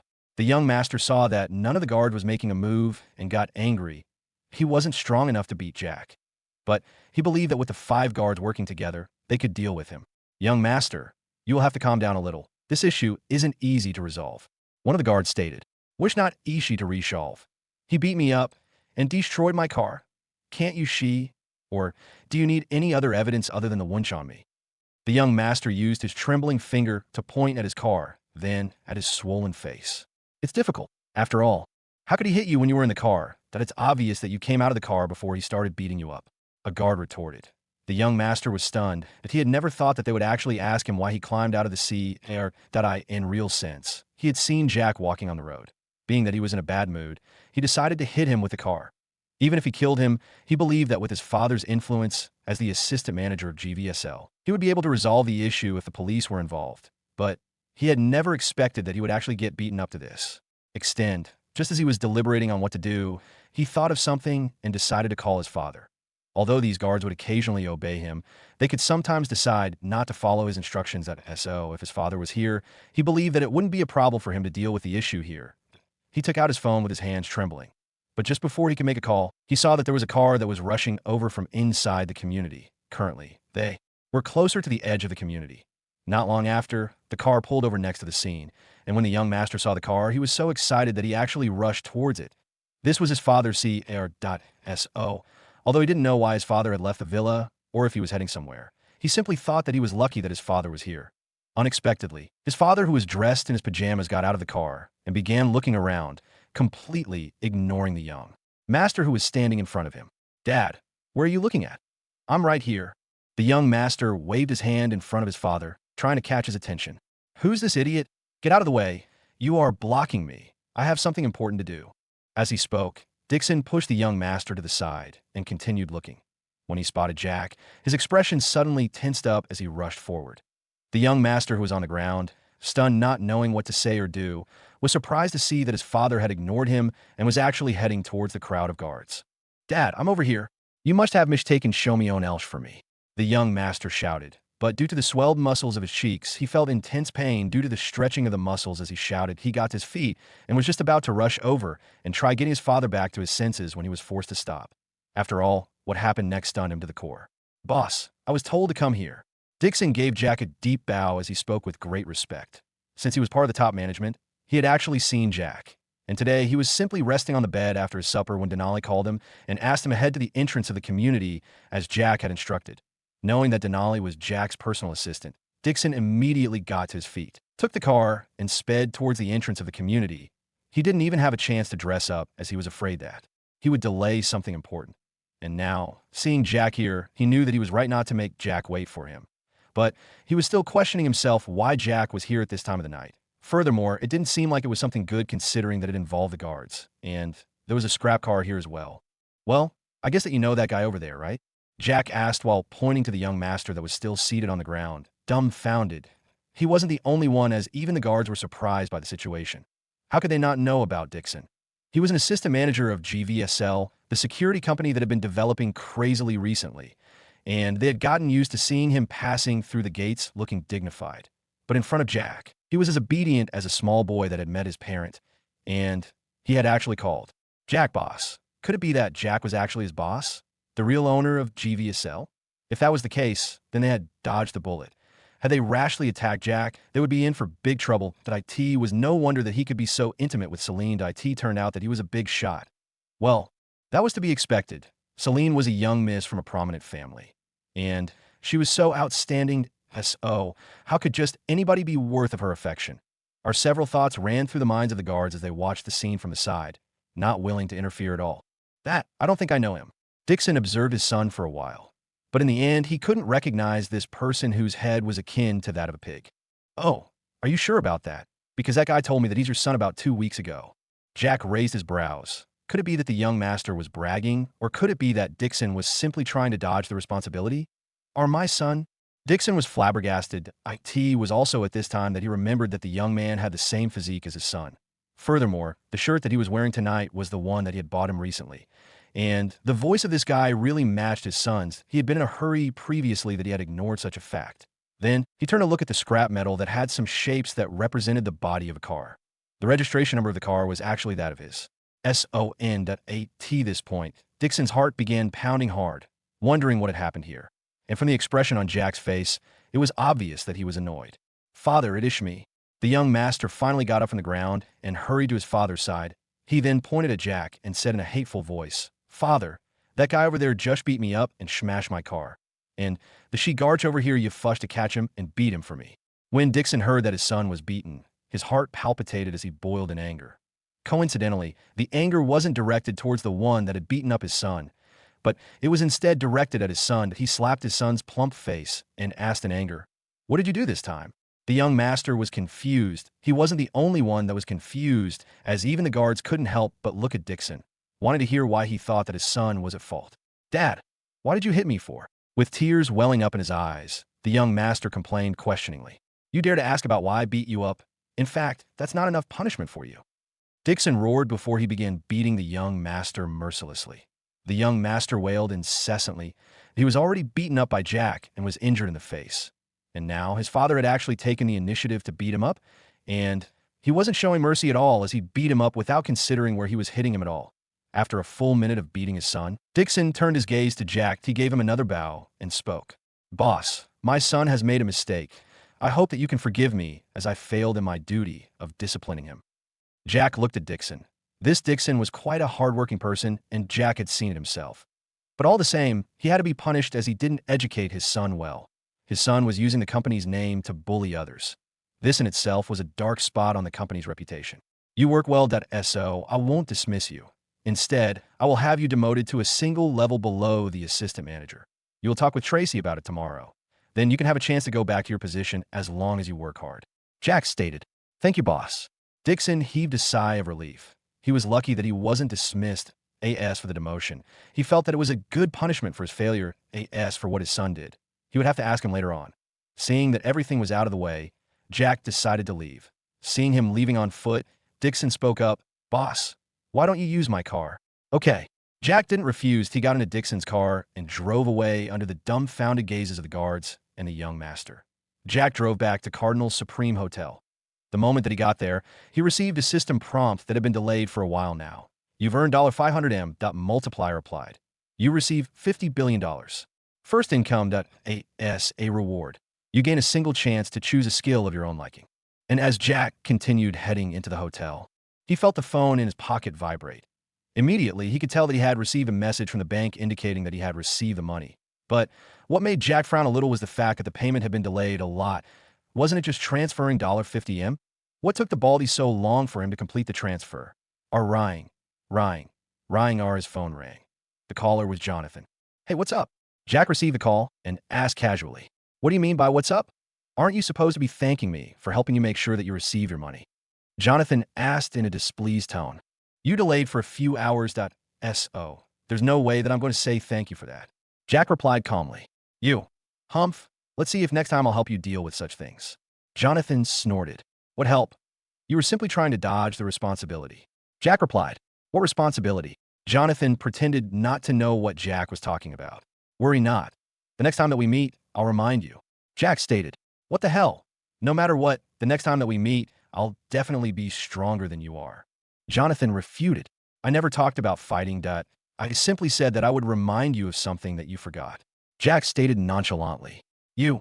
Jonathan was left speechless once again. In the end, he couldn't say anything and hang up. The reason for calling was to confirm if Jack had received the money. Since Jack complained about the delay, it could already be seen that he had already received his money. Jack shook his head helplessly and entered the suite. He found that Denali was present, and she was currently busy with something on her laptop. Seeing Jack coming in, Denali got up and welcomed him. Master, should I order food for you, or should I prepare one for you? Denali asked considerately. There's no need. I already ate. Jack shook his head and refused. He had already ate when he was with Selena, so there was no need for him to disturb Denali. How are things going with the lot that I left you with? Jack asked. They all completed the procedures without causing any problems. They said that they were ready to start working. Denali replied. That's good then. You should be able to organize with Tracy and Ayush for them to be assigned the special duties that require their muscles. Jack nodded before instructing. Yes, master. Denali nodded her head once again. Jack then went to his room. The first thing that he did was to start preparing the body strengthening solution as he had promised. There were still over 220 people that had to receive the solution. Furthermore, Jack also wanted to prepare some of the solution for Celine, and if possible, perhaps her family could also benefit from it. Since he was doing things in a large scale, it took him slightly over an hour to prepare enough solution for the over 200 people. But the only problem was that there were a little less small glass bottles to store the solution to. In the end, Jack could only resort to storing the solution in the beaker. He wasn't ready to go out and buy the small bottles at the moment. So it could only wait for the following day.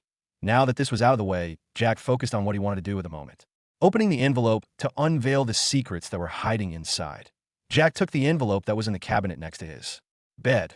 Looking at the envelope, Jack took a deep breath. Then, with resolution clear in his eyes, he opened the seal on the envelope before taking out what was contained in the inside it.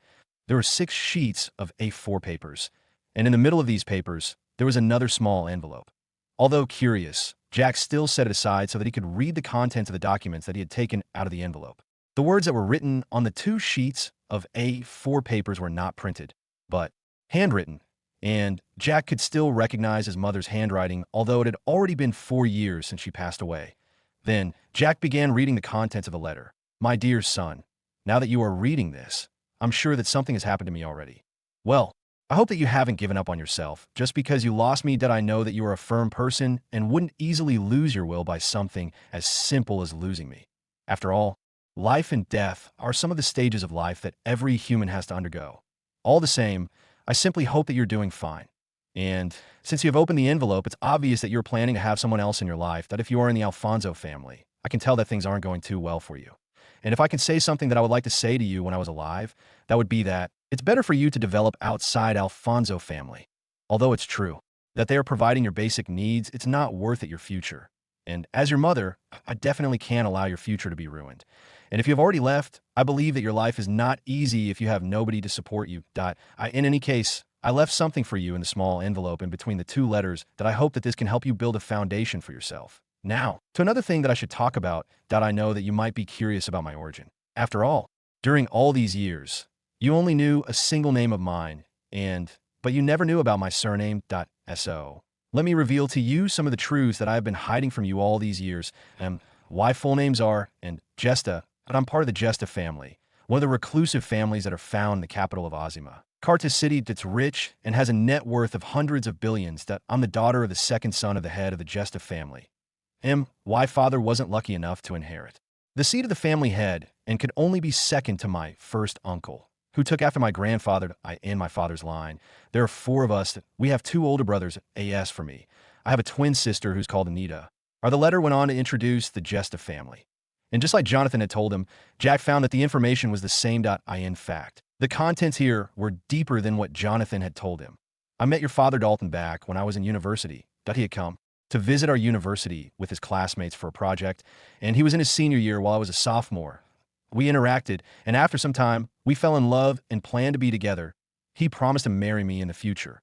After he graduated, he disappeared for a year and only appeared when I was in my final year. He told me that he had been busy with the family matters, and that was the reason as to why he couldn't pay me a visit. Although I was curious about what it was that had held him, I didn't ask, as he didn't seem like he was going to tell me. We continued dating, and after I graduated, he told me that he was ready to marry me. Why this time? He already knew about my background, as it was no secret in school that I was from a prominent background. I had once told him that it would be hard for him to be accepted by my family because of his background. But he was too determined that he ignored the fact that in front of the Jesta family, even if he was determined to marry me, he wouldn't be able to survive as long as they decided to eliminate him.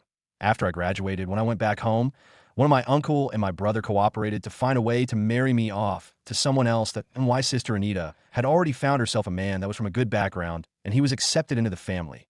But for me, things were different. They wouldn't accept Dalton because of his background, and neither would I agree to marry the person that they had organized for me. In the end, the only solution I could come up with was to run away from home and live with Dalton. I made sure to hide my tracks with the help of my sister Anita. Dalton welcomed me and treated me well. I got pregnant before we got married. When I asked him about the marriage, he told me that he wanted to talk to my family about it. And when he heard that I had actually run away from home to be with him, for some reason, I found that he began treating me coldly. The love that he always showered me with had almost disappeared. Was also later that I found that he actually had two wives already. And the balm in my heart came when he told me that he wasn't going to marry me. But because he got me pregnant, he would take me in as a mistress. Although I was heartbroken, since I didn't want to get married by the scumbag that was arranged for me back at home, I had no choice but to stay with Dalton as his mistress. And after your birth, I began encountering a lot of trouble in the family. Dalton's two wives didn't like me at all. In the end, they caused me to suffer a lot, especially after I gave birth to you. Then, something that caused me a lot of pain was when I found out that Dalton dated me and planned to marry me because he simply wanted to have the connections with the Jesta family. But since I had run away, I was useless so I was cast away since I was no longer important. So I was cast away since I was no longer important. This was the reason as to why you sometimes found me crying, that I didn't want to leave because I was naive enough to think that perhaps he might change his mind and start treating me better. The result of this is the fact that you are currently reading the contents of the envelope because I'm no longer there for you. And for that reason, I know that I have failed you. And although I have several grievances in my heart, without any ability, I'm afraid that there's nothing that you can do to Dalton to repay what he did to me. And although your strength should be able to rise as long as you use what I have left for you, it might take even a decade before you can compete with the Alfonso family. So even if you have a heart that is full of rage, anger, hatred, and sadness, I hope that you won't lose your mind and act impulsively as attacking the Alfonso family when you are weak. Grow strong first before you can try doing that. But then, let's put that aside that I still have to inform you of some things that are hidden, some of the mysteries of the world where we are in. Inside the envelope, there are two other things that I left for you. You have a part of your memories that are sealed. You will have to use the pills inside the envelope to be able to unseal them. As for the result, that was one thing that I hope that you would follow according to what your heart tells you. Its reason as to why you were supposed to open the envelope if you ever thought of starting your own family. The memories of yours that are sealed contain a good part of your life that will surely affect your choice of a partner at SO. I hope that you haven't fallen in love yet, or you might have someone's child heartbroken. The more that Jack read the letter that was left by his mother, the more his heart thumped. He couldn't believe that there was something like the sealing of his memory. This was beyond his comprehension. Could there be hidden secrets here in the world that he actually didn't know about? Well, it was true that he didn't know many secrets, but how could there be several supernatural secrets that had yet to be exposed? Although he was calm due to the fact that the existence of the system was one of the supernatural events, he had never expected that there would be others in existence. Furthermore, even his mother knew about it. Jack couldn't help but wonder if the whole Jesta family knew about the existence of the supernatural secrets. If so, why would Jonathan hide this from him? In any case, Jack continued to read the letter. As for the content of your memories, I don't think that I have to say a word about them because you'll be able to find out what it is that you have forgotten. After you find what you have lost, I hope that you can do according to what your heart wills. But just an information in advance in the memories of yours, you will know someone that you'll only have to look for when you believe that you have some ability. That person is someone that I came to know during the years that I was in the Alfonso family. She used to come to crystalcity.as for the reason she always said that this was related to business.as for the secret that I'm hiding. I don't think that I can expose it to you because of my concern for you. The moment that you know about it, you will no longer be able to live a normal, peaceful life. But you have to know that the sealing of your memories is related to me. And the reason behind this is because I didn't want to implicate someone else in the matters concerning me. But now that I have left, even if you get your memories back, nothing will happen at SO. I would like you to take care of my son. The world is full of mysteries that are hiding in the dark. And these mysteries are like a Pandora box. When you open them, you have to expect anything, benefits or losses. And none of the two is something simple that AS for the Gesta family. If you happen to encounter someone, I just hope that you won't reveal that you are my son to them. After all, not everyone in the family will welcome another competitor into the family.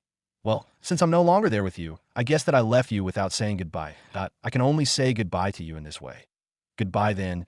Sorry for failing you, and I hope that you won't face difficulties. Take care. That was where the letter ended at. Jack had his brows raised as his mind spun. Several thoughts going through his mind continuously. He didn't know what to say, and neither did he know what to do. But he thought of something. Angel, why is it that the system couldn't help me to remove the seal that is on my memories even after it has been with me for almost 2 months now? Jack asked, well, you can't just go around and start blaming the system for your incompetence. What do you mean by my incompetence? Jack was flabbergasted and didn't know what to say about Angel's choice of words. That's right. You are the one who is incompetent here. After all, you have yet to upgrade the system to the 2nd level. Had you done that, the system would have simply removed the seal from your memories. Jack was surprised. Then he asked, if the system can only help me after it upgrades to the 2nd level, isn't it the one that is supposed to be called incompetent?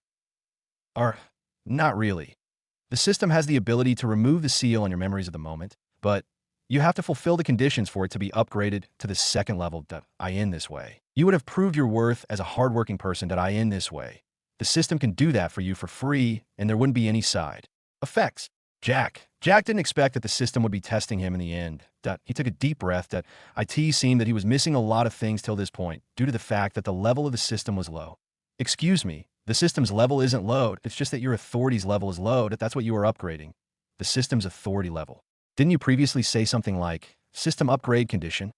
Jack wondered to himself. But due to the fact that he still has other things to take care of, he could only set the thoughts aside and deal with what he had just read. The sealing of his memories was related to his mother. The purpose of this being that she didn't want to involve someone else on something that she didn't even mention. From this, Jack could tell that there was something else that his mother was hiding. Could it be that she didn't want to involve the other party with the Alfonso family? That was unlikely. Then, could it be related to the Gesta family? That was a question that he had no answer to at the moment. Then, who was this person that his mother referred to? Could it be that she knew something about his mother? Thinking of this, Jack took the small envelope and looked at it. He could feel that there was something like a card that was present inside it, and there were 2 small other things inside as well. Removing the seal, Jack opened the envelope. Inside, Jack found that the first thing was a bank card, and it was one of the highest level cards of the Flyers Bank, a platinum card. Jack's brows rose. Then he looked at the card's details. What surprised him was the fact that this card was registered under his name, but what he couldn't understand was the fact that, when his mother passed away, he was only 15.so. Where did the ID that was used to register the account come from? Our Jack's thoughts were still roaming when suddenly, a system prompt appeared. You've received $1.6B. Multiplier replied. You receive $160 billion. Would you like all the money to be transferred into a single account? Jack's jaw dropped. Another one. How does this even work? Jack asked on disbelief. Host, you must be a person of a short memory. You have perhaps forgotten the system's description of income.so. I'll help you remember for free. Then, in front of Jack, a projection appeared. This was the projection of Jack when he was in Inchoate City's Yellow Street. Inside the apartment that he had rented there, Jack, who was seated on the bed, was looking into empty air in front of him. Then, just as Jack was startled by the scene of the projection appearing, something else made his expression turn strange. From another person's perspective, Jack could see as several system prompts appeared one after the other. It seems that you don't know the definition of income. I'll define it for you. Income is anything that comes in. If you earn money from stealing or robbing, that's income. If you go around being beaten up before being paid, that's income. In other words, As long as you do something and you get something else in return, that will be counted as income. Of course, the system limits what income will be multiplied, that if you steal from a person, that will not be multiplied, that if you receive bribes, that will not be multiplied. You have just received $1.6 billion from your mother. That's as the income from the inheritance that your mother left for you. Since it's not counted as illegal as nobody is going to suffer, it has been multiplied. Jack could clearly remember these things due to the advantage of having the professional combat ability. He could even remember the tone that Angel used when it was saying all these. And now, he could see that this was an exact replica of what had happened there. Jack wondered, could it be that the system always records what happens all this while? Not really. This is just a fragment that the system has extracted from your memories. So there's no need for you to panic. How the FCK am I not supposed to panic when you are clearly telling me that you can simply access my memories before projecting them out? That won't this be bad if you project my secrets just when my enemies are around? Jack couldn't help but curse when he heard Angel saying that there was no need to panic. What's there to worry about? After all, this projection can only be seen by you. So there's nothing that you have to be worried about. No secrets of yours are exposed. No secrets exposed. How can there be secrets between two people? Now, I don't think that I have any secrets at all. Jack lamented. Seeing that the system had gone silent, Jack sighed before replying to the question that the system had asked before. Just transfer everything in a single account, that I can do other transfers later after seeing the big string of numbers. Jack replied as he went on to take the two small things that were in the envelope. Jack found that the two were actually pills, and they were green and colored AS for their size. They were half the size of a rice grain. So this was what his mother had told him to use to recover his memory. Did he have to take the two at the same time, or was he supposed to take the two of them at the different times? But feeling the vibrating of his phone, Jack put the envelope aside. He had to enjoy seeing the long string of zeros in his account. Flyer's bank savings account received $160B. Current balance is $234,716,513,633. Jack got a little ecstatic. His balance had already gone past the $200 billion threshold. Now, he was in the level where he could start comparing with the Jesta family in terms of wealth. And if they came to a situation where they had to bid for something, Jack believed that he would be able to win the bid. After all, who could guarantee that the Jesta family could easily fork out $230 billion at this moment? Or what they had in plenty was the influence and assets that AS for him. What he had in plenty was cash. System, I think that I have fulfilled two conditions for the system upgrade. My authority level? Jack asked. You have only fulfilled a single condition. The moment that the system prompt appeared, Jack felt that there was something wrong. And true to his intuition, something happened next that nearly made him spit out blood. Flyers Bank. You have successfully transferred $50 billion to, and #/a plus. Your current balance is $184,716,513,633. The message that came from the bank was an indication that $50 billion had just been credited. This was completely out of Jack's expectations. He had just received the money, but they had already began spending it. This was ridiculous. And what's more, the one that received the money wasn't mentioned. This made Jack think that he had to ask the bank what was going on. How could his money be transferred somewhere else, and the recipient wasn't even stated? And although he knew that this had to be the mechanization of the system, he still had to find someone to blame, right? Our system, why the hell did you take away my $50 billion just like that? Jack complained. Well, you fulfilled the condition only after the money was transferred. The moment that the system prompt disappeared, another one appeared on this prompt. There was the list of the requirements that needed to be fulfilled, and one of them had a tick in front of it, showing that it was completed, but Jack then saw something that made him stunned. Although he was still feeling hurt that he was no longer having hundreds of billions in his account, he still had to take care of some other problem. System, Celine is now my girlfriend. And according to the conditions, I have to find a girlfriend, of which I do currently have one. So why is the condition not yet fulfilled? Jack asked. He was currently grumpy at losing a lot. He had thought that the system only wanted him to have the money in his account. Who could have thought that it wanted him to have this balance, so that it could be snatched away? Or, you should know the answer yourself. Although you have agreed to be together with her, if your mother willed it, you would be willing to let go of the relationship as long as there was a good enough reason. Another thing to note is that, although it's true that the two of you share the special feelings, you haven't solidified the relationship between the two of you, and there's nothing that proves that the two of you are in a relationship. Jack was silent for a moment. That was the truth. He had impulsively agreed to have Celine as his girlfriend. Then, he had thought that he could open the envelope on this day, so that he could actually find out what his mother had in store for him, and that she wanted him to open it before he entered the relationship. And true, he found something that was making him wonder what was hidden in his memories. considering that he couldn't feel as if there was any blank in his memories. And no matter how he looked at it, his mother had mentioned something about him heartbreaking another child's heart. That meant that his mother was sure that if he was currently in a relationship, he would abandon it. But was Jack going to abandon it that easily? There was a special feeling in his heart for Celine, and he didn't find any solid reason that indicated that he had to leave Celine and be with another girl. So, although he was having a certain premonition in his heart at the moment, he couldn't tell if this was a good premonition or a bad one at SO. He could only grit his teeth and take the pills so that he could make sure that what his mother had told him was true. But how was he supposed to take the pills? All of them at once? Or was he supposed to actually take the single pill at a time? Or was he supposed to take the 2 pills at different times? He was now in a dilemma. Jack wasn't sure on what to do. After all, he didn't know if the pill was like the body-strengthening pill. Maybe he had to do something so that it will be effective, or was he supposed to actually take them at once? Are each and every choice had a downside that it may fail to be effective 0.2 at a time, might lead to overdose 0.1 at a time, might make the pill ineffective if he was supposed to take them at once? After thinking for a long period of time, he could only turn to the system for help. System, how am I supposed to take the pills? Jack asked. It's not the system's responsibility to tell you about what you are supposed to do in such a situation. Come on, IT won't cost you a thing if you tell me, right? Jack was unwilling to give up.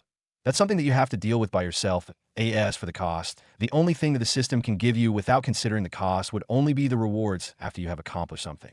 Have I not just accomplished something? I have already fulfilled one of the conditions. Doesn't that prove that I'm working hard? Jack stated, well, you're working hard, but you're still forgetting about other things. You got the Glaze Hotel at the start of this month, but you haven't even paid a visit. And you're supposed to increase its net worth by 100% by the end of 6 months.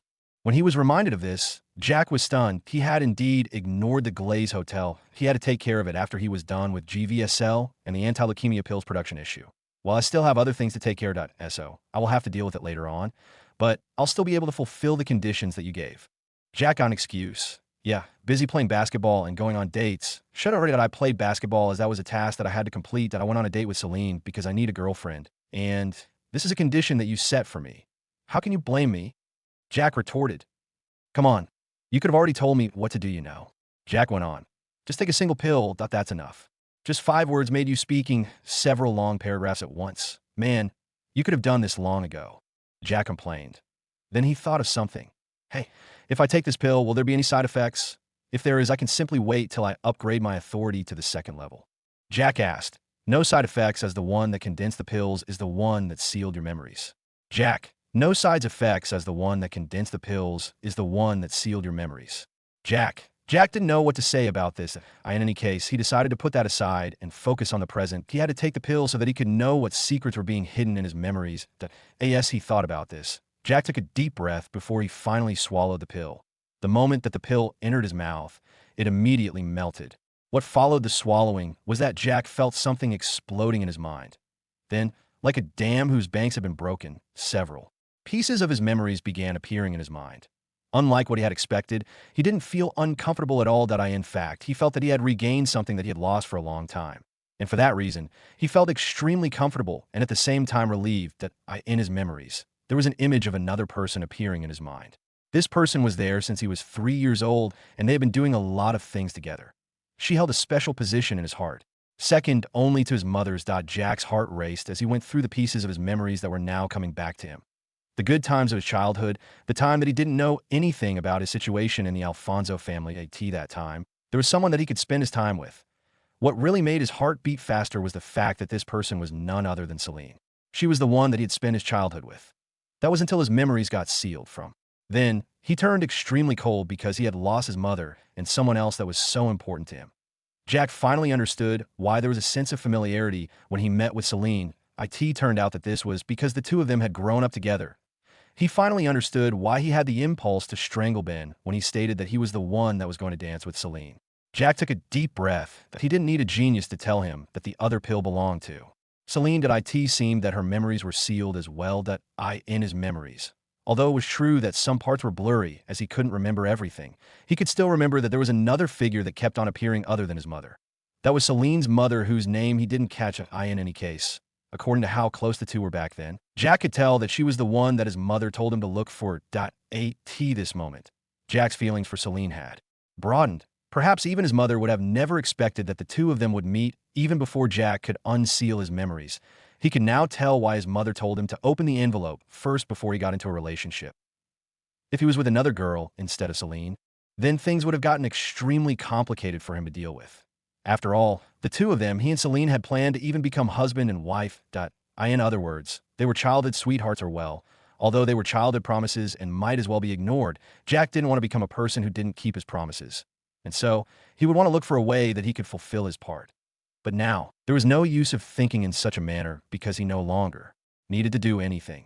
The two of them were already in a relationship, and there was nothing that needed to be done. He only had to give Celine the pill so that she could recover her memories. In this way, she too could understand the relationship between the two of them. As he thought of that, Jack decided that he would have to deal with some loose ends first before turning his attention to Celine. Apart from helping him in completing the system requirements for his authority to be increased, she also held a special position in his heart. So he thought that it would be better if he could remove all the distractions that could come in between the two of them as long as he wanted to spend time with her. With the help of Denali and Ayush, Jack believed that it won't be a problem for him to be able to monopolize the market, but it was obvious that he would have to deal with the issue of increasing his company's net worth, and he was going to make sure that he monopolized the small markets. First, the requirement stated that he had to have 5 companies that monopolized the industry and had a net worth of $50 billion. But if he came to the entertainment sector, it was obvious that $50 billion wouldn't be enough for him to monopolize the market. After all, the company that Celine had just gotten the 12% shares, the Rose, it had a net worth of $106 billion. Jack took out his phone and made a call. "Hello, boss." Grace's voice reached Jack's ears. "Hello. How are things doing there in Inchoate and Venture City?" Jack asked. He had left the development of the grocery department to Grace.so. He decided to follow along the lines and see what was happening. With $184 billion in his account, even if Grace stated that the money that she had on her wasn't enough, Jack would simply give her more so that she could speed up the development of the grocery department. That's right. He had decided that he was going to monopolize the grocery department, just like how he was going to do the security department. Things are steady, but I had to slow down the development of the department first. All in all, we have already gained a footing in Venture City due to the large amount of capital," Grace explained. Jack nodded when he heard this. Then, after he thought of something, he said, "You should be having a few people coming to the Business Overlord building soon, as they're going to be in charge of security. You can ask them and cooperate to make sure that nothing goes wrong. Another thing that I would like to know is the issue concerning funds. I want you to speed up the expansion of the grocery stores.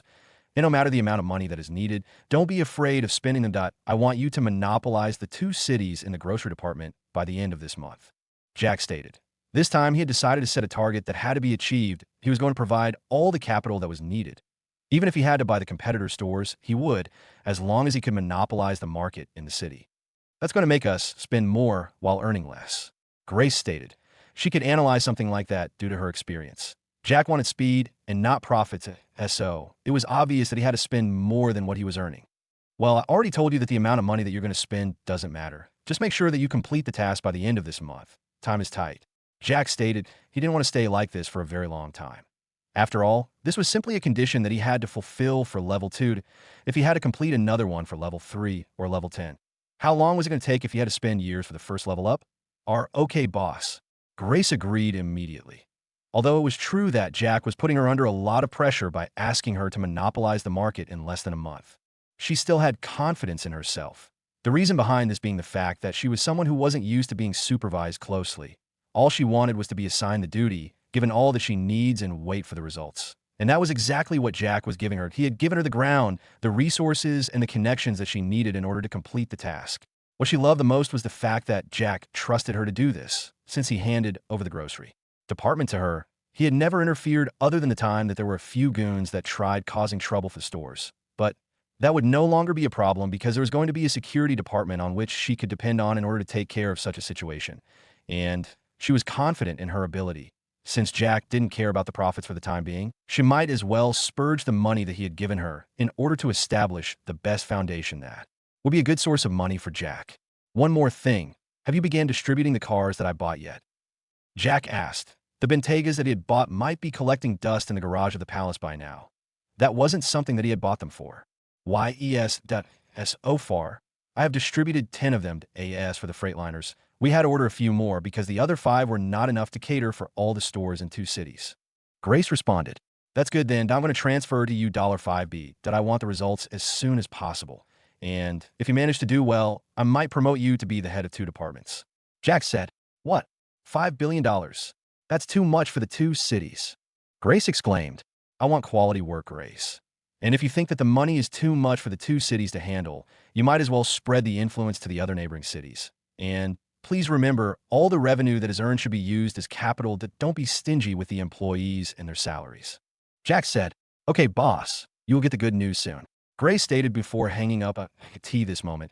She was simply thinking about what she was going to do in order to make sure that the results that were achieved were higher than Jack's expectations of her. The following morning, Jack woke up and prepared himself to head to GVSL. The moment that he got out of his room, he found that Denali had already prepared for him breakfast. After the meal, Jack went down to get the small bottles that he needed for the body strengthening solution. After transferring the solution with the help of Denali, the duo headed to the company.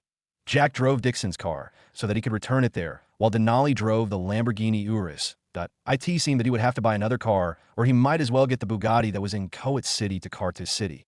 There were still many things that needed to be taken care of. When they got there, it was already 9:30.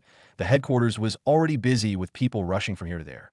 The training had already began. And since this was the first month of training, there were a lot more people that were training here. While Denali headed into Tracy's office to talk to her about what they were going to do about the rest of the group of mercenaries that had joined the previous day, Jack headed for the area where Livingstone was. He still had to look for the group that was from the army. Other than the fact that they were strong, it was also true that they had the best discipline. It would be better if they could join his company so that they could be instructors to instill discipline in those that joined the company during the training. Well, the 2 months of training could be considered as the probation period. The training that they were taking wasn't just about running around. It was also a matter of skills that they would require for them to be referred to as professionals. AS for those that were already working. They would be replaced by the ones that had completed their training, so that they too could train AS for the matter of getting clients. That was something that Jack never worried about. AS, a person that had the hopes of monopolizing the entire security industry. How could he simply stop doing things because he had no clients? He would just steal the clients of other security companies before kicking them out of the market. He could as well poach their best staff. Since he was supposed to monopolize the industry, he might as well go all out. Anyway, that kind of means was going to be used on only those that dared to play dirty with him. AS for the reason as to why he was going to see Livingstone. Although he had instructed Tracy on what to do, he was just curious about the people that Livingstone had brought. And although they had yet to meet Denali, he might as well try making his assumptions of the character before Denali did. Perhaps he might catch the trick behind her ability. Or when Jack got there, he found that the group was training. It was only that this time, there were actually 6 people that were acting as instructors, but they dare not to try sparring with Klein and the others because although the group lacked skills, they could make up for this by their absolute advantage in strength. Jack scrutinized the other 5 people who were also looking at him when they noticed that he had come here. He could tell from the way that they were standing or moving that they all had injuries on them. That was something that Jack had learned after observing Livingstone. With his combat experience, he could easily tell the weak points of a person, and the injuries that these 5 had suffered from could be said to be their weak points. "Boss, you are here." Livingstone stopped trying to teach someone some basic fighting moves and headed towards Jack with a smile on his face. Now, he no longer referred to Jack as Mr. Jack. Instead, due to the favor that Jack had done him by restoring his fighting ability and improving it further, he was more than willing to refer to Jack as boss. And the smile on his face was not only due to his appreciation of Jack, but because he was proud that he was the first one amongst the group to get to above his peak. Jack nodded in response. Then he continued eyeing the 5 as if he was trying to see through them. But no matter what he did, he actually couldn't see a thing. Jack could only give up in the end because he couldn't see a thing, and although he had a chance to choose a skill and height as well selected, he didn't think that it was necessary because Denali was there. He wanted to keep this chance in case of emergencies that if he ended up wasting it, he might regret it in the future. Well, although there was an emergency program of the system, it wasn't something good for him to always take tasks to get something that he wanted.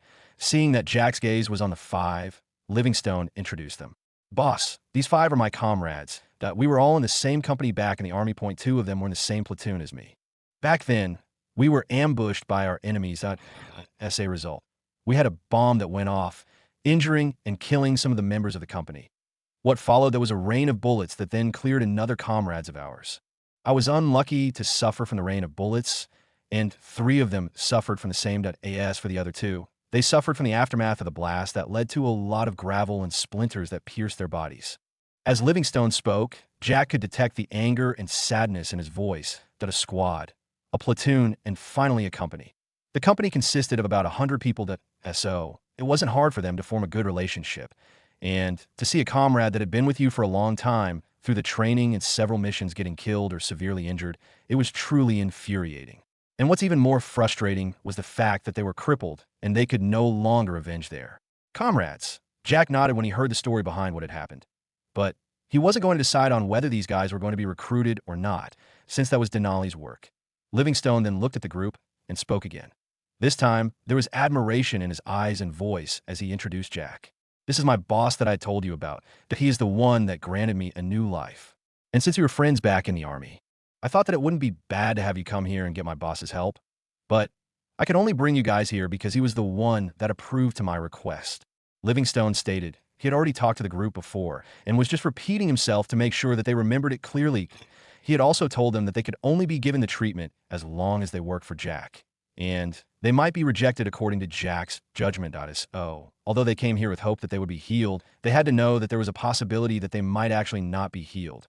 After the introduction, Jack basically knew 1, 2, 3. About the 5 after that, Jack wanted to call Denali to check them out when she came with Tracy. He had instructed Tracy, and perhaps she didn't know that he was here with Denali. She had asked Denali to come and look at the guys that Livingstone had brought just as Jack had told her. If they were accepted, she would complete the recruitment procedures for them. She greeted Jack and the others before standing behind Jack to wait for the results. Although she was surprised that Jack was here she didn't say a word about IT the end of the day. This was his company, and she was an employee here. Remembering something, Jack turned towards Tracy and handed her the solution that he was carrying in his pocket. He had only brought a few with as the others were in the car. When she saw the solution in the small glass, Tracy got excited. She wanted to immediately drink the little solution inside, but Jack stopped her. You'll need to vent out a little after drinking IT. It'll be better if you drink it after you're done with the day. In that way. You can have your supper before taking it. After venting, you'll need to rest for a while. Hearing what Jack had said, Tracy couldn't help but glance at Livingstone, who was looking at the small bottle in her hand. He had already tasted the efficiency of the liquid inside He had a big impression of the small bottle. Knowing what she was thinking, Jack explained, "There is a difference here. If your physique is weak, you will have to sleep after that because you will have been wasted. But for someone whose physique was already strong, he would only need to vent a little, and he would be good to go." After hearing Jack's words, both Livingstone and Tracy nodded in understanding. At least they could understand what happened. Especially Livingstone, who had felt that his body was full of energy the previous day. For the 5. They were staring blankly at the small bottle that Tracy hurriedly hid when she saw the curious gazes of the 5. This moment. Denali, who was standing beside Jack, gave him the sign that they were good. Seeing this, Jack understood the birds of the same feather flock. Together, he took 5 more small bottles from his pockets and handed them to the 5 and told them that they could simply drink it. The 5 of them looked at the small bottle in their hands curiously. And although they had been told by Livingstone about how magical the small colorless liquid inside was, they were still doubtful about the end of the day. Although they could clearly see that Livingstone was completely healed, they were not present when that happened. Livingstone could see through their doubts because he was in their position not long ago. He smiled and said, "There's no need for you to give such doubtful gazes. I can tell you that the small liquid inside there is what healed me to the state that I'm in at the moment." Although they were still doubtful, they decided to trust their comrade and took the solution. In the next moment, they revealed surprised expressions because they could clearly feel that their muscles were being strengthened at a rapid speed. Now, even if they didn't want to believe it, they had no choice, as the healing of their injuries was a good proof that what Livingstone had told them was true to this moment. The explosive strength that they could feel inside them boosted their egos to the limit that it could. Now, they believed that if they faced an elephant, they would be able to kill it with a single punch. But all of that just the result of the sudden surge of strength in their bodies. For whether they really could handle an elephant, that was something that they would have to test it out themselves. "How are you feeling?" Livingstone asked one of them. But instead of answering, this guy attacked him instead. Livingstone seemed to have been expecting that as he easily dodged to the side.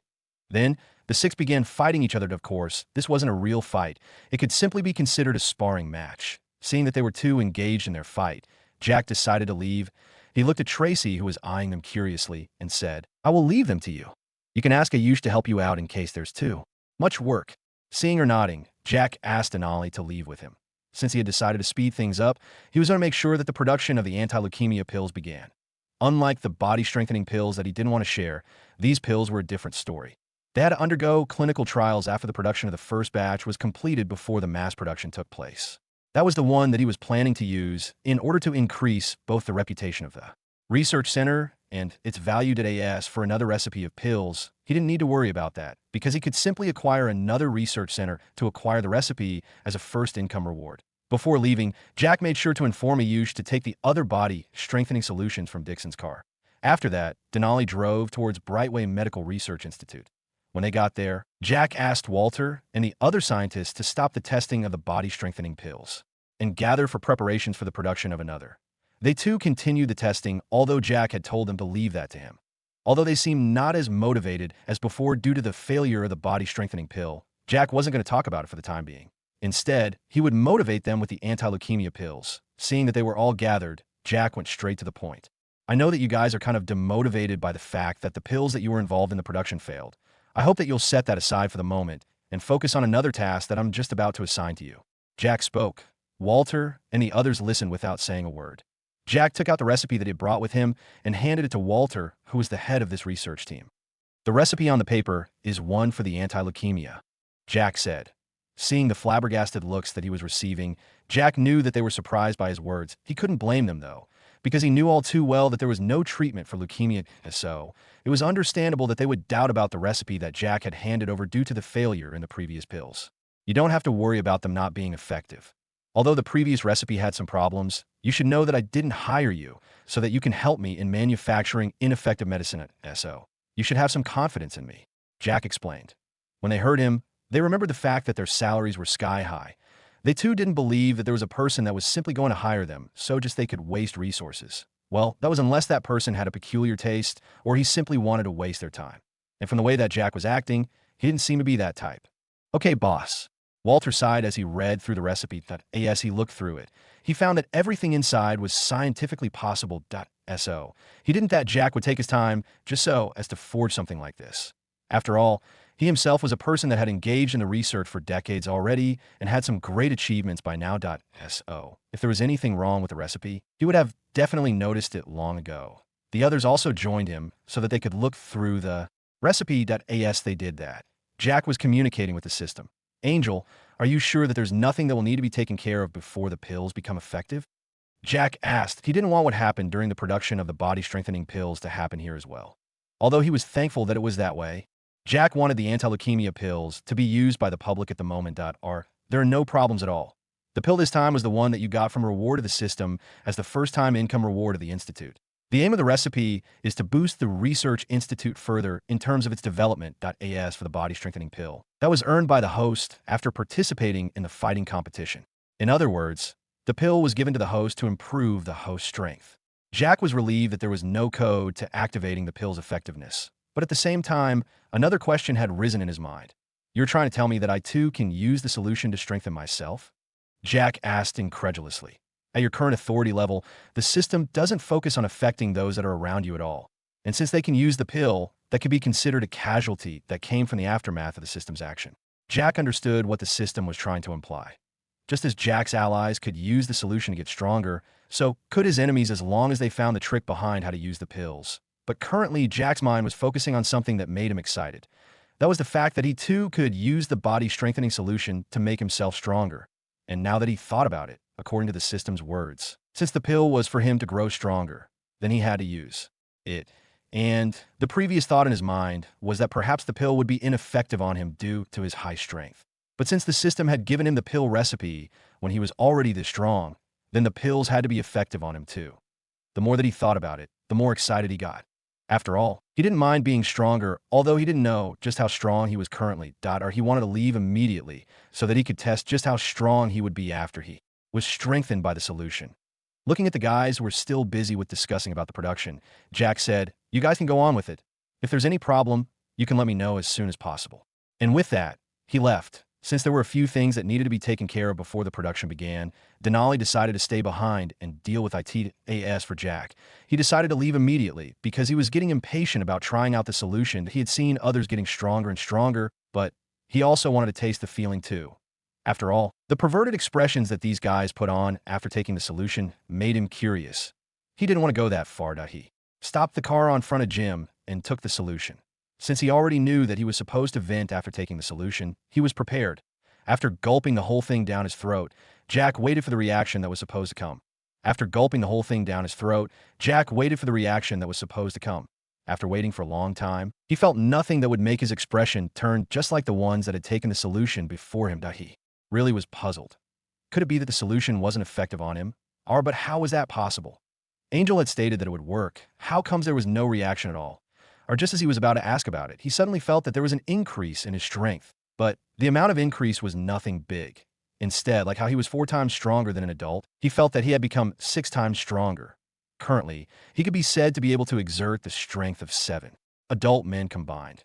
But what puzzled Jack the most was the fact that there was no reaction in his body other than feeling the increase in his strength.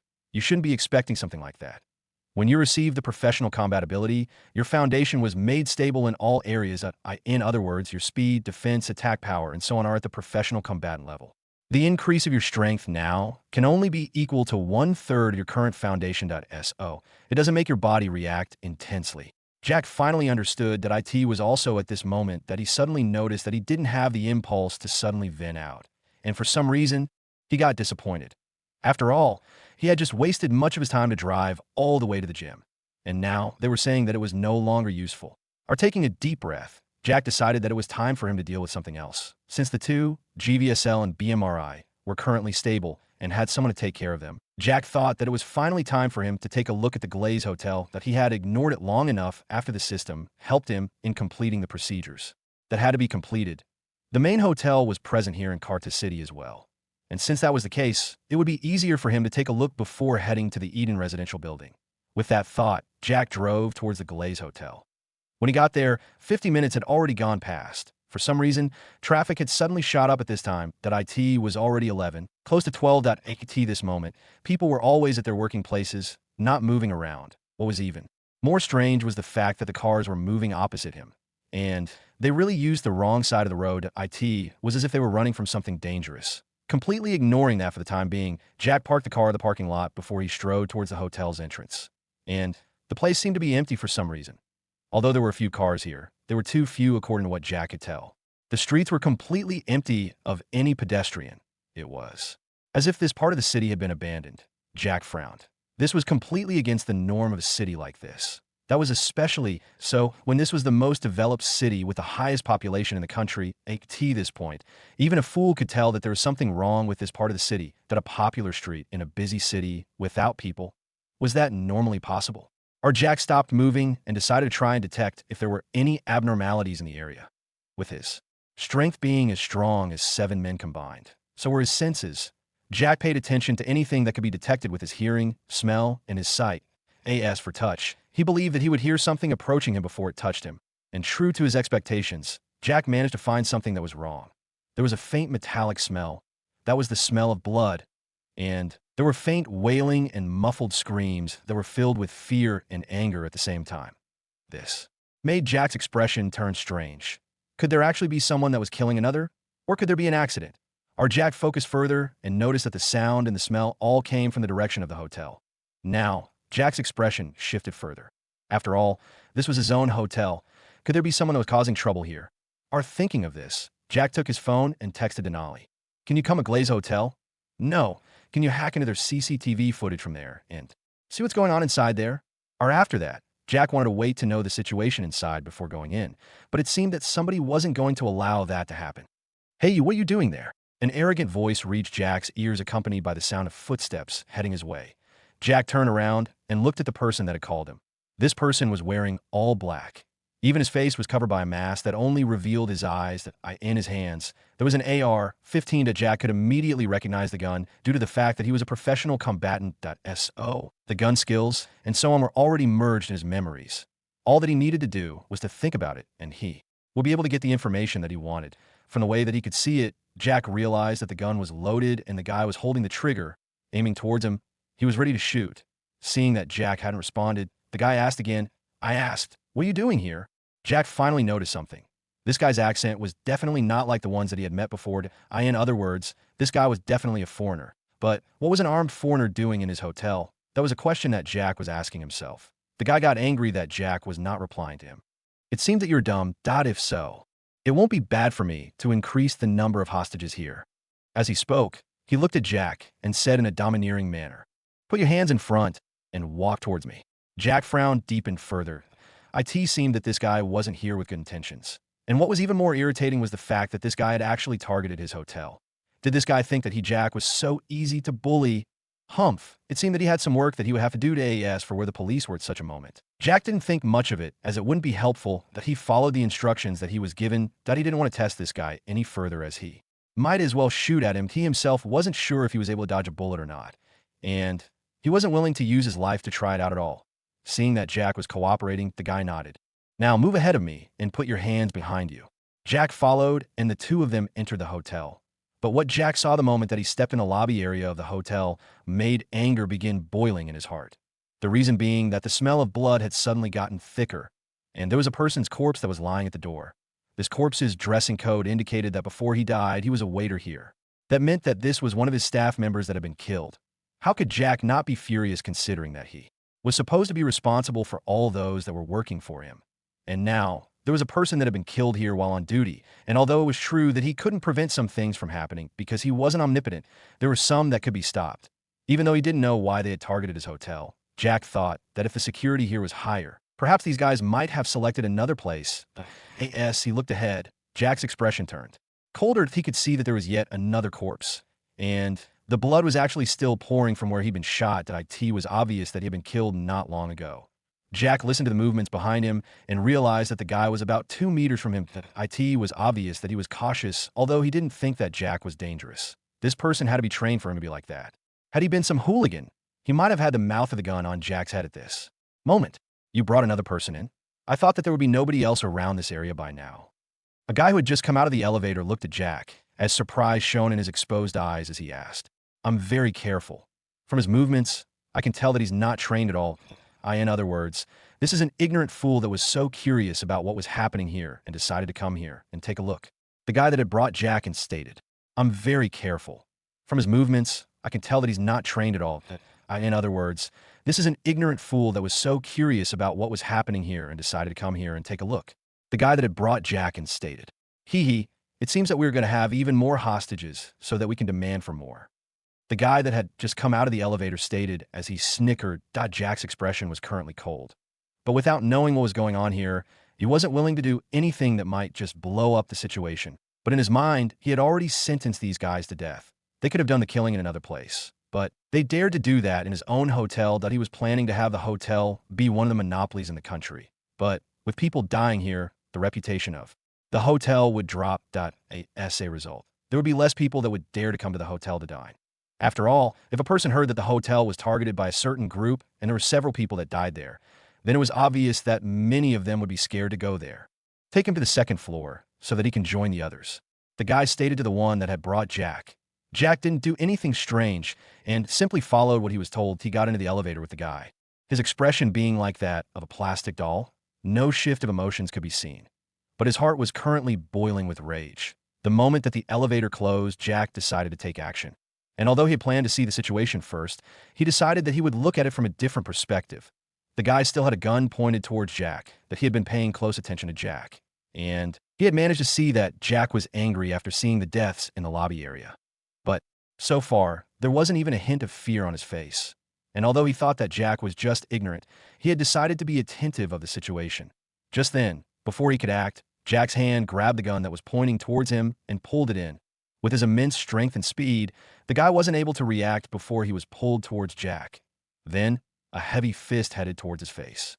Since Jack wanted to continue observing the situation here further, he didn't want the gun to be used as it would alert the others of the situation. As for the cameras inside the elevator, he believed that Denali must have taken care of them by now. After all, he had just felt the phone in his pocket vibrating. Although it wasn't a sure bet that it was a text from Denali, he still chose to trust his instinct. Bang! Jack's fist ruthlessly smashed into the guy, making him lose a grip of the gun that he was just about to pull the trigger. The force behind the attack cracked his skull, and he was thrown backwards by the huge force, his back hitting the wall of the elevator. Then, Jack hurriedly made a move and pressed for the elevator to head for the roof of the hotel. He knew that he wasn't fast enough to be able to deal with this guy, then change his clothes before the elevator arrived on the second floor. They asked for whether the elevator would stop on the second floor first before heading to the top floor. Jack decided to put that aside for the moment, before the guy could react due to the suddenness of the attack and the pain that was already going through his body from the attack. Jack had already gotten in front of him. Then, a rain of punches landed on the guy. Jack didn't pull his punches at all. Since they were cruel, he too would be cruel to them. There was nothing like, "I'll only beat you a little so that you can go to prison and reflect on your actions." Or would reflecting his actions do anything to bring back the people that he had killed? No. And although even killing him wouldn't make the ones that he had killed come back to life, at least it consoled the hearts of the victims. Knowing that he only had a few seconds to deal with this guy before the elevator stopped on the second floor, Jack hurriedly threw heavier punches. With the strength of 7 men combined falling on the head of a guy who couldn't even react, the results were obvious. The guy died not long after 4 punches landed on him. The punches had put a lot of cracks on his skull. Furthermore, the heavy force of the punches had shocked the brain and led to internal bleeding in the end. Although the guy was cautious of Jack, he still ended up dead. When Jack saw that the guy was already dead, Jack went ahead and pulled him so that they hit on one corner of the elevator. In this way, these guys would see that the elevator was empty when it opened. Furthermore, none other than the guy who was on the ground floor knew that the two of them were going up. Or maybe if there was someone in the control room, that person would surely know. But Jack didn't think that he would know what was happening in the elevator. Looking at the light that showed that they had arrived on the second floor, Jack took a deep breath before holding his breath. He didn't do anything that would speak of his presence when they got there. But against his expectations, Jack saw that the elevator wasn't stopping at all. Instead, it kept moving higher. This was a great surprise to him. Jack hurriedly took out his phone and looked at it. True, there was a message from Denali. "Master, there are a total of 14 armed people in the building. They all have AR-15, pistols, and daggers. All the customers and staff members are held on the second floor at the moment." After reading it, Jack couldn't help but get impressed by Denali. She was so fast in that she had already looked into the hotel and knew how many people were here and what weapons they had on them in less than 5 minutes. He smiled. Since Denali was the one that was in control at the moment, Jack didn't need to worry about being found that easily as long as he didn't expose himself and followed Denali's instructions. And he no longer needed to disguise himself as one of them. He could use Denali's help to find more information about the situation inside there. As for what he would do after getting the information, that would of course be to deal with the guys here. He didn't know where Denali had made the elevator to take him to, but he trusted her as she was loyal to him. So, while waiting for the elevator to take him around, Jack took a few things from this guy. He didn't take the AR-15 with him as he thought that it would only be inconvenient for him.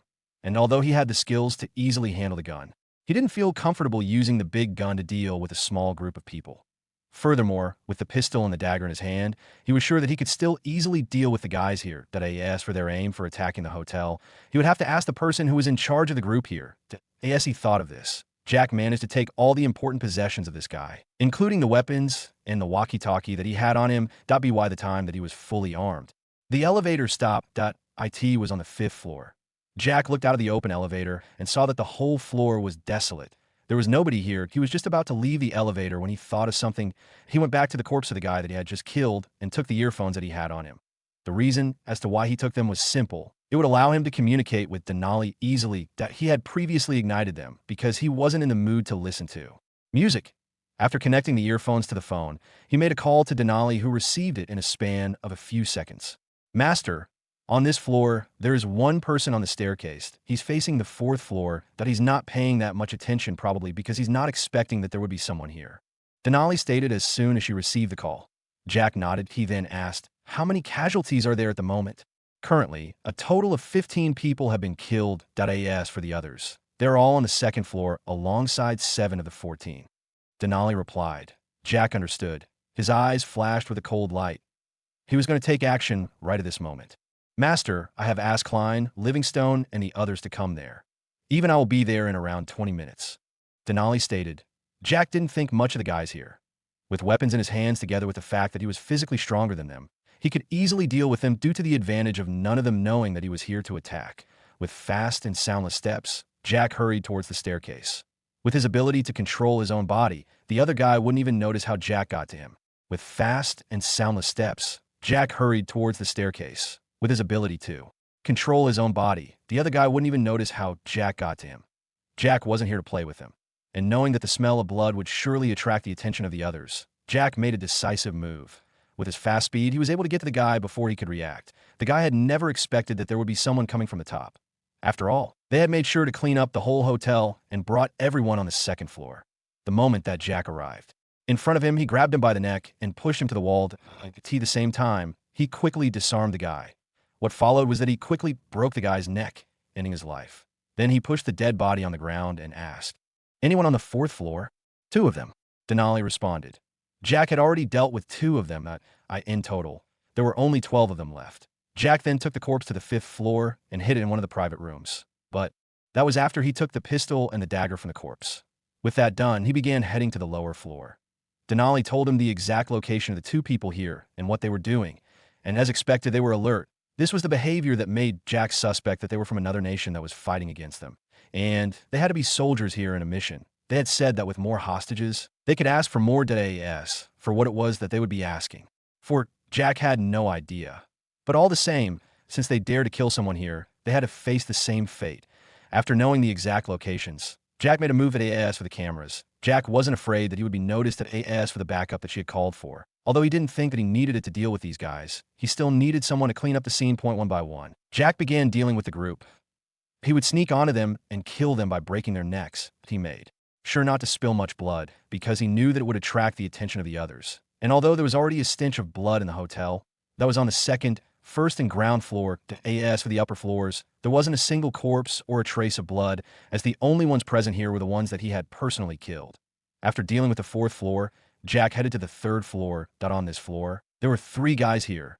With a total of 14, they were distributed in such a way that half of them was present with the hostages. There were supposed to be 2 of them on the 3rd floor, but one of them had joined them there. Now, Jack had already dealt with 4 of them, leaving only 10 of them. There were currently 6 on the 2nd floor, 3 on the 3rd floor, and 1 on the ground floor. The only problem that he would have would be to deal with the 6 on the 2nd floor. The 2nd floor was an open space that was filled with tables. And currently, there were a lot of people who were congested on the floor. So, for him to act fast enough to ensure that the hostages were not implicated was something that he had to take care of seriously. He steadily sneaked onto the 3 who were discussing something. Since they were not scattered, Jack had to be more careful and fast enough to deal with the 3 of them before they could do anything that would alert the others. "Are you sure that they are coming? We have already waited for over an hour now," one of the 3 guys stated. "Do you think that the Azaminian higher-ups will be willing to exchange the lives of these hostages for our mission target?" "I'm not sure why, but I feel quite uneasy. But this was supposed to be a foolproof plan that we did a lot of investigation before we carried out the mission. So, I believe that they would have to agree, considering that the lives of hundreds of their citizens are in our hands. I'm having a strange feeling right now that we are mainly guarding the top floors because we don't expect that if the military sent someone, he would be able to sneak in through the ground, but most likely from the top. But although we are flawless, I think that there's something that isn't right. What could go wrong? We have left the other floors and the roof without someone. In this way, they might think that we are careless. But when they dare to sneak here, we will kill the one that has sneaked over, as well as a few hostages to tell them that we are serious." Jack, on the other hand, listened to what they were saying keenly. He wanted to get a few clues about what they were doing here. And he had managed to find out that they were simply using his hotel and those inside as the hostages. This made Jack's expression turn cold. It seemed that he would have to establish his reputation and that of the companies or businesses under him. In this way, people would think twice before they dared to come and attack him. His eyes flickered with a cold light that soon disappeared. He nodded to himself. He hadn't done a mistake in killing the other 4 guys. After all, these guys were intent on killing a few more people. That meant that he had to hurry up his steps. Otherwise, someone was going to suffer soon. Back to a few seconds ago. Jack had just arrived in a corner where he could clearly hear what these guys were talking about, but what made him frown was that they were speaking a language that he didn't understand at all. Just as he was wondering on what to do, a system prompt appeared in front of him. "Emergency mission program activated. Advanced reward professional human language mastery. Accompanying task that you'll have to complete so that you can permanently have a reward is as follows. Task: show your language proficiency and amaze those that boast to be masters. Time limit for weeks." He was surprised that the system came in handy. He had thought about using the chance that he was given by the system. But in the end, he thought that it wasn't worth it to waste such a chance on something like this. Since this group could speak Azaminian, he may as well beat them up before interrogating them. And if they thought that they couldn't talk, he would leave them to Denali to interrogate them. She was trained by a secret organization, and she had some skills on her. The system had given her such a background when he selected the skills for her. And what was a surprise to him this time was the fact that he wasn't required to earn any money to complete the system task. long as he impressed those guys that thought that they were the masters when it came to mastering different languages, he would be able to complete the task. And he had been given a whole month to do that. It seemed that the system had seen that it might be difficult for him to complete the mission because of the fact that it would be difficult for him to find those guys and impress them. After all, there was no way that he would go around looking for them. Then after finding them, he would start showing off in front of them so that they might get impressed. He was sure that the result that he would get would definitely be their resentment rather than a good impression from them. They were proud people. What would happen when a person went to show off in front of them? Or in other words, he had to look for a good method that he could use so that he could impress them. The best one would be if they were the ones that needed the person who could speak different human languages. Without hesitation, Jack accepted the task. Immediately after that, Jack felt that there was a big amount of information that had appeared in his mind. And as he heard the group speaking, he finally understood what they were saying. It was as if what they were talking about, their accent, their language, and so on were natural too. Jack decided to focus on what they were saying at the moment. But as he listened further, he was surprised. Although these guys were sure that there would nobody that would be here and they were speaking in their own language, they still didn't mention what had brought them here. Or back to the present. Jack waited for a while longer, but he found nothing that helped him to know what they were talking about. So he decided to take action. Since they were a little lax, Jack thought that he would have to do something now. He didn't have that much time. So he had to deal with them now that their guard wasn't at the highest point. Since they were a little lax, Jack thought that he would have to do something now, but he didn't have that much time. So he had to deal with them now that their guard wasn't at the highest point. Taking a deep breath, Jack took out the 2 daggers that he had been carrying with him. The next moment, he shot out from his hiding spot and rushed towards a group of 3. His movements were so fast that the 3 failed to react. The moment that he was less than 2 meters from them, Jack threw the 2 daggers towards 2 of the 3. The daggers were thrown with great strength in that the sound of the air being cut could be heard for a moment. Then, the 2 daggers lodged themselves deeply into the skulls of the 2. These guys had their eyes wide open in disbelief as their consciousness fell into the darkness. As for the last one, before he could do a thing, Jack had already gotten before him and punched hard towards his chest. The explosive force broke a few of his bones as he was thrown towards the distance. The guy's fingers weakened as he was forced to drop the fun that he was holding. Jack didn't stop at that because he knew that this guy had a pistol on him. So the moment that the guy landed, Jack had already arrived above him. He dropped directly onto the guy's neck, completely crushing it, ending the guy's life. After he was done, Jack hurriedly took the dagger from the 3 guys before taking a position close to the stairs. He knew that the commotion must have been heard by those that were on the 2nd floor. So although he had made sure that the 3 of them didn't use a gun, he knew all too well that there would be some guys that would come over to see what was going on. True to his guess, the walkie-talkie that he was having went on, and a voice came through. Agent 10, Agent 10, what is happening on the 3rd floor? Over. Jack didn't reply even after the guy asked 3 times. Agent 12, do you copy? Over. The guy on the other hand asked again. Team, something happened to all those on the top floor. Hurry up and take action. Make sure that the hostages are taken care of. 2 and 7, make sure that the lower floors are secured.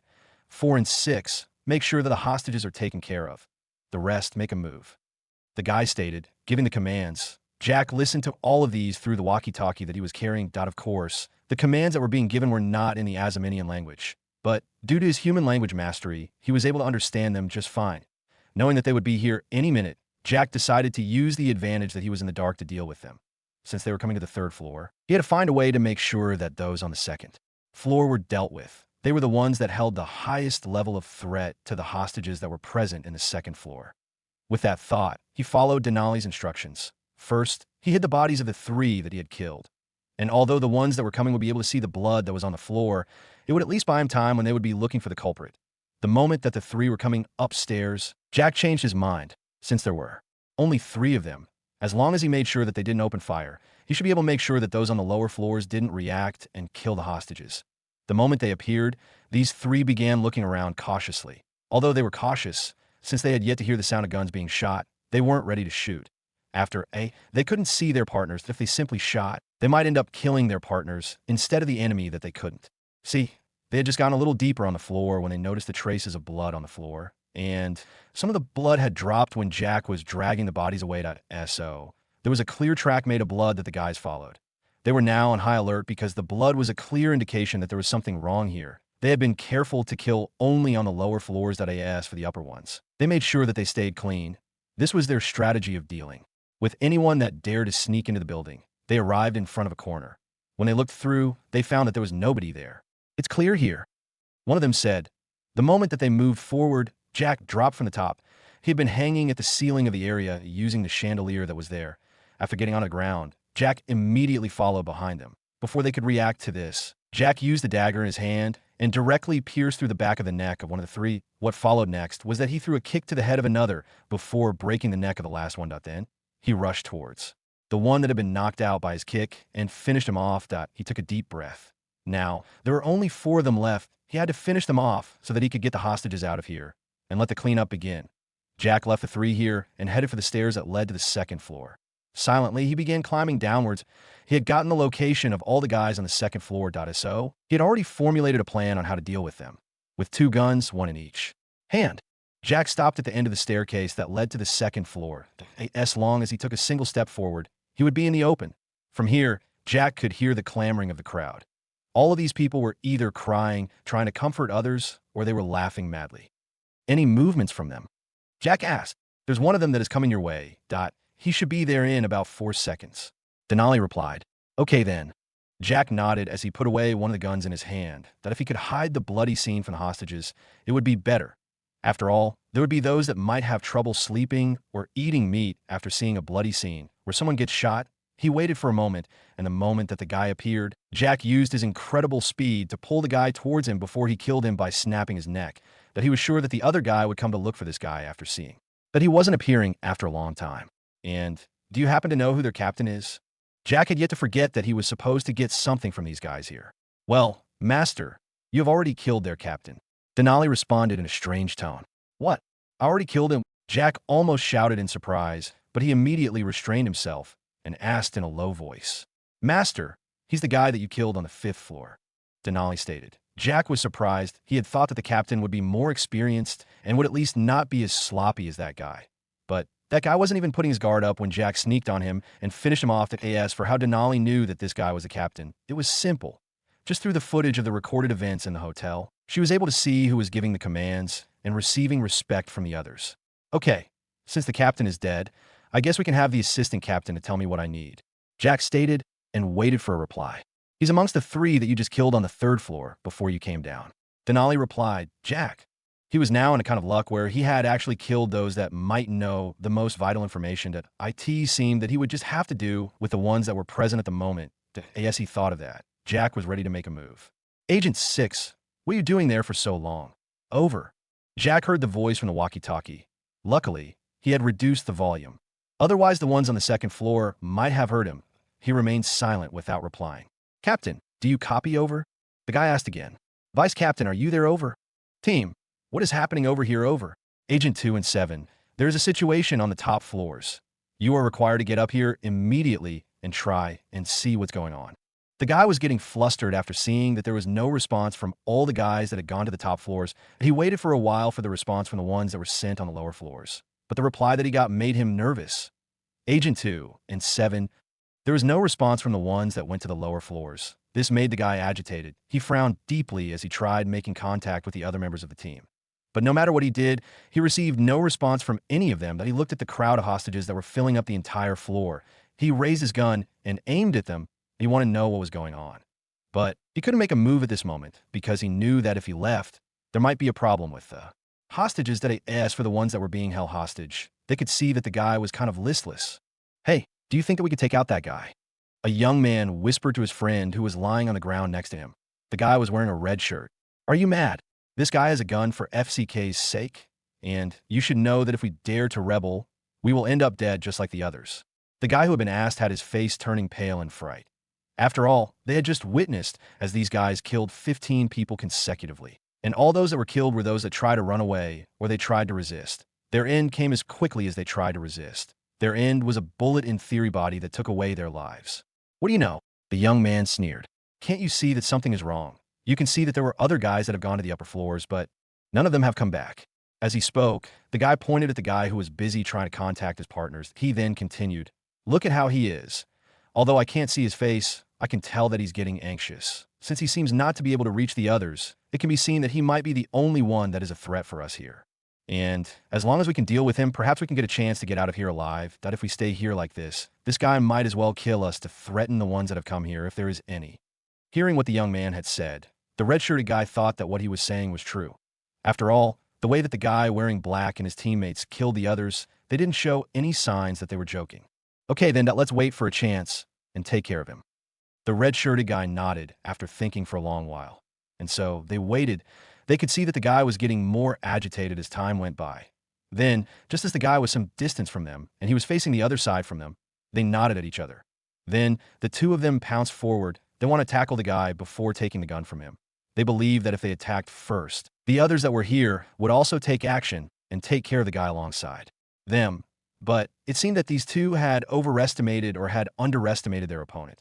That was because the moment that they made their move, the guy who wasn't paying much attention to them made a move. Get lost, you ASHLU. I'm going to kill you. The two shouted as they charged forward. He turned around and threw a kick, throwing the young man back. As for the red-shirted guy, he was given an uppercut, making him bite his tongue. They weren't the only ones that got stunned. After all, even the other hostages had never expected that there would be someone that would be brave enough to make a move in such a situation. As for the two that had made a move, they had never expected that the guy whom they thought that he wasn't paying attention could easily deal with them. Not only was he fast, but he was incredulously strong. With the speed that they had moved in together with the element of surprise, they had thought that they would be able to get the guy off guard. But they had never thought that the guy would be this extraordinary and react even in such a situation. You two pieces of SHD. How dare you try to rebel? It seems that you don't care about your lives anymore. The guy who had been agitated that his teammates were not responding was furious that there were a few guys that were trying to sneak an attack on him. He raised the AR-15 and pointed it toward the two guys. He was ready to make a mesh out of these two. The two were frightened. They crawled backwards and almost pissed themselves as they stared at the gun that was pointed towards them. They were shivering in fright. The guy was just about to pull the trigger when he suddenly felt great danger. Before he could react, something came from nowhere and hit the gun that was in his hand. It was as if the one that had thrown out that object had the aim of knocking the gun from his hand. And so, although his finger was close to the trigger, he didn't manage to pull the trigger. The guy turned around to look at the direction that he had felt that the object came from. He was just about to shout and ask who was the one that had attacked, when suddenly, he felt that there was some movement coming from behind him. Just as he turned around, he met a punch on the face. He was stunned as he staggered backwards. And then, from behind, he felt someone kicking him. He was forced onto the ground, out cold as he couldn't handle the two hits. The crowd that was on the second floor couldn't believe what had just happened. As for the two whose lives almost ended, they heaved a sigh of relief, but their eyes remained wide open as they too didn't know what had happened here. Jack looked at Denali, who was in front of him, and gave her a thumbs up. Good job there. He knew that she had taken care of the guys on the lower floors, thus saving him time and effort. After he had taken care of the guy that had headed his way, he looked at the other. He was planning on charging forward and taking care of him whenever the chance presented itself. He had never expected that there would be two brats who were so hot-blooded that they thought that they could take care of the distracted guy. Although they were not wearing any military uniform, Jack could tell that these guys were trained. They could have shown their skills as they faced their fellow soldiers. But in front of Jack, they could do nothing other than being taken out one after the other. When he saw the actions of the two, he couldn't help but give himself a facepalm. These two were so idiotic. They were sneaking on a guy who was trained. And their sneaking wasn't even supposed to be called sneaking. They were rushing forward with loud steps. And they were actually yelling while attacking. Who the hell does a sneak attack in such a manner? Jack waited, and true to his expectations, the guy in black reacted in time and kicked and punched the two away. And although the two were seeking death by trying to attack, Jack couldn't let them die. They were trying to find a way out, but they were stupid. Furthermore, they were in his hotel, thus were his responsibility. So he took out the dagger that he had gotten from the last guy that he had killed. Then, with great precision, he threw it, aiming for the gun that was pointing towards the two youths. Luckily, Jack had managed to aim and throw the dagger just before the guy pulled the trigger. And with the great amount of force that came from his arms as he threw the dagger managed to knock the gun from the hands of the guy. Furthermore, the guy had never expected that there was someone that could target the gun in his hand. Jack then got from behind the wall and headed straight for him. But he was surprised that Denali came in at this moment. She punched the guy, throwing him towards Jack. Jack in turn kicked the guy, knocking him out. Have you dealt with the ones that were on the ground floor?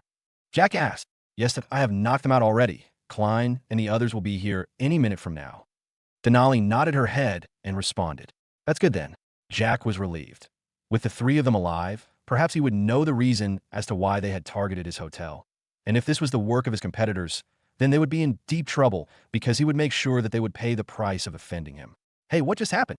I think that guy was just about to shoot and was beaten up soon. Or are we saved now? Perhaps. I will never step back here again. This was a nightmare to me. I have to go back to my wife. Otherwise, I'm going to die childless. Jack was left speechless for a moment, but he understood their situation. At the end of the day, they were put in a situation where they could lose their lives in the next moment. So, for them to be allowed to release their fear, they could say whatever was in their minds at the moment. Denali, just take the situation here. I would like to meet with the top management after everything is done. Jack stated, "Yes, boss." Denali nodded. Denali, just take the situation here. I would like to meet with the top management after everything is done. Jack stated, "Yes, boss." Denali nodded. After deciding to leave everything to Denali, Jack decided to take a few rounds around to the hotel to make sure that nothing was out of place. He didn't touch the bodies that he had disposed off. Well, it could be said that he had hidden them away, as that was going to be the work of Klein and the others. Around 5 minutes after Jack was out to look at the structure of the hotel, Klein and his team arrived at the scene. They weren't the only ones, though.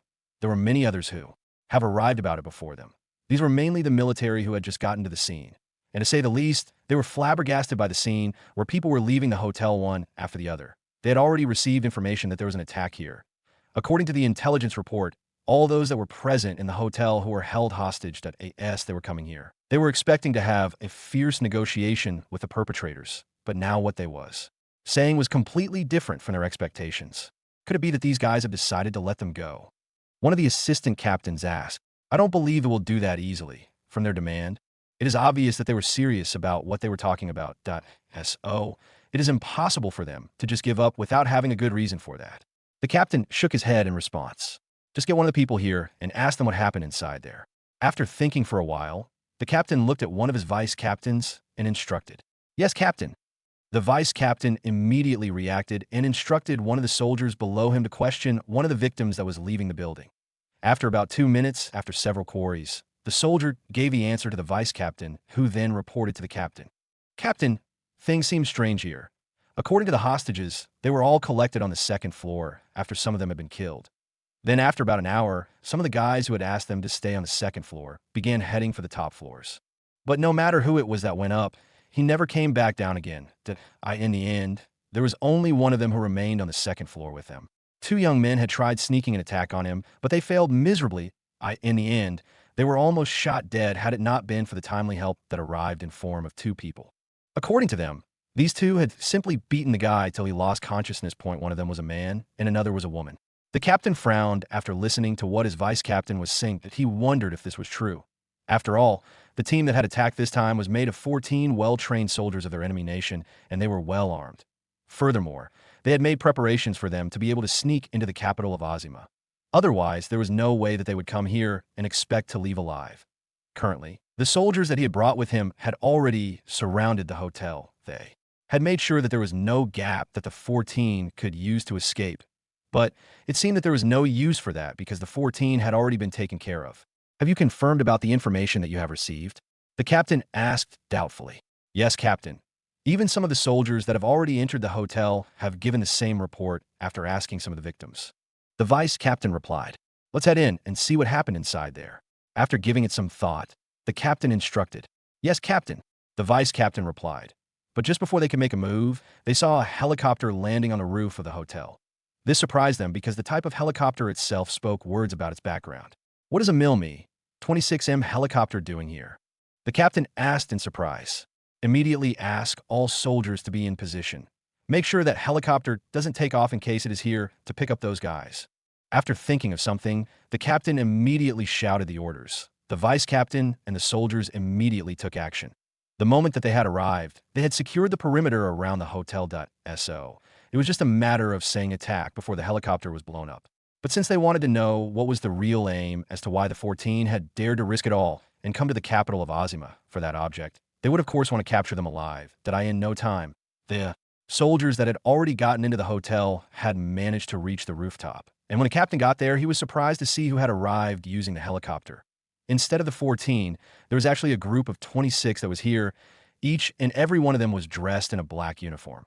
From the looks of it, although it had a military vibe, one could still tell that it was from the security company. Well, that was from the fact that there was a batch of GVSL, and as members of Azima, the soldiers had definitely heard about the security company, But what caught the attention of the captain and vice captain wasn't the fact that these people were from a security company. It was simply because amongst the 26, they recognized 6 of them.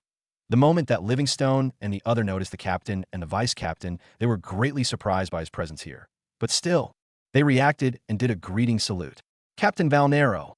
Although they were no longer soldiers, they not forget about their roots as soldiers, so they still had a lot of respect for the captain in front of them. He was a man, as the front runners, who was looking for a way to treat them after they had received their injuries. Although it was hard, and at the end of it all they were still crippled, they knew how to appreciate the care that the captain had given them when they were in need. You guys, how come you look okay? Weren't you injured? After nodding to the greetings, the captain asked perplexedly. Livingstone chuckled and replied, well, that was how it was supposed to be, but we were lucky enough to encounter someone who helped us out. Not to mention getting back to our peak condition, we have surpassed our previous selves. Livingstone had become casual when he responded. Since he wasn't on duty, there was no need for too much formalities. I don't understand what you're talking about. We had tried all the best hospitals in the country, but we didn't find a solution to your condition. But now you're telling me that you are back to your peak condition? The captain couldn't believe what he was hearing. But you wasn't to blame because they had really tried their best. They had searched for the best doctors and surgeons in the country, but none of them was able to solve the condition of Livingstone and the others. And to say the truth, Livingstone and the others weren't the only ones who were into that condition. There were several other soldiers who were forced to retire due to the injuries that they had received, and there are several more who had. Come after them. I could have told you, but I don't have the permission to release the information that IT is something that is supposed to be confidential. Livingstone hesitated for a moment before he replied. He knew that something like the body-strengthening solution wasn't something that was supposed to be exposed easily. After all, that was something so magical that it could heal them and strengthen them further. And if the information reached the ears of the enemies or some greedy people, they would surely do their best to try and get the recipe of the solution. And this was not something good for Jack. Valnero frowned upon hearing that. Livingstone could not disclose the information. But as a soldier, he really liked to get his hands on the information. Not only would it save a lot of soldiers who were forced to go to retirement, it would also strengthen their forces. He was just about to try and ask further, when he was interrupted by a soldier who was bringing a report. Captain, we have found that out of 14, 11 of them are dead and 3 of them have been captured. The soldier reported. What? Not only the captain, but even leaving soon and the others so surprised. When they arrived, they had seen that the area was surrounded by many soldiers. They had thought that the soldiers were the ones that had dealt with the situation here. But from the looks of it, they too had found that the situation had been already handled. This puzzled them because they didn't know who did it. Livingstone, do you happen to know who has taken care of the attackers? Valnero asked. From his point of view, since Livingstone and his team were here, they had to have some relationship with the hotel. Perhaps they knew who had taken care of the 14 people who had attacked today. Livingstone, do you happen to know who has taken care of the attackers? Valnero asked. From his point of view, since Livingstone and his team were here, they had to have some relationship with the hotel. Perhaps they knew who had taken care of the 14 people who had attacked today. Livingstone and the others were puzzled when they heard this. They had thought that since the army was here, perhaps they were the ones that had taken care of the situation. But from the looks of it, they were completely wrong about it. Now, they were wondering who it was that had taken care of the attackers. It was obvious that the person wasn't ordinary. But no matter how they thought about it, they didn't think that they were familiar with anyone of that caliber. Seeing the confusion on their faces, Valnero could tell that they had no information about what had happened here. But how did they come over even though they were not supposed to be having information about the incident? Valnero decided that he could perhaps give them a tip and see if they could realize something about it. According to the information that we have received, the ones that handled the situation were 2 people, a young man and a young woman. Livingstone tried thinking hard to see if he knew anyone like that. But in the end, he could only shake his head as he replied, I don't think I know any young man or woman that can deal with a situation that involves the military. But perhaps they are related to our boss. Your boss? Valnero was surprised about the information that Livingstone had revealed. He wondered who this person was that was able to make a proud soldier like Livingstone to call him boss. He was just about to ask who the boss was when one of his soldiers came forward and gave a report. Captain, there are 2 people who are resisting to give the report about what happened here, and neither are they cooperating with us in the investigation of what really happened here. The soldier stated. Valnero frowned. This was one of the very few times that there was someone that didn't cooperate with them when they were carrying out an investigation for something as big as the attack that involved the death of over a dozen civilians. Most of the times, these few people were mostly the spies or the perpetrators and were intention not revealing the information. And their ending was definitely something that made them regret not speaking up earlier. But what surprised him was The fact that instead of capturing those that were not cooperating as they were suspicious, but they were reporting instead. What's wrong? Valnero asked. Captain, they're saying that they are expecting answers from us about today's incident. Furthermore, these two are the ones that dealt with the assailants that attacked today. The soldier replied. They had just asked and had confirmed that the two of them who had actually rescued the two young men and the rest of the hostages. So, they were not sure about how to handle the situation. As soldiers, they knew that for the two of them to be able to deal with 14 people, they had to be extremely skilled. And the fact that they had actually risked their lives to deal with the group of 14. So, the soldiers were not sure about how they were supposed to handle them. After all, they were not criminals, and they had the right to ask for the explanation about what was going on here. Let's do and see what is going on inside there. Valnero stated, as for the issue concerning the boss that Livingstone had mentioned, he decided to put that aside for the moment first. Inside the hotel's lobby area, Jack sat on the sofa alongside Denali. He was currently frowning as he observed as the soldiers took care of the bodies. He hadn't expected that the soldiers would arrive only after he had already dealt with the situation. But all the same, he thought that they might as well help him dealing with the situation because Klein and the team had yet to arrive. Furthermore, Denali couldn't deal with everything all by herself. But what made him gloomy was the fact that these guys had only arrived and they were trying to be arrogant in front of him. This made his impression of the soldiers that he had gotten from Livingstone drop a little. But all the same, he completely refused to cooperate with them unless they gave him an explanation of how these people, who were armed, managed to reach his hotel that was located very close to the center of the city. As for the meeting with the top management of the hotel, he decided that he would simply meet them only after the soldiers were out of here, that he knew that these guys would definitely try using force. But that didn't matter to him because he wasn't weak. Although he couldn't compete against the whole army, a single platoon was nothing as long as he got weapons at AS. He was still deep in thought. He heard the sound of the elevator opening. Accompanied by that, a group of people stepped out of it. The elevator here was big enough to accommodate up to 40 people. But surprisingly, it was full at the moment. Jack looked at the group that had exited. He could see that they were heading towards him. And among the group, he was surprised to see that Klein and the group were among them. Currently, Jack's attention was mainly fixed on the man who was in the lead. He had short hair and looked knit in his military uniform. The air and aura around him was something that told others that he was a person who had witnessed a lot. There was also the ferocious aura that made people feel as if he would attack them the next second. Still, in front of Jack and Denali, that was nothing much. Not to mention the fact that they were stronger than Valnero. The air and aura around him was something that they could completely ignore due to their combat ability and the professional combatant skills. When Valnero arrived in front of the two, he was surprised that they didn't seem to have any kind of reaction to the aura that he had deliberately released. Furthermore, as he looked at the eyes that were looking at him, he felt that there was nothing that he could hide in front of them. Before he could say a word, Livingstone and the others went forward and spoke in surprise. "Boss, Ms. Denali, you guys are here." It was obvious that they were surprised to see the two of them here. Although they had seen the two before in the security company or during other interactions, none of them had ever thought that the two of them had high combat capabilities. They weren't to blame, though, because of the fact that Jack and Denali were simply too young. And although it was true that they could have used the body-strengthening solution to increase their strength, they didn't believe that it was enough for them to actually take care of 14 armed men. Furthermore, they themselves weren't even armed to begin with. Klein and his group were a good example. Although they were far stronger than the ordinary soldiers, that didn't mean that they could actually deal with them if the guns were involved. Strength wasn't all that mattered. Experience and skills were also crucial to this point. Valnero was having some kind of understanding of the situation. Since the young man here was Livingstone's boss, it was kind of understandable that he had some abilities, but he was still wondering what kind of background he possessed for him to be able to deal with the situation here in the hotel. "It's good that you guys are here." Jack nodded in response. Although it had taken them some time to arrive, at least they were here already. That meant that their reaction to emergency situations was quite good.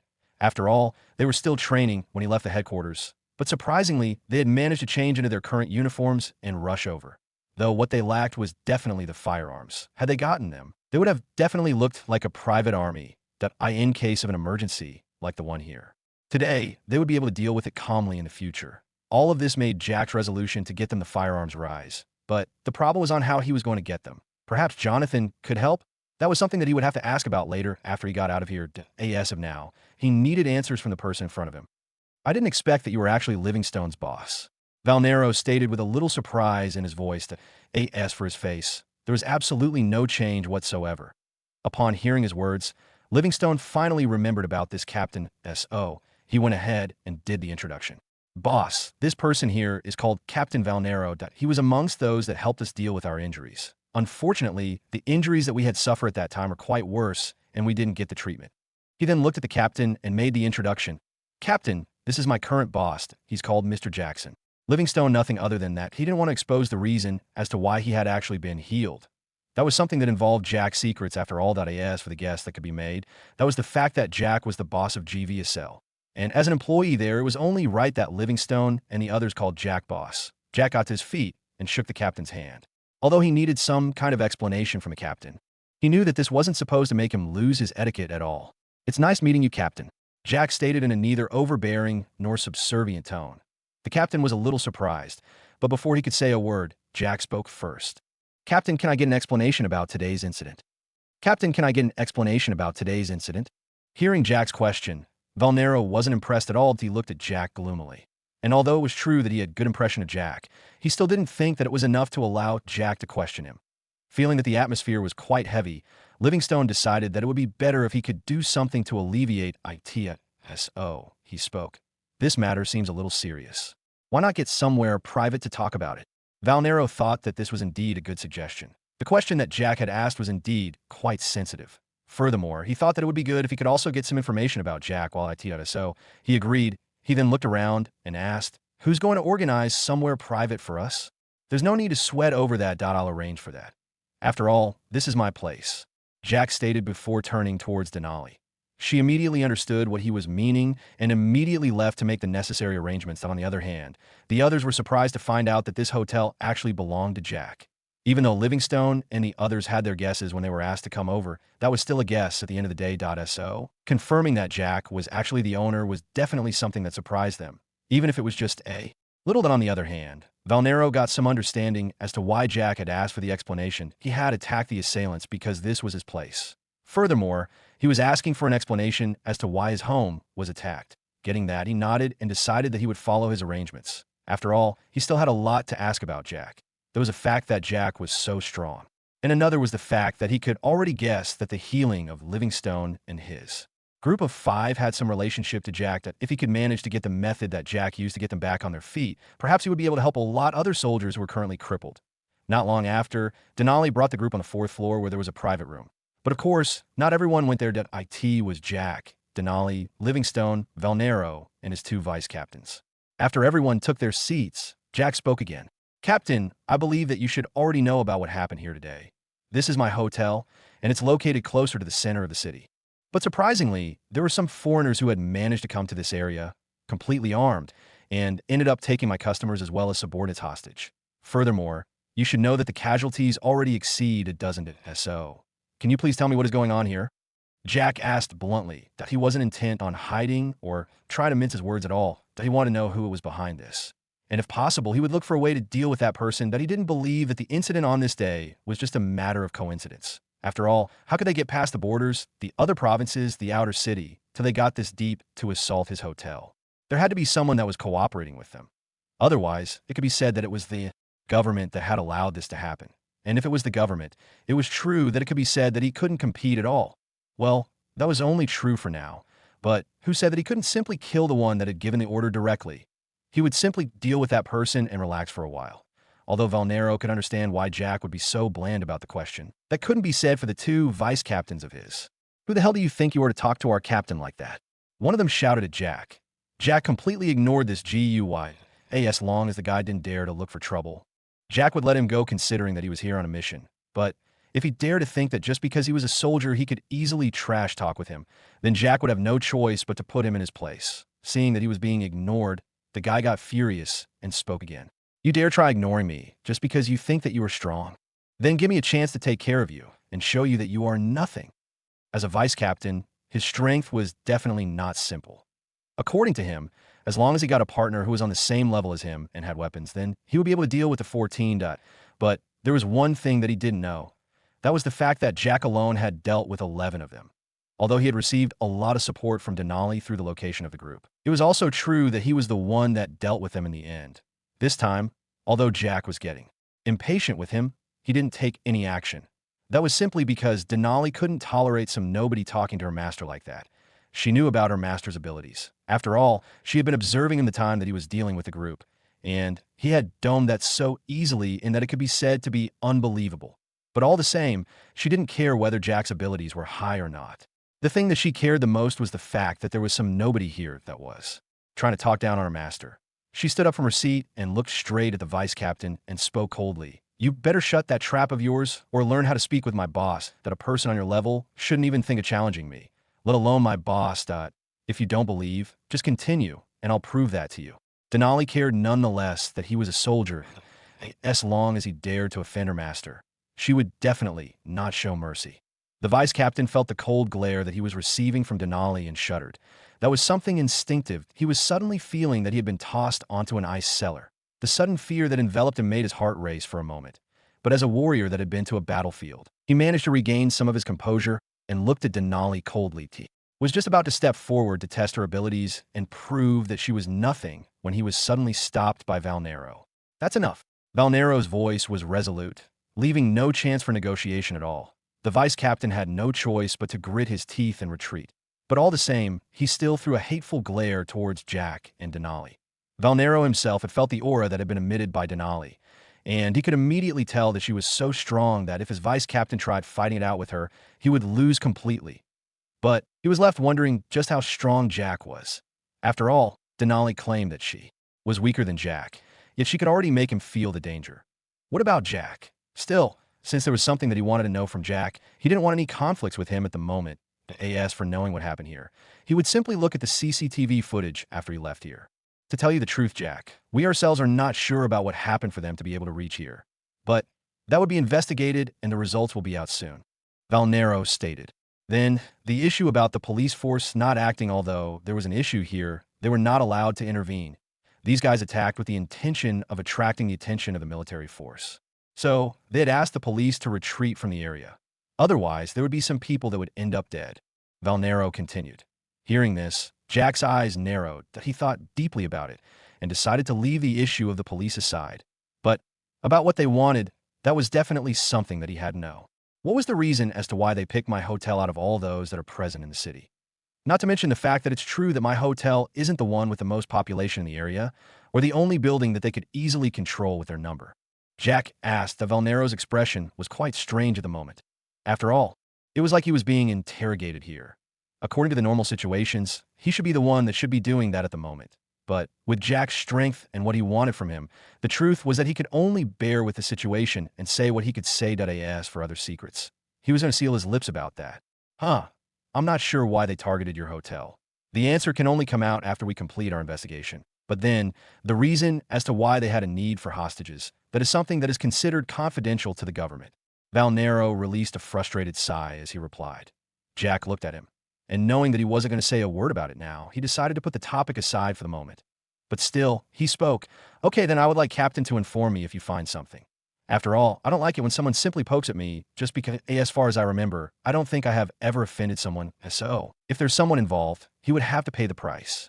Valnero could feel chills running down his spine as he looked at Jack's cold expression that showed that he wasn't joking. But still, he wondered just what Jack had gone through at his age for him to behave in such a manner. All the same, he looked at Jack and spoke seriously. I know that you are angry about today's event. That's something completely understandable. But I hope that if you receive the information, you won't break the law. Jack simply chuckled when he heard this. I can't promise you about that, though. After all, it will depend with the level of provocation that he has made. Jack had no intention of speaking any further nonsense here, so he decided to leave and meet the top management of the hotel. He still had to go to the Eden residential building. Perhaps there might be another force targeting it. I will be on my way then. Thank you for your time, Captain. Jack got to his feet and was ready to leave.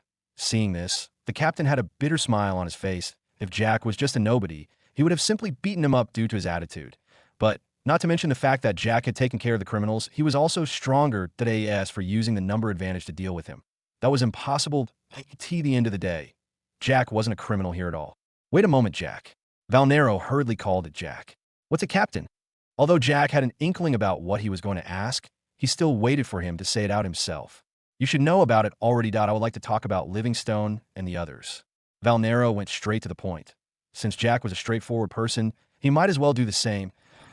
Guys, I just got better, and I'm back from the hospital, so we should be back on track from tomorrow. See you then. You should know it already. I would like to talk about Livingstone and the others. Valnero went straight to the point. Since Jack was a straightforward person, he might as well do the same. Upon hearing what Valnera was asking about, Jack wasn't surprised, to say the least. It was normal that as a leader, Valnera would try to find a way to improve the strength of his force. And although it was true that he couldn't raise the dead, as long as he could prevent the early retirement of his soldiers due to the injuries, his force would be higher as compared to the others. In this way, they would have a great advantage over their enemies. This was something that Valnera was willing to pay the necessary price to acquire it. After all, there was a fact that the secret that Jack used would be of great help to the country. Jack was thinking about denying the issue. After all, this concerned his secret and his strength after all. So, he was definitely not willing to expose it to someone that might fight against him in the future due to the collision of interests. But there was something that he had noted. That was the fact that this was actually a chance for him to get his hands on some of the things that he couldn't do so easily. But he would have to take the necessary precautions that he could only distribute the bod strengthening solution not the pills that in this way. He could at least reserve something that could be used in the future to exploit the military. But that would only happen if he had gotten something else that could replace the body strengthening pill. And he wasn't afraid that he wouldn't get it. After all, he had a system, but it was just a matter of when that would happen to AS. He thought of that. Jack looked at Valnera and asked, "What price are you willing to pay for it?" To say the least, Valnera was surprised that Jack didn't try playing dumb about it, and just asked about the price that they were willing to pay for that. Although he was pleased with the way that things were going, there was a certain someone that didn't think that what Jack had asked was reasonable. "What do you mean by what price we are willing to pay? We are from the military. That we do ensure your security, and that is the reason as to why you are here now. So, it should be your honor to help us with the situation." Of course, the one that had spoken this time was the vice captain, who seemed to be having a big mouth at the moment. Jack's expression darkened at that moment. It seemed that this guy thought that he was far superior than Jack simply because he was a soldier. But that was completely wrong. He had gotten the wrong target in this situation. Jack was already tired since young because his half-siblings always got onto his nerves as they acted almighty in front of him. And looking at the vice captain, the way that he was putting on a self-righteous expression on his face, Jack was immediately ticked off. And before Valnera could say a word about the sudden change, Jack had already made a move. He appeared in front of the vice captain and smashed his head. The vice captain, who wasn't expecting this, was immediately blown away. The moment that he landed onto the ground, Jack had already arrived before him. He picked him off the ground by the neck and stared directly into his eyes. His eyes were currently cold that they immediately froze the vice captain. The guy had absolutely not expected that Jack would actually make a move on him. Furthermore, he had thought that he was strong enough to deal with Jack. But the current situation that he was in at the moment was enough proof that he was being delusional. It seemed that he had thought much about that. In the end, he couldn't even withstand a single blow from Jack. "Can you repeat what it was that you were trying to say before?" Jack asked coldly. How could he let some nobody to step on his dignity? It was his honor to help the military. To hell with that. Although he loved his country, it wasn't to the point that he would actually give away something that he had gotten with a lot of effort. Furthermore, all these fights were due to benefits. The enmity, all due to the fact that there was someone that was preventing others from getting what they wanted. And he was sure that Azima had also attacked other countries to get what they wanted. Valnera wanted to make a move and prevent Jack from continuing to attack when he was suddenly blocked by Denali. He wasn't the only one, though, because even his other vice captain had been stopped by Livingstone. Currently, Valnera's expression wasn't that good. After all, Jack attacking one of his subordinates was the same as looking down on him. Furthermore, Livingstone's action made his expression turn uglier.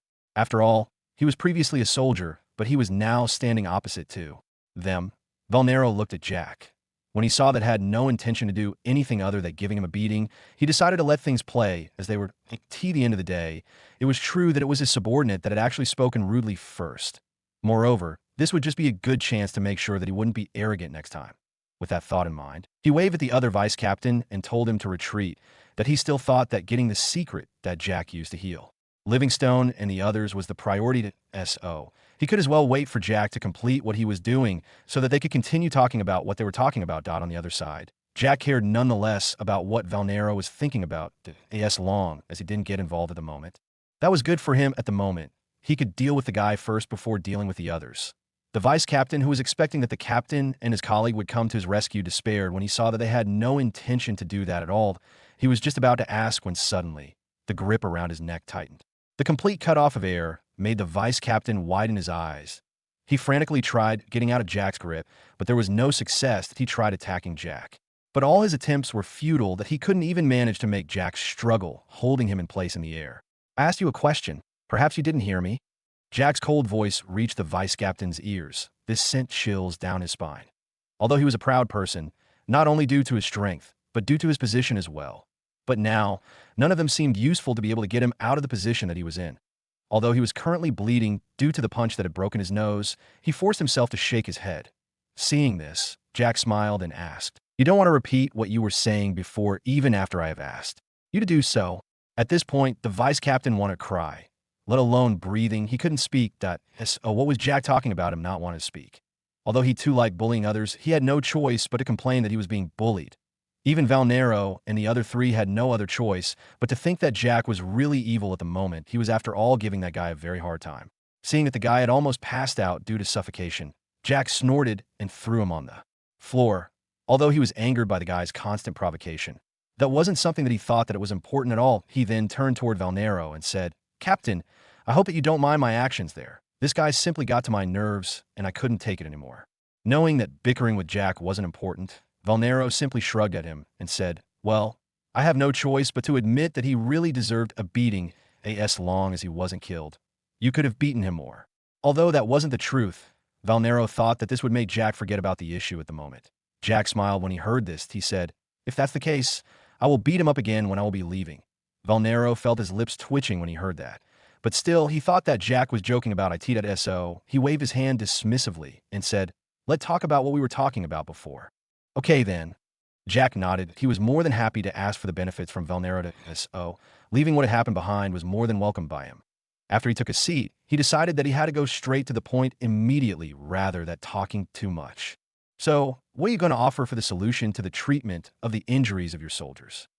Valnero smiled and said, "Why don't you state the properties of the solution so that we can know how it works? Furthermore, I would like to know if there are any side effects that are involved in between." Jack thought that what he said made sense, so he looked at Livingstone and waited for him to speak. But to the end of the day, he was the one with first-hand experience. Knowing what Jack was implying, he immediately got to his feet and decided to demonstrate his current strength. He looked at the other vice captain that hadn't been involved in the fight and motioned for him to have spar with him. The room itself was wide enough in that, even if they engaged in a fight, as long as they didn't go all out, they would fight just fine as long as the tables and the chairs were moved to the side. When they made the preparations, the two engaged in a fierce. And although it was true that the vice captain wasn't holding back, when he faced Livingstone, he immediately noticed that he had no advantage whatsoever at all. He was being suppressed by Livingstone. And in less than 2 minutes, he had already been beaten to the ground. Although it was true that he hadn't gone all out, the same could be said for Livingstone. Valnero and the others were greatly impressed by what they saw. They knew that Livingstone was just a normal soldier before today. Furthermore, every captain and his vice captains were nothing but simple. The positions were not decided by simply the management and commanding ability, but they also looked at the fighting ability of the person as well. Though this only applied on the teams that were involved in dangerous situations like the team that was led by Valnero. In other words, the vice captains were stronger than normal soldiers. But even so, the vice captain was beaten down in less than 2 minutes. And Livingstone didn't seem to have worked hard. What is the secret? Valnero was amazed. He looked at Jack with shining eyes and asked, "What is the secret?" Valnero was amazed. He looked at Jack with shining eyes and asked. Jack smiled and returned. He sat down again and stated, "It won't be considered a secret anymore if I talk about it, right? In any case, I can give it to you at the right price, as I stated before." Hearing what Jack had said, although Valnero wasn't happy, he still thought that it was better than nothing. Furthermore, there was no guarantee that Jack wouldn't agree to give the secret as long as he paid the right price for it. He sighed and asked, "You can state your conditions that I can see that it seems to be good enough. Not to talk about the fact that it can heal the injuries. It can also improve the strength of the person that uses the secret of yours. As long as it is an acceptable price, we can trade." Jack thought for a moment and said, "You should know the importance of the secret that I'm going to reveal to you. Now. There's nobody else other than those that are part of my team. You shouldn't worry about the fact that there would be others that have the same thing. Well, that's unless you leak the solution that I'm going to give you. But of course, that's unless you don't mind having your enemies getting their hands on it." As he spoke, Jack took out the solution that he was having inside his pocket. He showed it to Valnero. Valnero took the small bottle from Jack's hand and observed it carefully. He couldn't detect anything special from the small bottle, and neither from the liquid inside it. He was getting doubtful about the fact that this small liquid inside the bottle could actually do something as magical as healing and strengthening a person. Livingstone could immediately see through his doubts. He came forward and spoke, Captain, you don't need to worry about that, I myself and the other 5 have tried it out, in fact, the other 20 have already taken the solution, and the results are obvious the moment that the solution is taken. Furthermore, till this point, there have been no side effects that have been noticed. Valnero's eyes narrowed as he scrutinized the solution inside further. He then looked at Jack and asked, "Are you sure that there are no side effects?" After all, it is hard to believe that there is something out there that can do something incredible, yet it has no side effects. I know your doubts, and if you say side effects, I have to agree that there is a side effect once a person takes it. Jack stated. Jack's words surprised the people around, especially Livingstone. So far, he himself hadn't experienced any side effects. Could it be that Jack had lied to him, and there were side effects that would appear only later? But he didn't think that this was possible. For Jack's character, he didn't seem like someone who would really do something like that he was sure that Jack would have told him in advance that the solution had some side effects. So he decided to wait for Jack's explanation. Once you take the solution, you sure will gain the strength in just a few seconds after consumption, that if you're injured internally, that is something that you won't need to worry about, because it will be healed in that moment. Jack explained. What follows after a person takes the solution is that the person would be filled with great amount of strength, and it would need that person to vent it out. That is perhaps what can be considered as a side effect. Valnero's and the others' mouths hang open as they looked at Jack weirdly.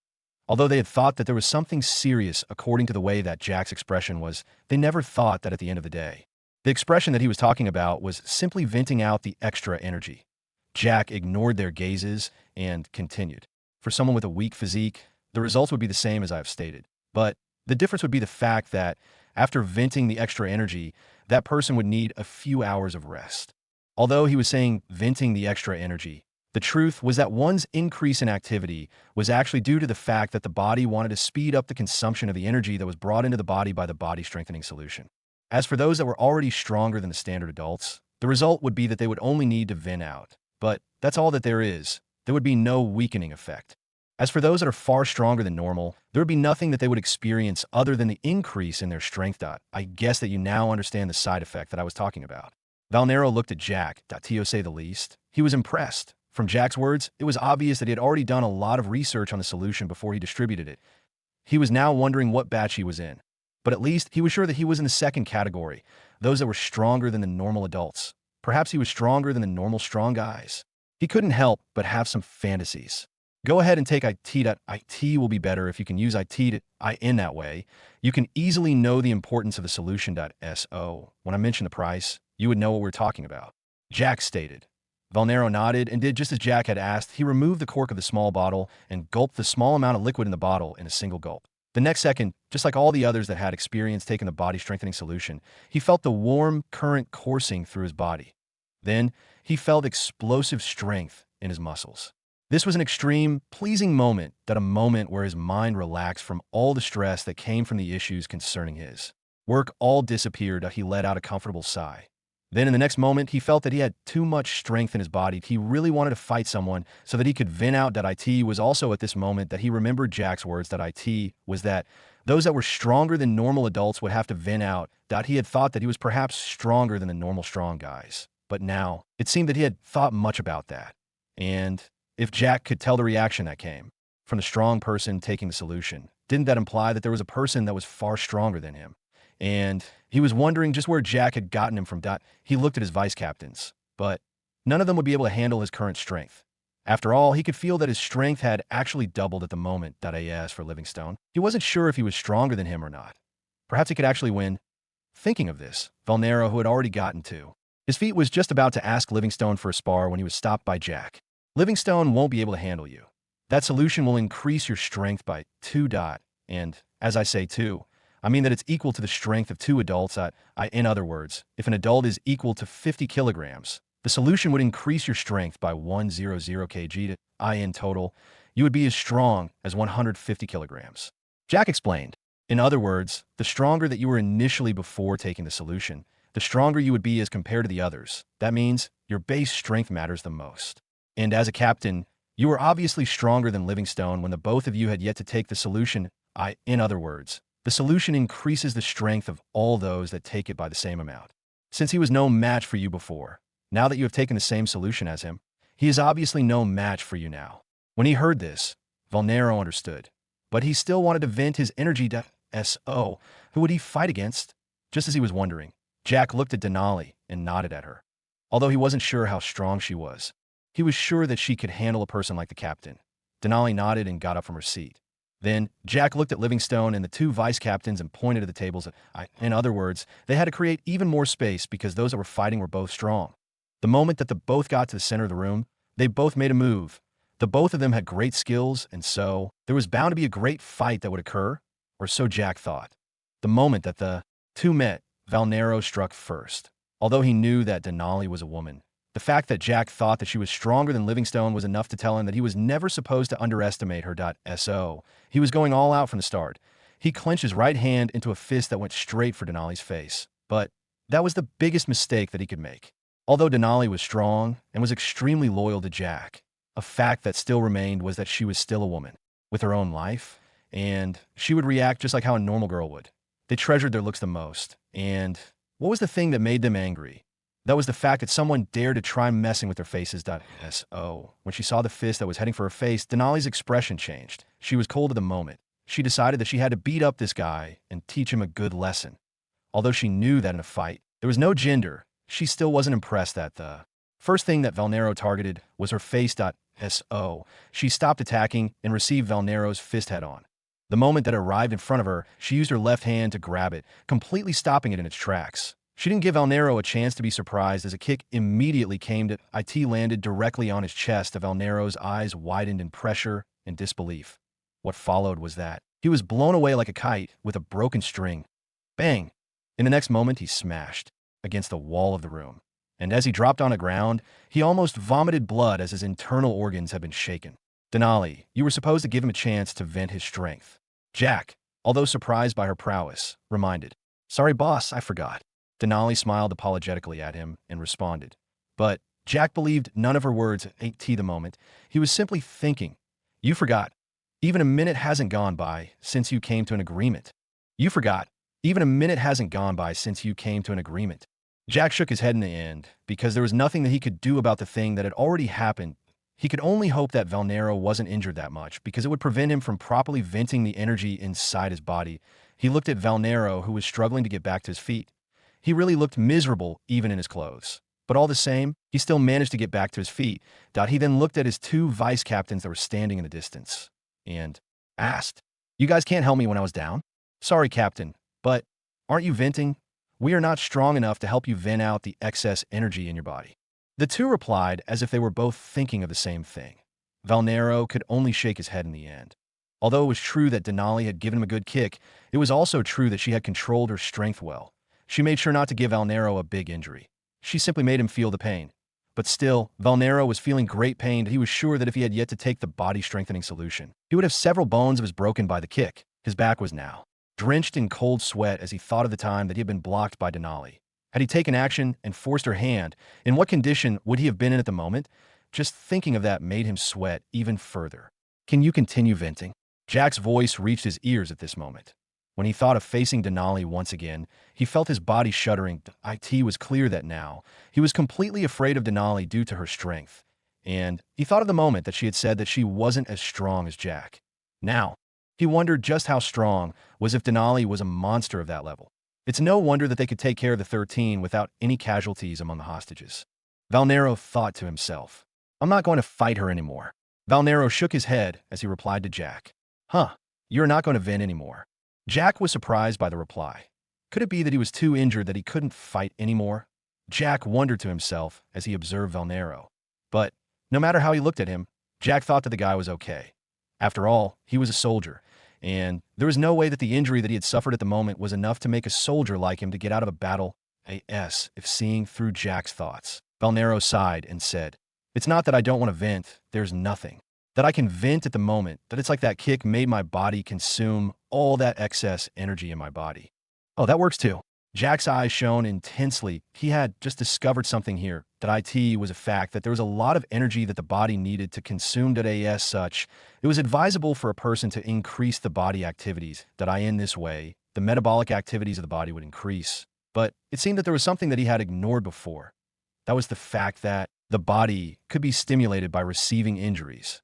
Although on the surface Valnero looked okay, it was a fact that he had Internal injuries. Heal the injuries. Energy was required. As such, the body would have to increase its activities to acquire even more energy. And that was what had just happened to Valnero. His body had consumed a lot of the excess energy that in the process. He got stronger, and at the same time, the injuries that he had suffered were getting healed at a fast rate. Valnero managed to realize that the pain that was intense a moment ago had greatly diminished. He was puzzled. But in the end, he could only relate this to the solution that he had taken. As such, he was even more determined to get his hands on the solution. He wondered just how strong he could become if he took 10 bottles of that solution. Seeing Valnero's shining eyes, Jack could tell that he had realized what was happening, and the greedy light that passed through his eyes for a moment. Jack saw it clearly. Jack shook his head and spoke. You shouldn't be thinking about taking several bottles of the solution. That's something impossible. In other words, it is only effective once. The moment that you take the second one, it is no different from wasting it. Jack's words immediately extinguished the fantasies that Valnero was having at that moment. But all the same, he was both relieved and curious at the same time. Relieved that Jack, who was the source of the solution, would use several bottles of the solution to get extremely strong in this way. If he decided to start a massacre in the city, it would be very hard to stop him at the same time. He was curious about how Jack and Denali got this strong. It was obvious that they didn't depend mainly on the solution for them to be this strong. Perhaps Jack had a better solution that could do something better? At the thought of this, Valnero's eyes lit again. He wondered how much Jack would ask them to pay so that he could release the solution. All right then, let's talk about the solution. What's the price that you would like us to pay for you to give us the formula of the solution? Valnero took a seat after the room was reorganized and asked. Jack looked at him and shook his head. The solution is not something that can be mass-produced, but I can promise you a certain amount in a certain period. Although I'm sure that there are many soldiers, I believe that you won't simply give the solution like this to all the soldiers. So, I believe that I can keep up the supply of solution at AS for the formula. Forget about that. It's simply because I'm the only person that can produce the solution, Jack stated. All the same, although Valnero nodded, he of course didn't believe what Jack had said. How was that possible? It wasn't like the solution needed some superpowers to create, right? As for the issue of mass production, he could agree to the end of the day. Something as heaven-defying as the solution wasn't something that could be easily produced, he believed. Now, to the price. The first thing that I would want from you would be a permission for me to get access to the firearms. Jack stated his first condition. Firearms? That's quite difficult. Valnero narrowed his eyes as he said. If it was before he knew that Jack had a solution that could make people strong, he would have easily agreed to the conditions. But now, things were completely different now.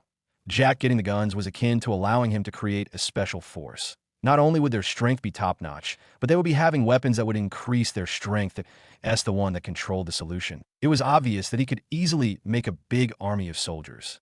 At the level of Livingstone.as for the matter concerning skills, once he got soldiers like Livingstone who had gotten out of the battlefield due to the injuries that they had suffered, he would be able to make up for that AS for the newbies. They could be trained at the end of a few years. Jack could have a big force that could compete against the country. And although Jack had yet to show that he was against Azima, who knew if he would change his mind in the future? How difficult is that? You should know the value of the body strengthening solution. So, you should know that the permission to get firearms is definitely not enough to pay for something as good as the solution.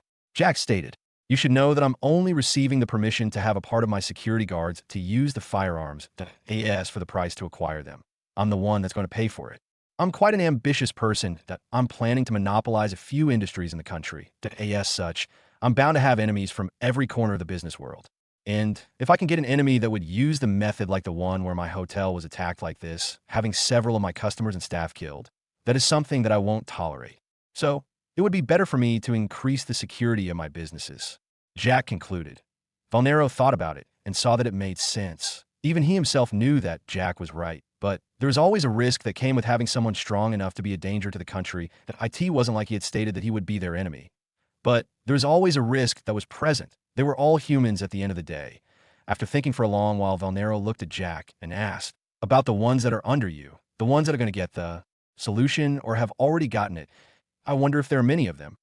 Jack could see through the worries that Valnero was having. He chuckled and stated, you should know that I'm not an idiot, that I definitely cannot give the solution to just anyone that wants to work for me.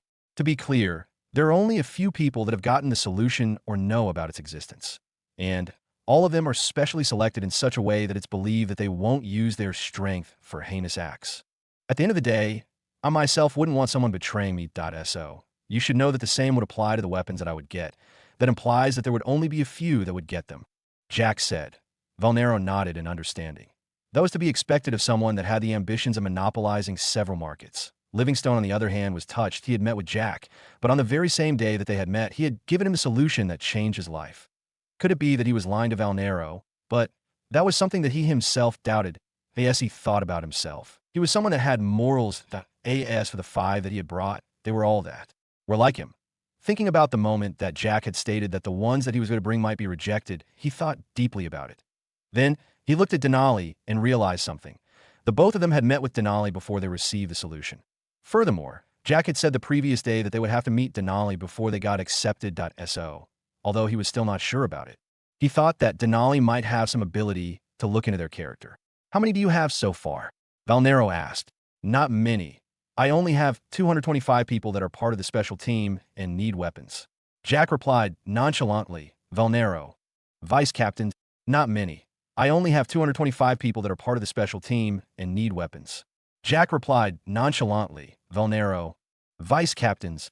Valnero began doubting Jack's view of the world. If it was something like $200, then that was indeed something small and couldn't be considered big to someone that was wealthy enough to easily fork out thousands of dollars. But the same concept couldn't be applied on the soldiers at all. Each soldier here was having a lot of strength that was boosted thanks to the body strengthening solution. And now, Jack wanted them to have guns. That was akin to adding wings on a Tiger. Although 225 men seemed a small number, it wasn't. Valnero himself was leading a company that consisted of 200 soldiers. Him and the 2 vice captains included. If Jack's over 200 men armed with weapons met with his current soldiers, then he would definitely lose completely. Not to mention that the other side had greater strength, which both apply to speed, reaction, and the body senses. They would definitely be able to deal with his company even before his company did anything to them. He sighed in defeat. Perhaps he didn't know how some people saw the world that they were in at the moment, but one thing was for sure, he would have to look deep into Jack's background as soon as he got out of here. He had to make sure that everything was in position. And perhaps, if he could find that Jack's background wasn't big, he could look for ways that he could use to make sure that Jack didn't go against the country at all. All right, then I'll arrange that for you. But I just hope that you'll be able to control the men that will be holding the guns. Valnero sighed and said, worry not. They won't be going against their role. Furthermore, they won't be the only ones that in the future, there would definitely be more of them joining. Jack stated with a smile. Valnero almost vomited blood, although he had already had his internal injuries healed. Now, he really wanted to shout, what do you mean that more would join in the future? What I'm trying to imply here is that your group is already big for a private army. Now you're saying that you will add more in the future? Although he would have wanted to shout that, he thought that it wasn't that good for the moment. He wanted to complete the negotiation with Jack so that he could leave here and investigate Jack. He looked at Jack and said helplessly, what is the other one? The other one is something that I haven't thought of at the moment. Simply put, I would like to get help from the military in the future, but be assured that I know my limits and won't request for something that would be considered too much. Jack replied after thinking for a while. Then he continued, I will be giving you the solution in weekly period. The amount that would be distributed would depend on the production, as it's not something that I can guarantee that you can get 100 tomorrow or something. Jack was obviously making it look like the production of the body strengthening solution was so hard. But in fact, it was something so simple. As for the cost, he could afford to buy the ingredients for the production of pills that could be able to be used by 100,000 people. Well, that was considering that he was being conservative with the money that he had on him. All the same, this was profit all over. But nobody could say that Jack was simply being a profiteer. For one, he didn't pick the pill recipe, that he was the one that worked hard during the Ultimate Championship to get the recipe. Furthermore, the system was something that he was lucky enough to get, and luck was part of a person's strength at the end of the day. So he was simply making sure that he could get the maximum out of the body strengthening solution. Although the pills were not expensive, and neither were the production procedures. The most expensive thing, there was definitely the recipe, hearing that Jack had yet to think of something to ask of them. Valnero couldn't help but have his lips twitch for a moment. He knew that owing Jack a favor was definitely something so expensive. But as he thought about what they were receiving, it was obvious that the body strengthening solution was just as expensive. After a while, he looked at Jack and nodded his head. Okay then, but there are things that I will have to talk with the higher-ups first before agreeing to it. Although I have already agreed, you wanted to request for something from the military as a whole and not the company that I'm leading. As for the issue concerning the guns, that is something that I can take care of for you. Jack nodded in response. He knew that his request was definitely not something that a captain could approve. At the end of the day, he was going to make a request to the military of the whole country. The reason as to why he could do that, or he thought that it was supposed to be that way, it was because his body strengthening solution could be used by the soldiers all over the country.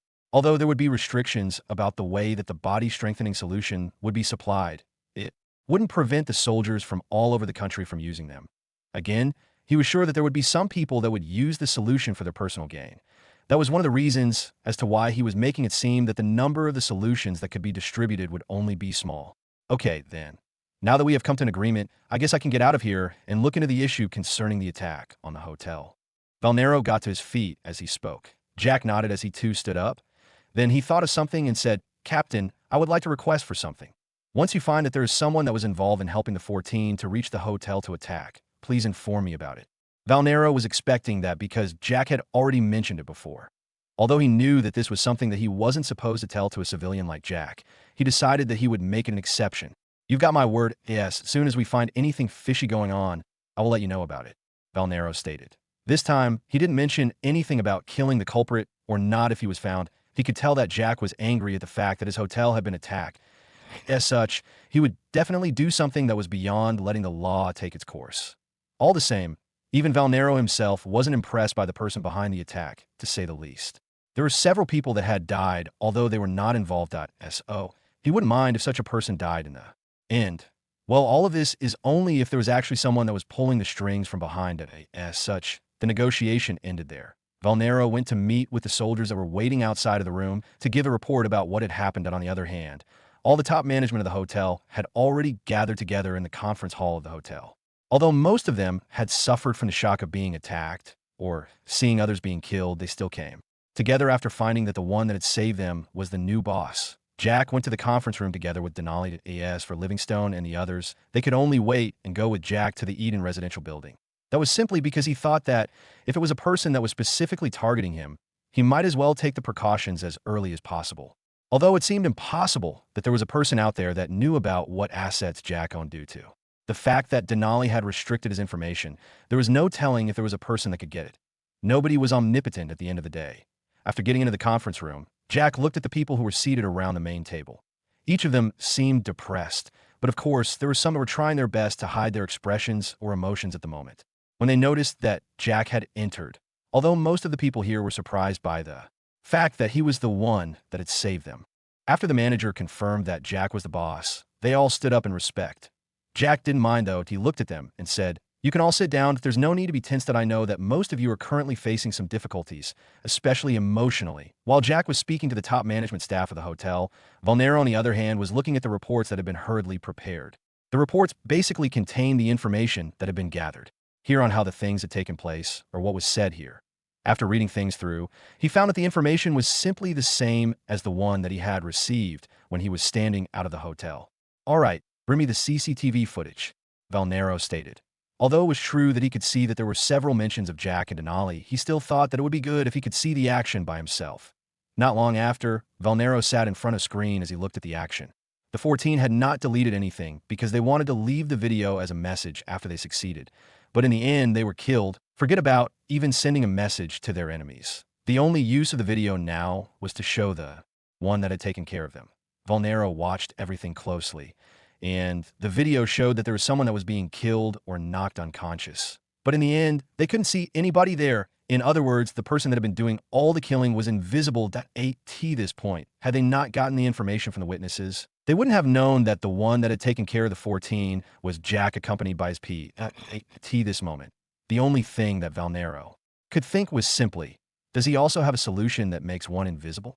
At this moment, the only thing that Valnero could think was simply, does he also have a solution that makes one invisible? Valnero was getting delighted when he suddenly remembered that there was definitely someone that had seen Jack.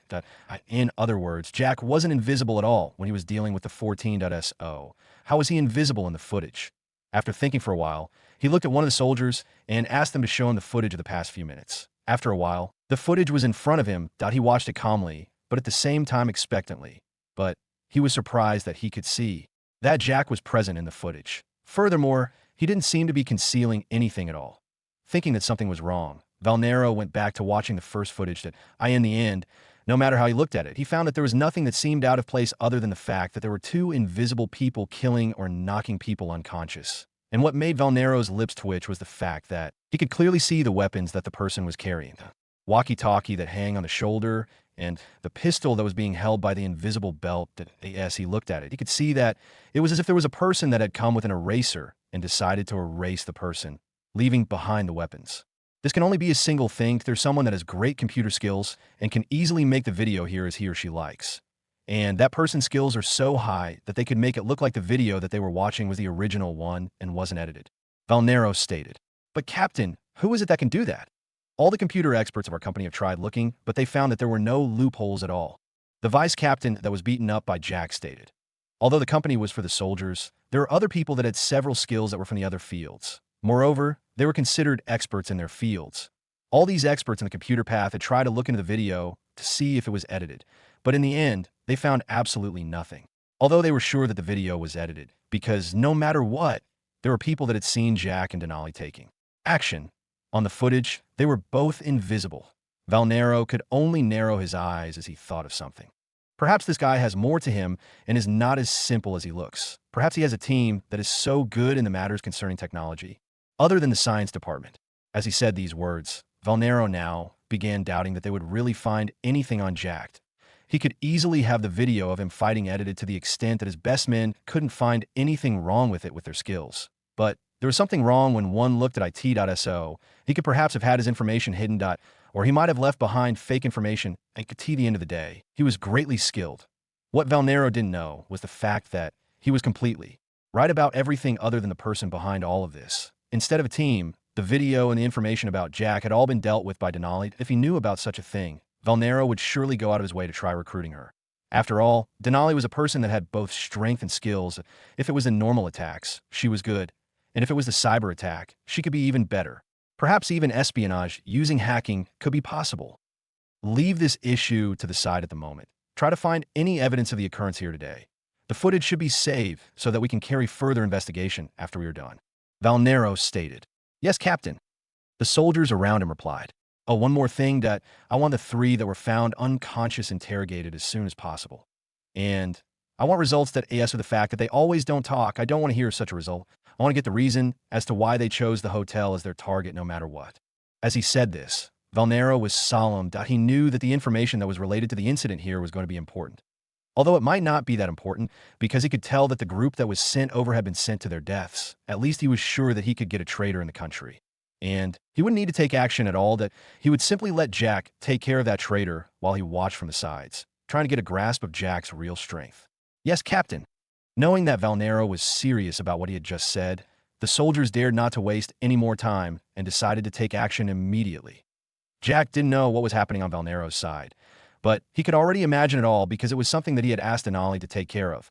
Although it was true that he had asked her to take care of the situation, he never asked her to make fun of Valnero and his group of specialists. But if he knew that this was what had happened, he would definitely thank her greatly.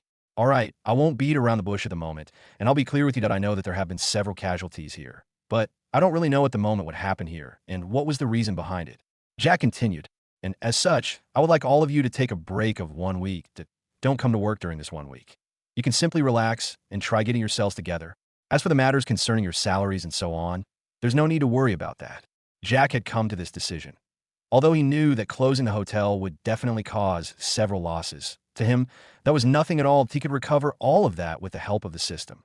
Not to mention the fact that there was currently a somber atmosphere here in the hotel. He would have to wait till the situation calmed down. And he thought that a single week was enough for all his staff members to get over themselves before he began making the necessary changes. The over 30 people in the conference room were greatly surprised by Jack's words. They had never seen a boss like him before. He could actually be like this to his employees.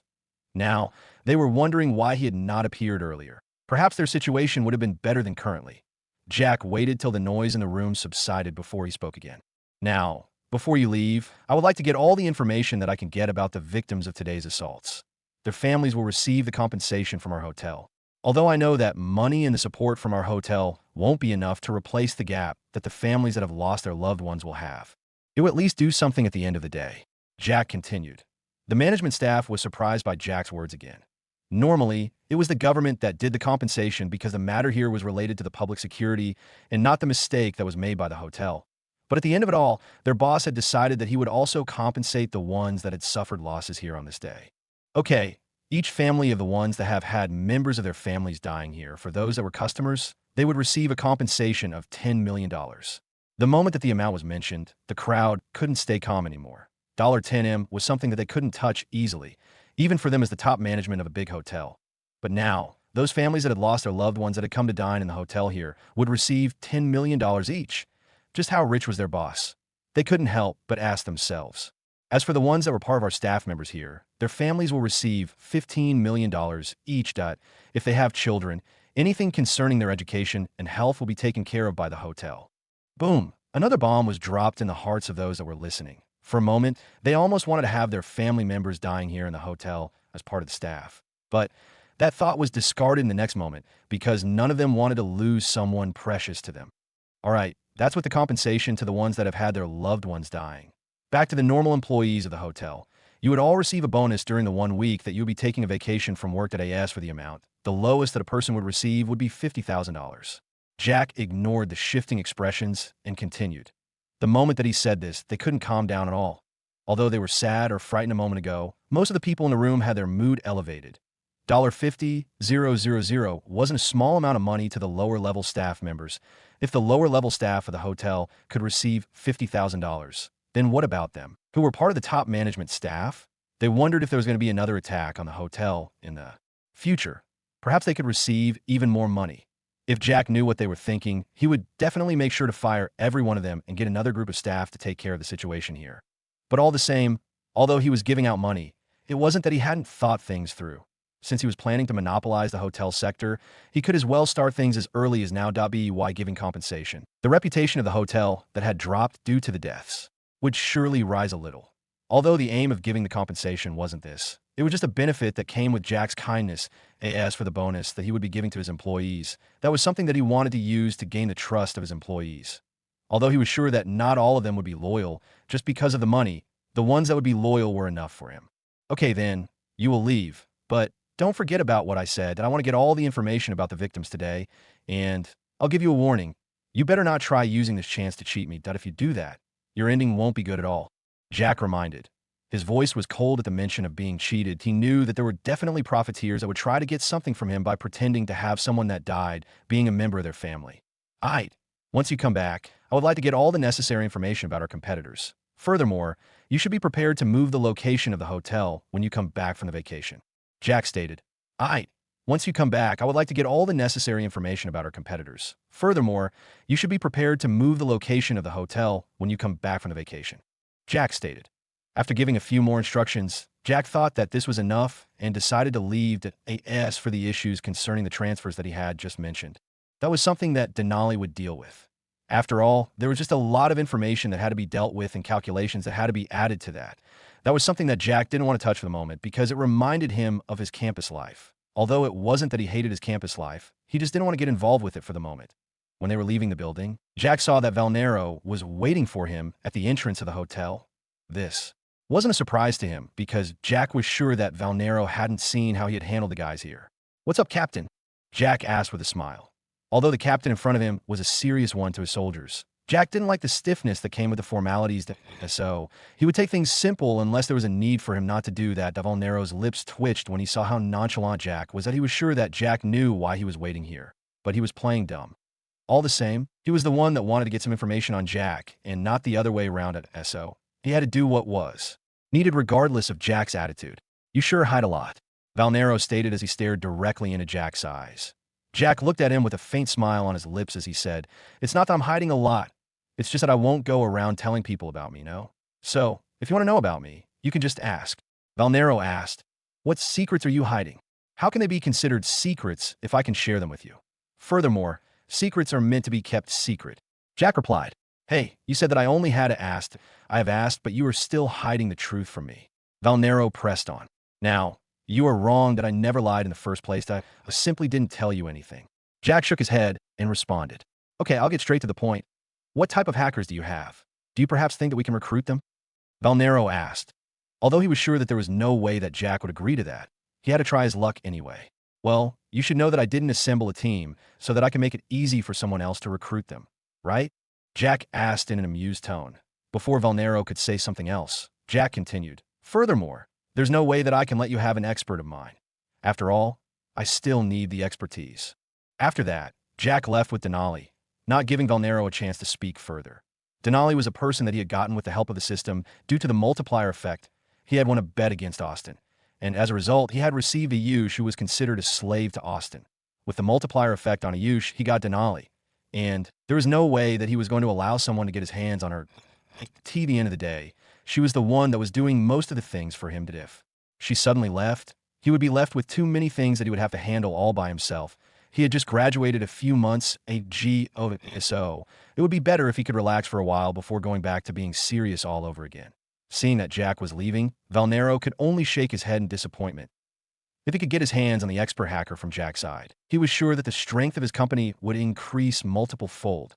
That was just the power of those. That played the support role. With an expert that could even spy on the enemy's plans, he could handle them after full preparations were made, with low chances of failure. Obin, get the soldiers that are in charge of information to not transfer any information about Jack, that I want to deal with this personally. Valnero looked at the vice captain that wasn't beaten by Jack and instructed. Yes, Captain.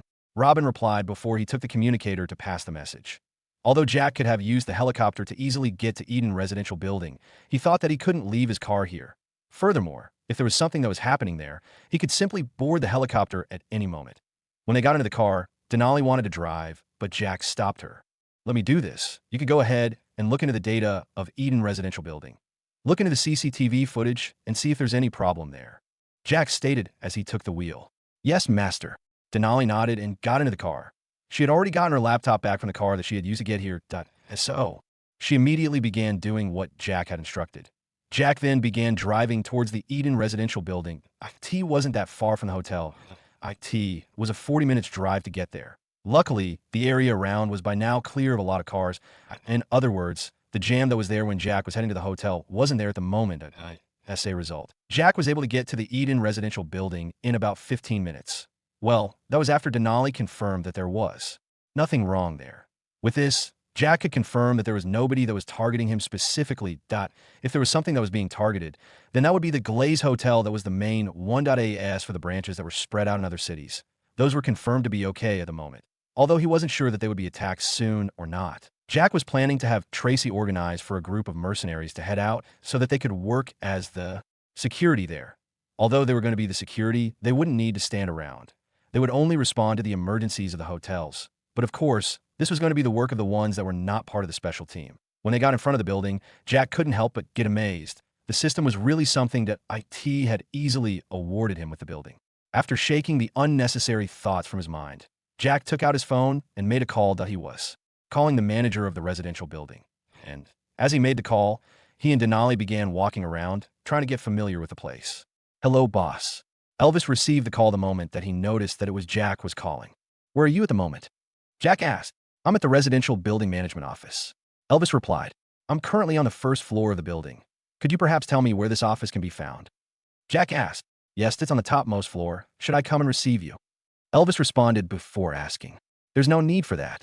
Jack declined the offer, and the two of them entered the elevator. They were heading to the topmost floor, the 50th floor. So it would take them some time to get there even when they were using the elevator. The moment that they stepped out of the elevator, Jack noticed that there was a person that was standing in front of it. From the looks of it, he was waiting for it to be opened, that he was a guy who seemed to be in his late 30s, that he was currently wearing a plain white shirt, a black trouser, and a black tie. He looked somehow nervous. The moment that Elvis saw Jack, he smiled broadly and welcomed him. Hello, boss, welcome. Jack simply nodded and looked around. Although he had never seen Elvis before, he could already tell that this was the guy due to the fact that he was here waiting for them. It was during the moment that they were getting out of the elevator that Elvis finally took notice of Denali. Not to say the least, he was enchanted by her beauty. This lady here, since Jack hadn't introduced Denali, Elvis knew nothing about her. So he didn't know how to address her, and neither did he know the relationship that she had with Jack. That's Denali. She's my personal assistant. Jack stated the moment that he noticed that Elvis was looking at Denali. Although he could see that Elvis had some interest in Denali, Jack spoke no word about it. Even though Denali was his subordinate, she too had a life to live. So if she found someone that she liked, That was her choice, so he wouldn't intervene in her private issues that as for whether Elvis could actually catch Denali's attention. That was something that Denali herself would decide on. When Elvis heard that Denali was Jack's personal assistant, the fire of interest that was in his eyes was immediately extinguished. Although Denali was simply Jack's personal assistant, that was a level that he couldn't compare to In other words, he was far inferior to Denali.so. Even he himself didn't believe that she could get interested in someone like him. All the same, Jack was here for a reason, that he didn't come to see how the tenants here were living, that he was simply here to inspect if Elvis was someone that could be trusted with the responsibility of managing the building. Elvis then went ahead to do the introduction of the topmost floor. This floor wasn't meant for people to reside, IT was made so that it could be used as a warehouse. And besides the warehouse, there were 3 different offices, amongst which was Elvis's office. After looking around for a while, Jack finally decided to leave. But as they got into the elevator, Jack looked at Denali, who then shook her head. Denali shaking her head implied that Elvis wasn't good enough to continue maintaining his position as the manager to so. Although he had yet to check how things were going on here, he would simply demote Elvis and have Denali bring another person in. After getting out of here, Jack decided to have Denali take the body-strengthening solution that's what he would do next. That was to definitely get to Celine so that he could give her the pill that would help her recover the sealed memories. For those that had followed them on a helicopter, they would have to head back to GVSL to continue training. Jack and Denali got into the car. He then gave her the solution that he was remaining with. He had carried several bottles with him so far, but he had taken one and given away the others. Denali was surprised as to why Jack had given her the solution. Just like him, she had thought that the solution would be ineffective on her. Although she was wondering if it would be effective, she still knew that Jack had given her the solution so that she could take IT.so. She trusted his judgment and took the solution. A warm current flowed through her body, and before long, she felt the increase in strength. Before, she was akin to 6MEN.by now. She was the same as 8MEN, in other words. Currently, Denali was stronger than Jack. Although it wasn't by a huge margin, she was still stronger, but Jack didn't know about that. All he knew was the fact that she was strong. Just like him, she didn't face the side effects of taking the solution. She was done the moment that she felt the increase in strength in her body. Now that this was out of the way, Jack parted with Denali. He let her continue with what she had to do, because she had a lot on her plate currently. On the other hand, he took a cab and headed to where Celine was. He had already asked her, and she told him that she was in the office currently. And that was definitely her mother's company. Although he didn't mind meeting Celine's mother, he wanted to do that after Celine received her memories. Not long after, Jack had arrived in front of a building. This was where Celine's cosmetics company was located in. The company was called Angel's Prominence. Although it was located in this building, the company didn't own the whole building. Instead, they simply owned 2 floors here. For the warehouses, they were located in different places. Jack entered the building. He already knew that the company was located on the 17th and 18th floor. For where Celine was at the moment, it was definitely the 18th floor. When he arrived at the 18th floor, he was stopped at the counter. He had to give the information on who he was here to see. "I'm here to see Celine," Jack stated. The lady behind the counter looked at him weirdly. Denali was definitely well known here as the only heir the owner of the company. As such, she was someone who was greatly respected by those who were working here. Furthermore, there were a lot of people in the same cosmetic industry that knew about her. Since she was being trained by her mother, it was obvious that she had to discuss several business deals. The lady looked at Jack and wondered if he was one of the simps that always came here trying their chance of meeting with Celine. But, at least for the others, they always came with several means such as discussing about business with her and so on. But this guy here had simply come over and stated that he wanted to see her that directly. "Listen here, mister. It's not that I'm trying to look down on you or something, that it's just that you will have to look for better ways of trying to hit on a girl," the lady stated. Jack, on the other hand, was surprised. What did she mean by saying that he was trying to hit on Celine? She was already his girlfriend to begin with. So there was definitely no reason as to why he would try hitting on her. Instead, he could simply dote on her. At the end of the day, she was his girl, and he had no intention of letting her go. "I'm not here to try hitting on her. I'm here to meet up with her. We have had an agreement to meet up here," Jack tried to explain. The lady's expression got weirder. It wasn't the first time that she had heard someone claiming that they had planned to meet with Celine. But at the end of the day, it turned out that they were simply lying their way out, trying to find a way to meet Celine. "If you are here to cause trouble, I'm afraid that I'll have to ask you to leave." The lady's expression wasn't looking good at all. If Jack had come here to discuss anything that was related to business, perhaps she might have made some considerations. But now, since Jack was here not for business but for Celine, she had no choice but to send him away. Jack sighed, seeing that the lady had no intention of letting him in. That was simply the problem of trying to meet someone without having an appointment. He took out his phone and was just about to make a call to tell Celine that. He had arrived when he suddenly heard a familiar voice. "What's going on here?" A lady's voice sounded. The lady who was behind the desk immediately turned serious. She then looked at the lady that had just appeared before pointing at Jack.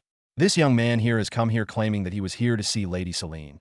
But he's got no proof of that. So I'm suspecting that he is here to cause trouble," the lady stated. At this moment, Jack's eyes were fixated on the lady that had just appeared. Apart from her voice being familiar, her appearance was the same. She was none other than Caitlin. And although Jack couldn't remember her name simply because he had never been told, he could still remember the time that she was there with his mother. He knew that she was Celine's mother. She had been there during their childhood and had spent time with him, third, only after his mother and Celine.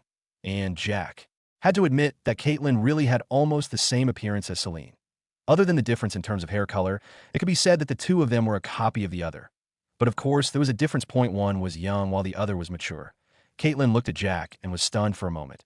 Since Jack was previously facing the desk, she hadn't seen his face, but now that he had turned around, she could clearly see the familiar face, although Jack might have forgotten. About her and Celine, she was different. The last time that she had seen him was when he was 13 years old. And although he had grown over the past 6 years or so, there was a fact that, other than his face maturing, there was no big difference at all. The handsomeness that he had been having at the age of 13 had only increased when he reached his current age. The same silver hair, the blue eyes that she was so familiar with. At the end of the day, Caitlin had never expected that she would see Jack this early. Jack? Is that really you?" Caitlin stuttered. Although she could tell that he was indeed Jack, there was actually the disbelief. Now, not only was Jack her daughter's playmate, but he reminded her of the friend that she had made back during the years. As for what had happened later on, she wasn't sure about that because she too had left with Celine when her memories of Jack were sealed. "Yes, it's me, Aunt." Jack smiled and nodded as he replied. "Aunt, that was how he used to call her back in the days before she disappeared from his memories." "Ha.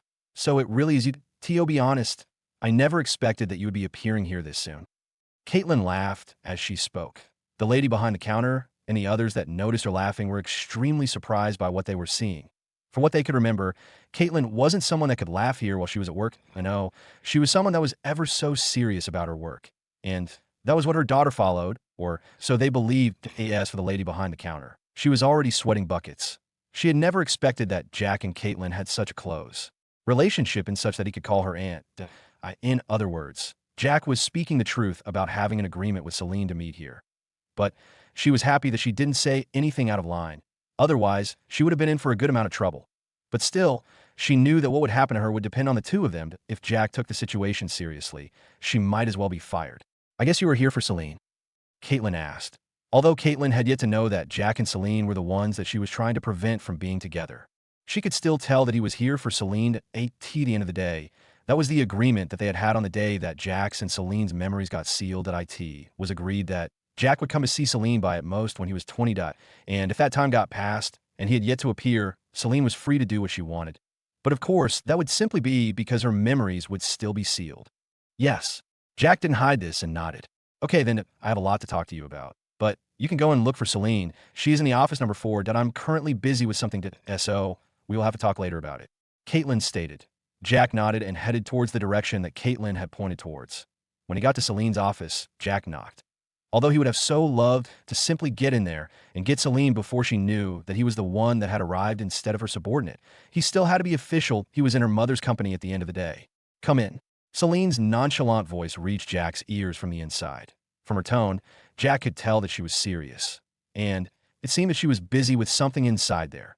Shaking his head, Jack pushed open the door and entered. He found that Celine was seated behind her desk, busy with some documents. He looked at her profile, and he had to stare for a while. Celine had a different vibe when she was in the office as compared to the one that she always had when she was out. He didn't say a word and continued observing Celine. He was here to see her and give her the pill that would unseal her memories. But all the same, he might as well enjoy himself first. Celine, who was immersed with the documents that were filling her desk, was surprised why the person that had come over didn't say a word after a long while.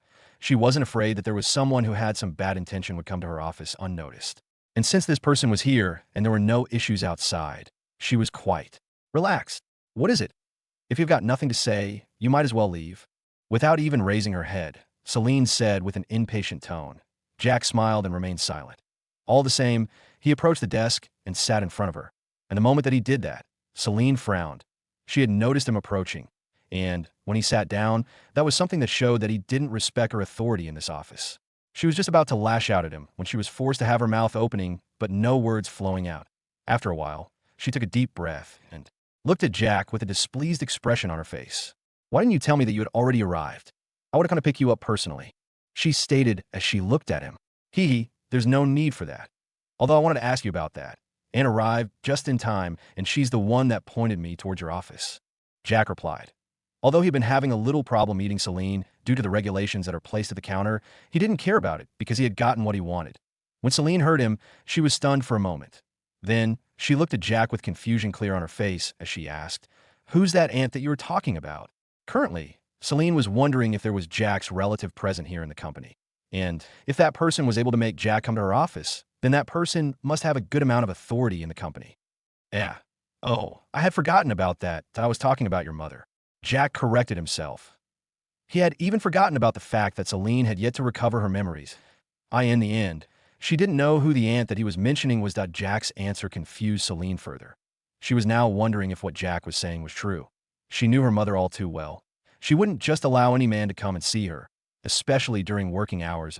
So, how could it be that she was the one that had actually allowed and even directed him to her office? "Are you sure you were talking about my mother? And why would you even call her aunt? I'm sure that this should be your first meeting, right?" Celine asked. "Well, it's kind of hard to explain, but all the same, there are things that you won't understand immediately. So, take this." As Jack spoke, he took out the pill that was left after he took one of them and handed it to her. Celine looked at Jack, the confused expression on her face deepening. Then, she looked at the small pill that was in Jack's hand. She didn't know what was going on anymore. "Jack, you should know that I'm not sick, right?" Celine looked at Jack and asked with raised brows. Jack was taken aback by Celine's question. He had completely forgotten that Celine knew nothing about the pill. Unlike him who had received information about it from the letter that his mother had left him at SO, he could only explain slowly. "I know that, all right. You wanted to know why I referred to your mother as aunt, right? Just take the pill and you'll understand." Although she was doubtful about his words, she still decided to take the pill. She had absolute trust that Jack wouldn't do something that would harm her in any way. That it wasn't that she was blinded or something. This was something that came from the depths of her heart. "Should I use water?" she asked as she looked at the small pill in her hand. Although she had taken and seen several types of pills, the one that she was holding was one of the few that she had never seen, not to mention taken. "Just do as you would do with candy," Jack stated. The pill, for some reason, once it entered a person's mouth, it simply melted at there was no reason for the water or something. Celine took the pill immediately, and the moment that she took it, she felt it dissolving. And not long after, she felt that there was something that had happened the moment that the pill finished dissolving. And just then, something exploded in her mind. What followed immediately after that was the fact that a huge amount of information rushed into her mind.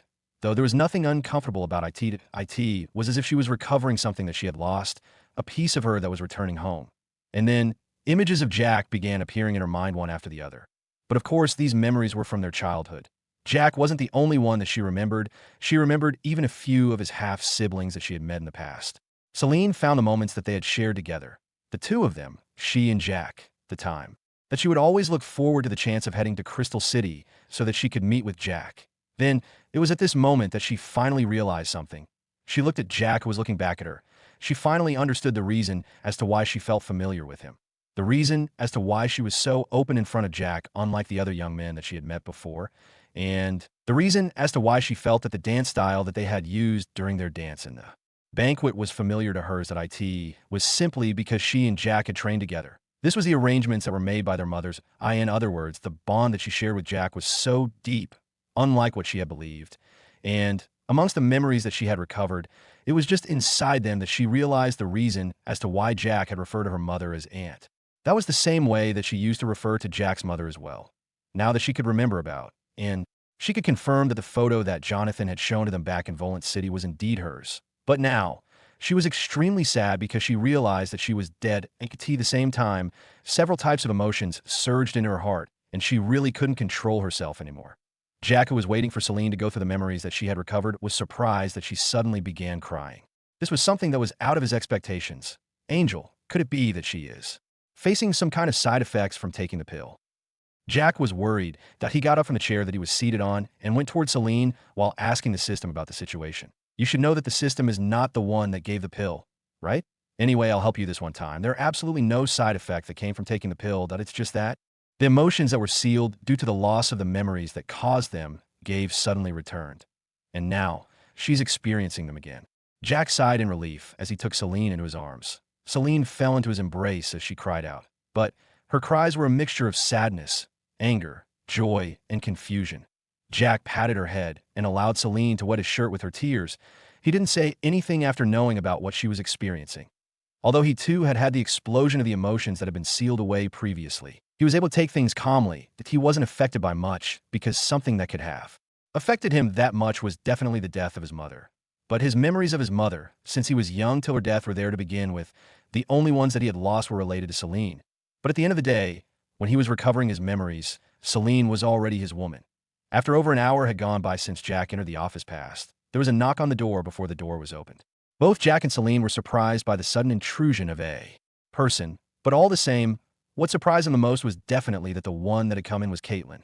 Caitlin, who had just entered the office, was surprised by the scene of Jack holding Celine while she cried. Although it had already been some time since she began crying, she was still in Jack's arms, whimpering. Normally, when she came to Celine's office, Caitlin wouldn't even knock on the door before getting in. But today, because she knew that Jack was here, she had decided to show a little etiquette. But all the same, she really didn't understand what was going on in here. Since she had seen Jack here, she knew that this had something to do with her agreement with, but as to why Celine was crying in Jack's arms, that was a mystery to her. Could it be that she feels sorry that she had been trying to date another man and forgot about Jack? Caitlin began speculating about what was happening here. In the end, she didn't know that Jack and Celine were the ones that were dating before, and they were the ones that she was exactly trying to prevent from getting together. Can you tell me what is going on here? Caitlin asked as she took a seat on one of the chairs that were present in the office. She looked at the two of them, waiting for an answer. Seeing that her mother wasn't surprised by the fact that Jack was here, that he was holding her, but by the fact that she was crying, Celine got confused. But she confirmed that Jack was indeed directed here by her mother. Mom, could it be that you knew about me before?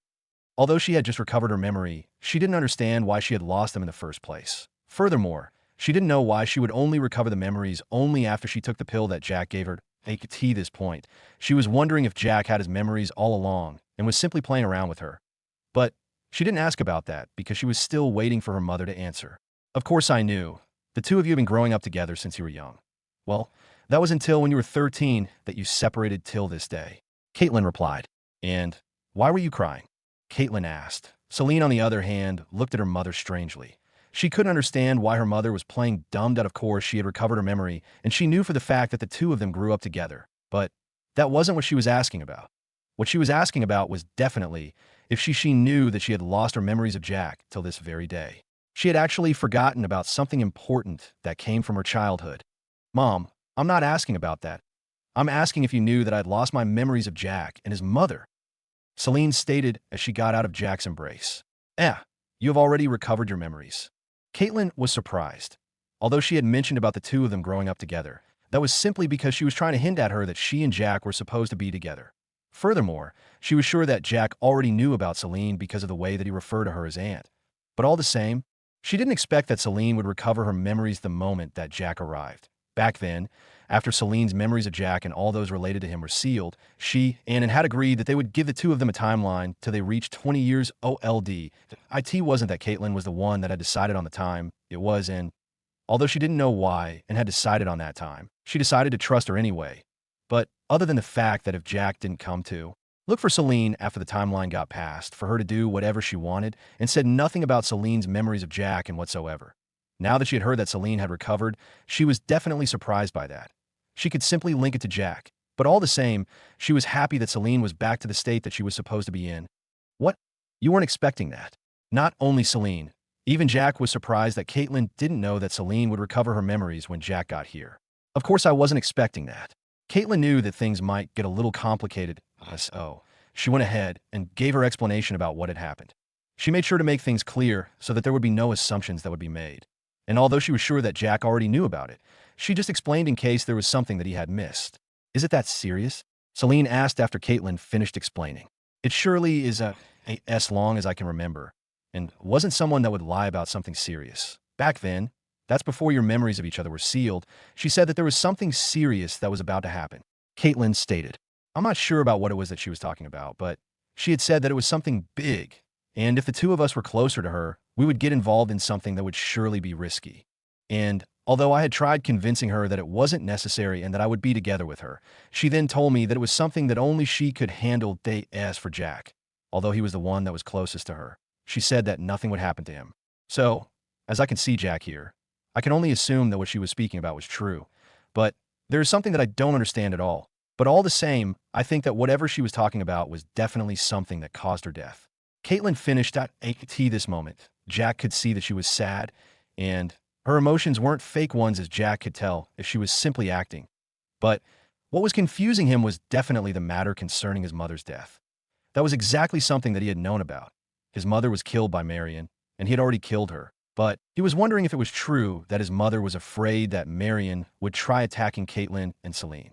Although Jack thought that it was possible, he doubted that she would take the risk considering the risk that was involved in offending the Gravy family. Alfonso family was definitely nothing in the eyes of the Gravy family. They would be destroyed the moment that they attempted something like that, but he still couldn't find an answer.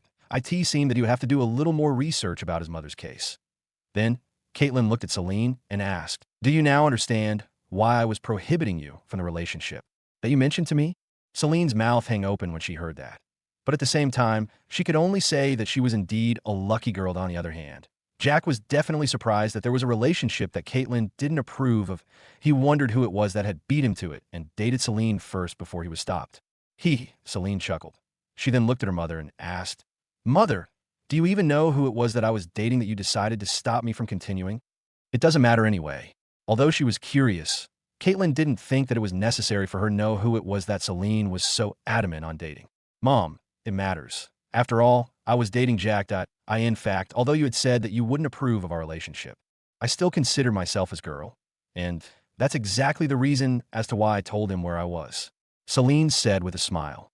Ignoring the shocked expressions of the two, she continued, "I had wanted you to see him so that you could know who he was and that you not approving of our relationship wasn't the best choice. In the end, who knew that the two of us were fated? When he got here, you were actually the one that had sent him over to me. And it turned out that the person that I'm dating is the one that I grew up with." Celine smiled at the end of it, enjoying the expressions that were on the faces of the two. But she didn't enjoy for long, as just a few seconds later, the two of them recovered, to her disappointment. Caitlin looked at Jack and asked, "When did the two of you meet?" This time, she wasn't curious about the time that they had met because she wanted to prevent them from being together. Instead, she was genuinely curious about something. This should be the second month since we first met. After the sealing of our memories, of course. Jack replied, "Did you have your memories back then?" Caitlin asked.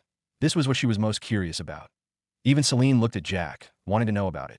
Jack simply shook his head in response. Then he said, "I really had no memory of her at all. It was just that I felt familiar with her, but I couldn't explain why.as for the memories. I only recovered them yesterday after I dropped Celine back at home." Caitlin laughed loudly and said, "I guess that the two of you are really meant to be together with each other.